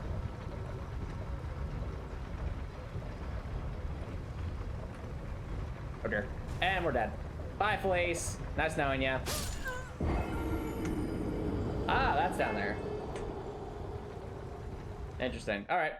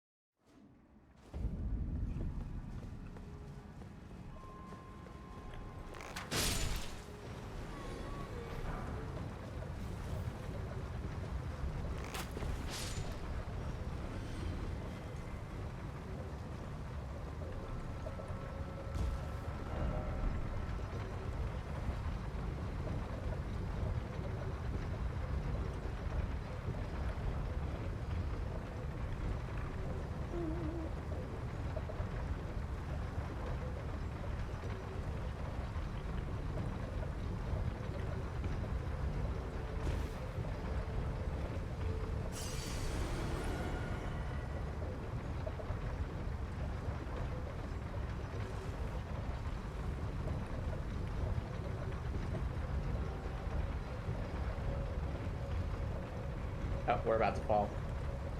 We're about to fall. Boop.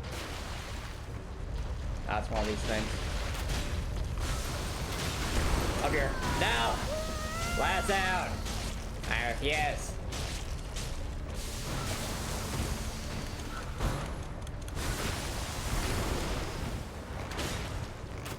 How dare you?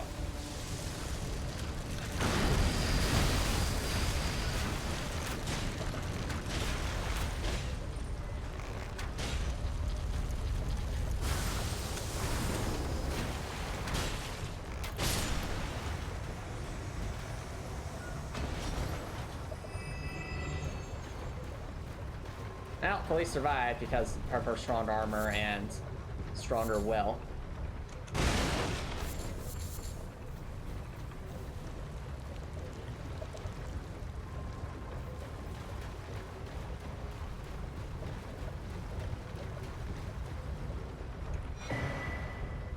Long-tailed cat talisman. It's a cat. What does it do? Grants immunity to fall damage? What? What? This is a thing? My goodness. This talisman was made just for me. Indeed, Felice, indeed. Does not prevent death from a high fall, so I'm guessing whether the death camera comes up, like we can't go through bottomless pits, but we need to make use of that whenever we do jumps now, because that would be so useful. Let's test. Where I've. Wait, like now. I'm only going to use it if I feel it'll be necessary. I don't want to attempt fate. I appreciate that as a cat, though. This, nice little nod to police.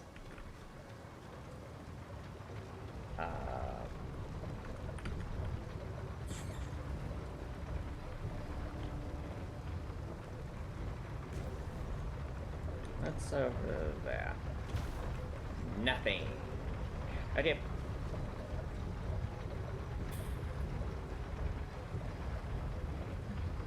But chat, you know, we're certainly glad to have this talisman now, because it's...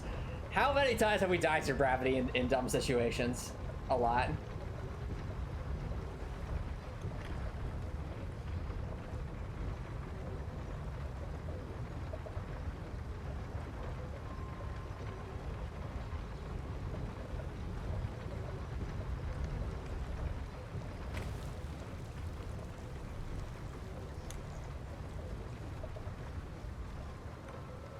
I know we should have just teleport back to the classroom.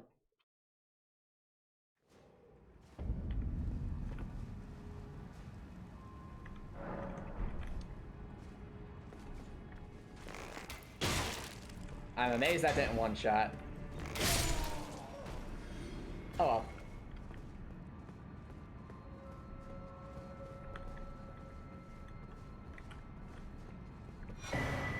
Conspectistral.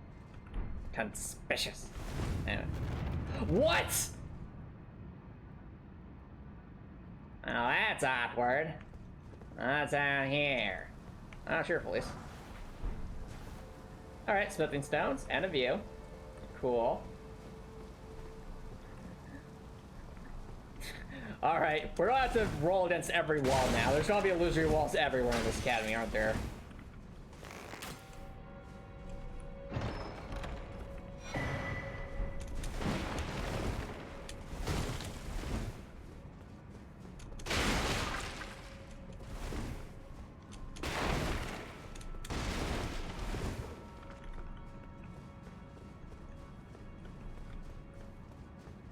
For sure, KJ Sparks, for sure.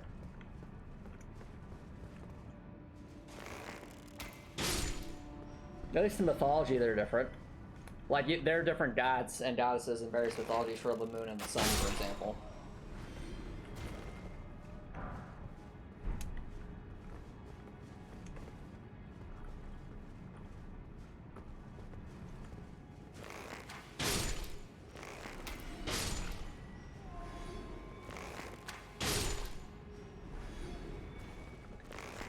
Sorry, Hogwarts, but class is no longer in session.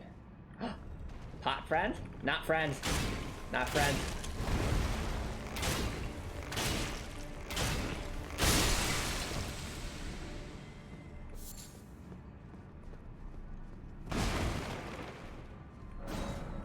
Wait, what? Cannot open from the side. Alright then.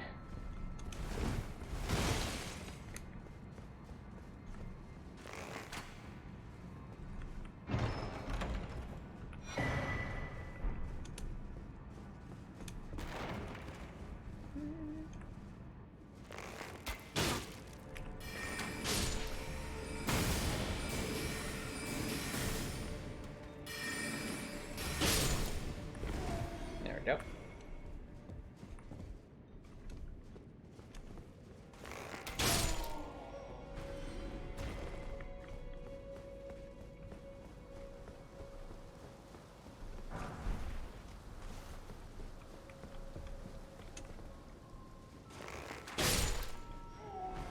Got him. I wonder if that's the princess. Oh no. Oh no! Boss battle. I'm guessing that this is a mid-boss because we're kind of... What?! Now look at that, another illusory wall. What a surprise. Police, no, this is cool, I like this. Fair enough, Antomicx. Alright, Comet. Stone Sword Key, nice. I wonder where we get more imbued stone sword keys, though.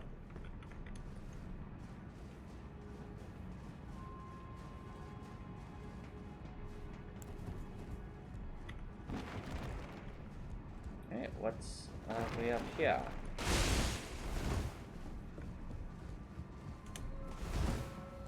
Any reason to be up here? Any shinies? Any paintings?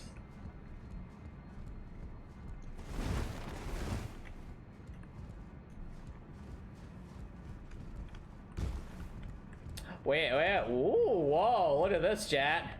Look at this. It's like a little hidden back area. That looks ominous. No adventure, nothing gained, they say. Where are we? I'm not sure, please. Oh, we're in that room we couldn't get into before. Cool. Raven School Talisman. Well, I'll be curious to see what that is before we get clobbered by the pots.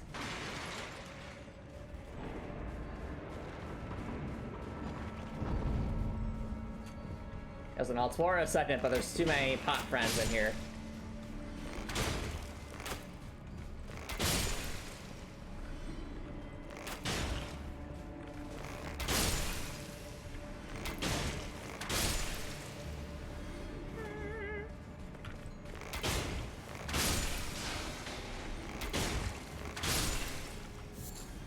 All right.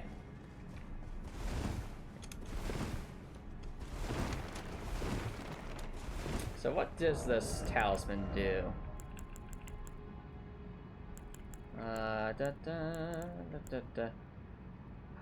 Oh, look at that. Raises the potency of sorceries. It's one of those. One of those. So it's like the Dragon Crest Ring.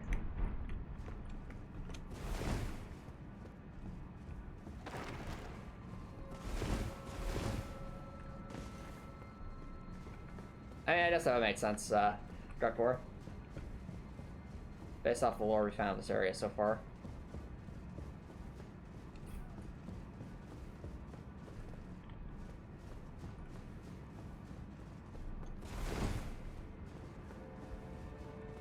There certainly are a lot of hidden paths here.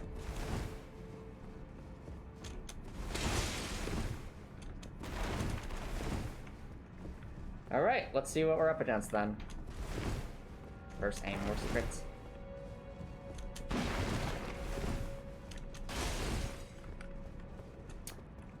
Alright. Boss time.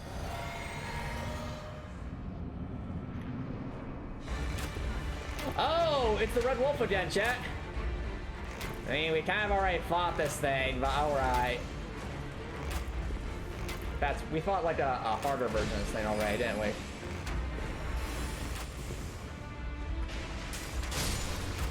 And Magic Sip is dead again. Great enemy fell. Whoopee. Oh, I was a good amount of runes though. Okay. I think that dog just wanted to play, but I'm a cat, so I'm not that bad.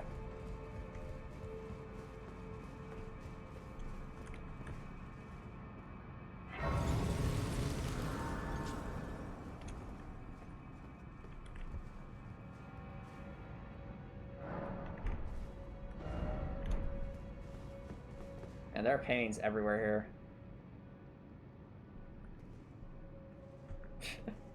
Whoever she is, she looks scary. Like, I just say all the time look scary in their own right, but it's like, yeah, those guys look scary too. They're just like, we're gonna straighten you out, students, or die trying. It's like, but it's like, yeah, there's definitely stuff going on. Okay, I take it back. I'm guessing, is that the princess? I'll figure out who these people are.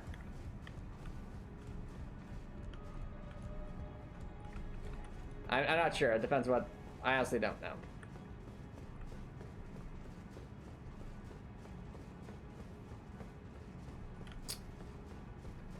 Oh, it's clearly a mid-boss, so...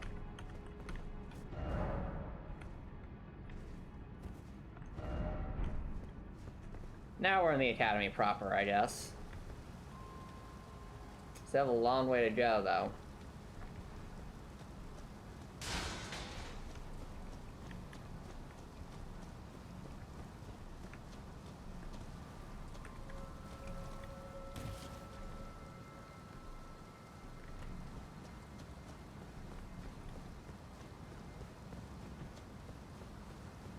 Wait, what's up, KJ Sparks? Misa hair? Is that a particular hairstyle?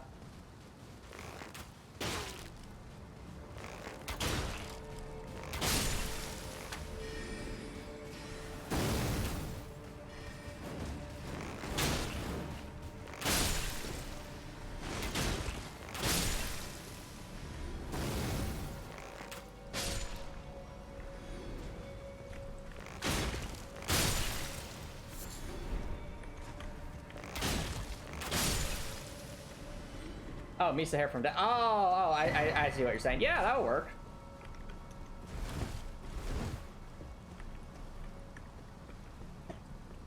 Alright, now any illusory walls here.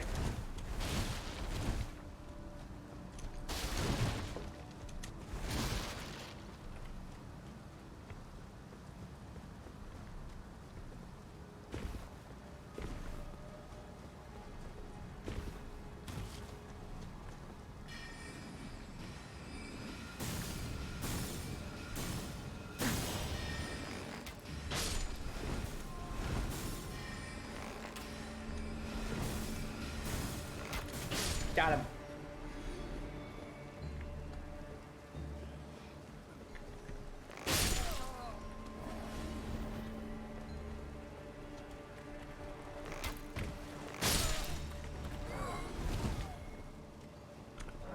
Does not open from the side. Oh, come on. I mean, to be fair, that's kind of classic for Soul games, so here we are. Gonna have to loop back here, chat. It's gonna happen.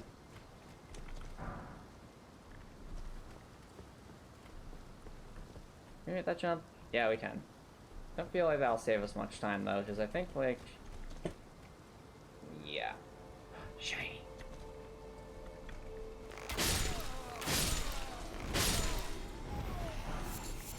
Yeah, took care of that pretty quickly. Yes, he did.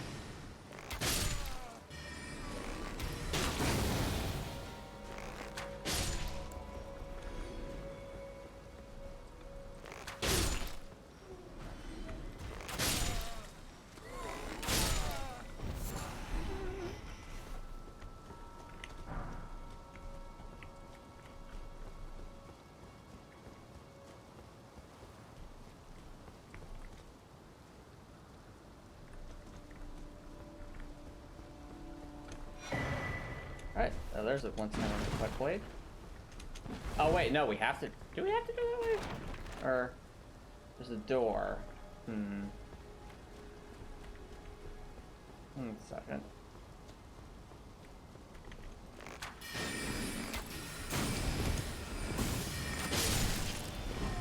How dare you?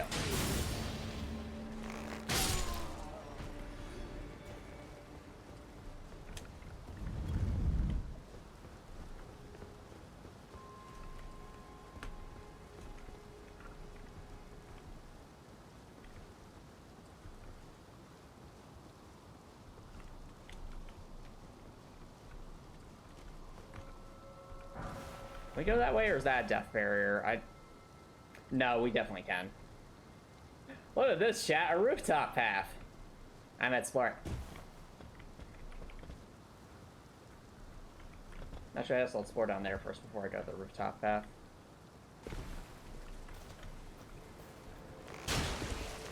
Crystal crab.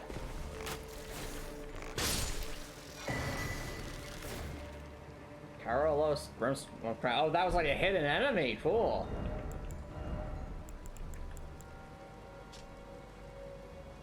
Increases intelligence to the detriment of stamina. Huh. Interesting. I much prefer my cat head. Thank you very much.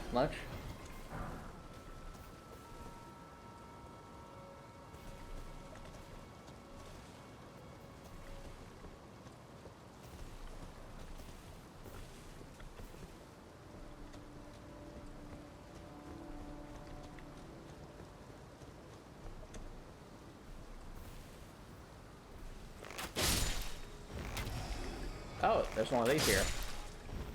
Oh, definitely want that. Get that golden seed. Oh, here, Mr. Krabs. Mr. Krabs. It's Mr. Krabs, chat. And Mr. Krabs is done.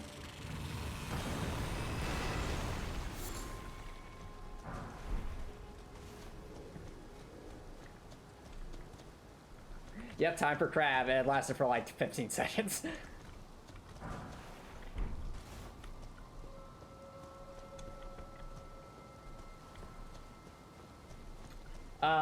So Drekor, the thing is, I may not have watched Sailor Moon, but I do know enough about Sailor Moon to know that Sailor Moon is, or sorry, the character who is Sailor Moon, the main character, she initially doesn't want to beckon the hero's call, and for good reason, because basically she's just, you know, a normal girl. She wants to live her life, and now there's this cat telling her that she needs to go, like, save the world when she just wants to lead a normal life.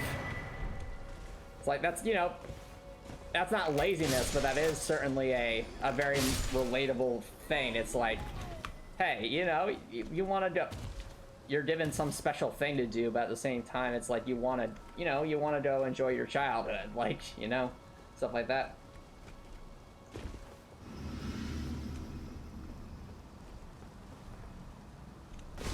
Ah, fair point, KJ Swartz.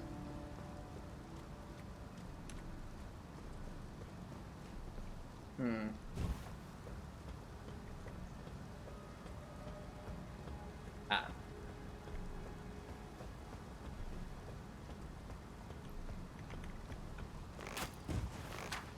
As I feel like a lazy protagonist would hold very fast unless it's a comedy. It depends what you're going for, KK Sparks.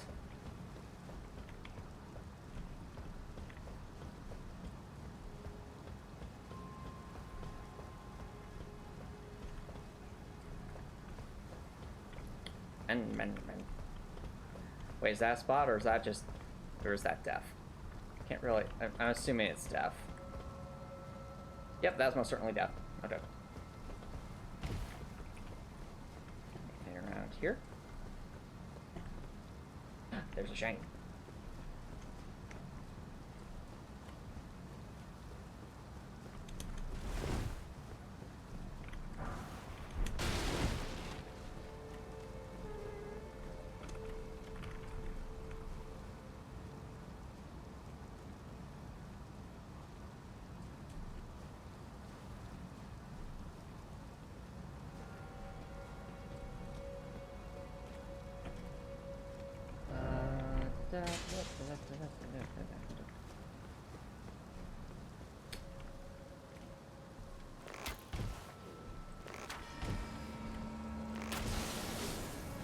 That looks scary. Also, enemy. Thumbs up.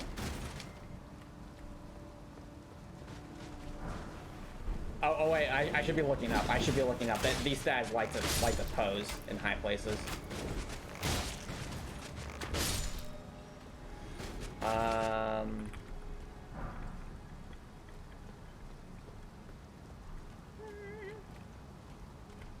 I have not, Redcore. I have no idea.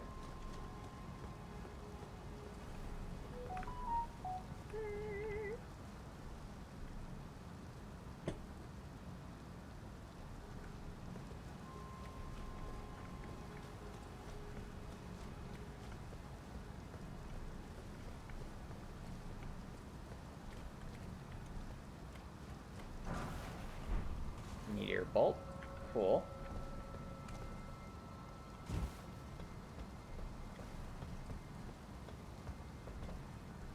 Why must the shiny be just out of reach? Can we stand on that? We can. Darn it. I was hoping there were cheese. I believe in the cheese! Nah, I'm just kidding. There's no way that's gonna work. I don't think that would have enough collision. Even if it did, would we even be able to get out there? But, for the cheese! Wait! Is there cheese? There's cheese! Let's go! Cheese! Cheese!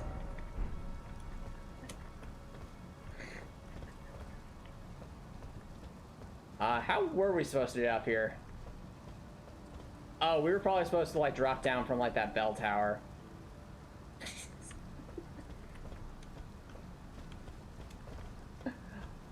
Yeah, but I appreciate that the parkour cheese was real though.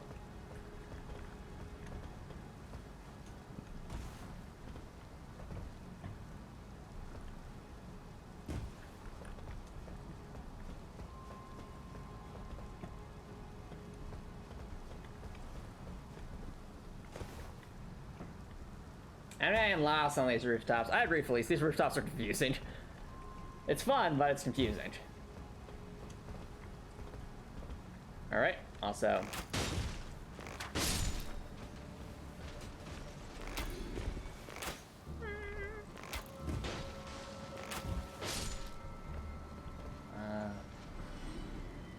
Can I cheese that?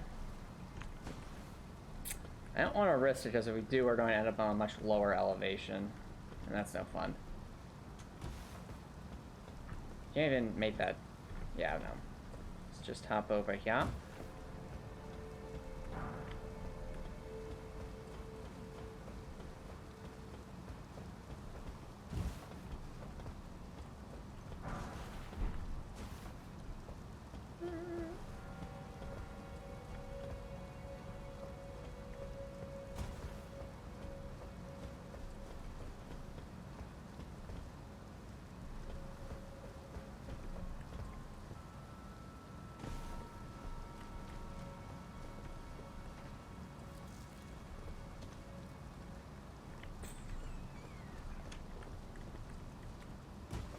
Alright, where's the hidden enemy going to be? There's gotta be one, right? No? Yo, we found another one, chat! I was wondering where we'd find some more of these. Alright, sounds good, JJ Sparks. Thank you so much for dropping by. Have an awesome night. Also, imbued sword key get.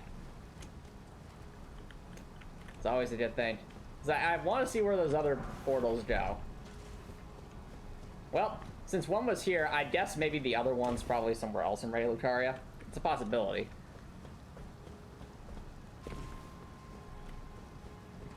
Okay, we did go all the way down there. Or we could go to that rooftop. I think we should start by going down here, because that rooftop doesn't look like we'd be able to easily get off of it, so...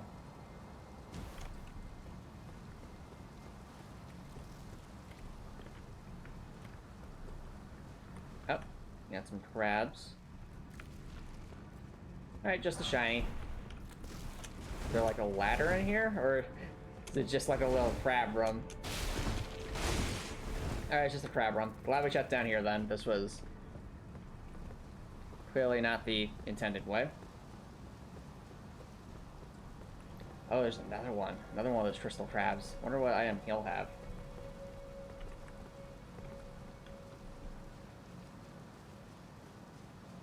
Alright, sounds good. Copper Nicholson, thanks for dropping by. Have an awesome night. I mean, I'll probably... What I think I'll do is, whenever I get, like, the next shortcut or the next side of race, that's going to be the point where I call it a night. This stream has been going on for... What is it now? Over 4 hours. So it's, definitely a beefy one. It's been a lot of fun exploring Lucaria. But... I definitely feel myself fading too. Can't jump in here though. Curious.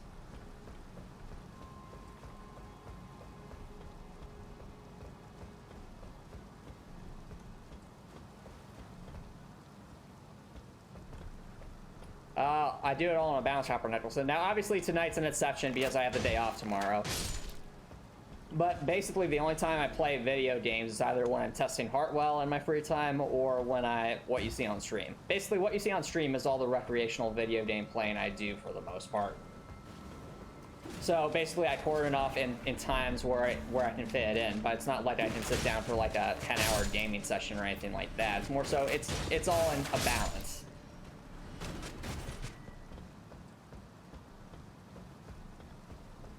And Rekor, you do have responsibilities between your job search and taking care of yourself, taking care of your wife. So you do have responsibilities.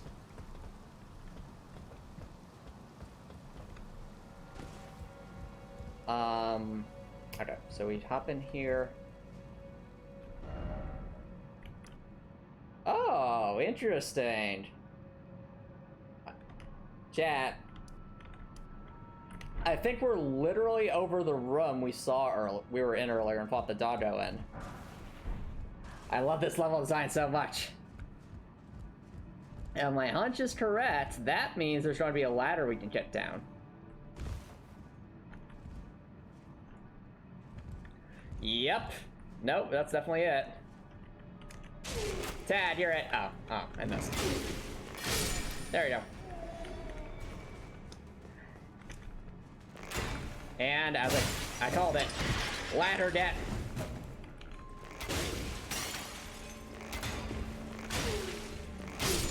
Got him.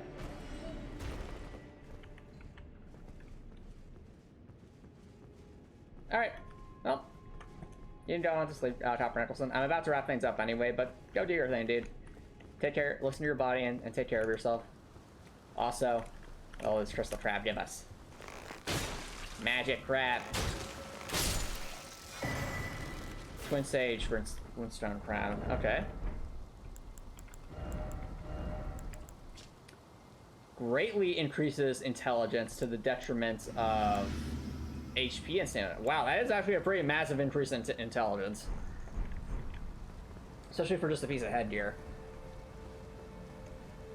Cool. Anything else? There seems to be an area over there, but do we want to go that way? Oh wait, no, we've been there before.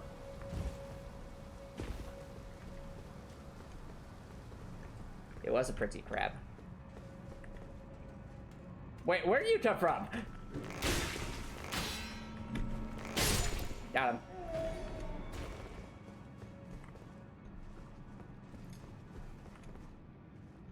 That path.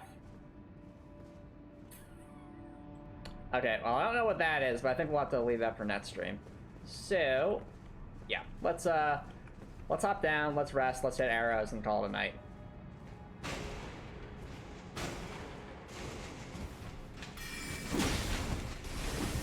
Hey, this is my church. My church.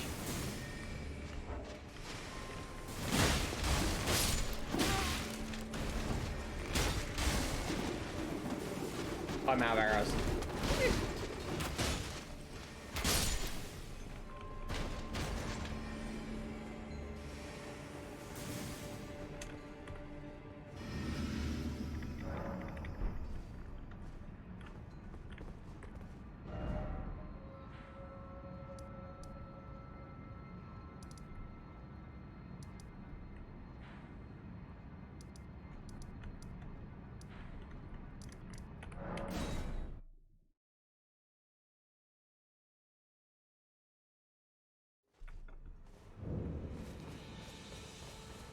Well, keep seeing your guidance counselor, Copper Nicholson. Talk to them about how you're feeling and listen to their advice and follow their advice.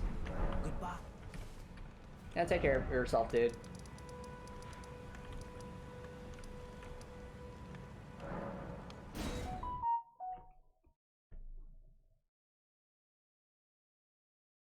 Alrighty, well, that was definitely a bit of a marathon.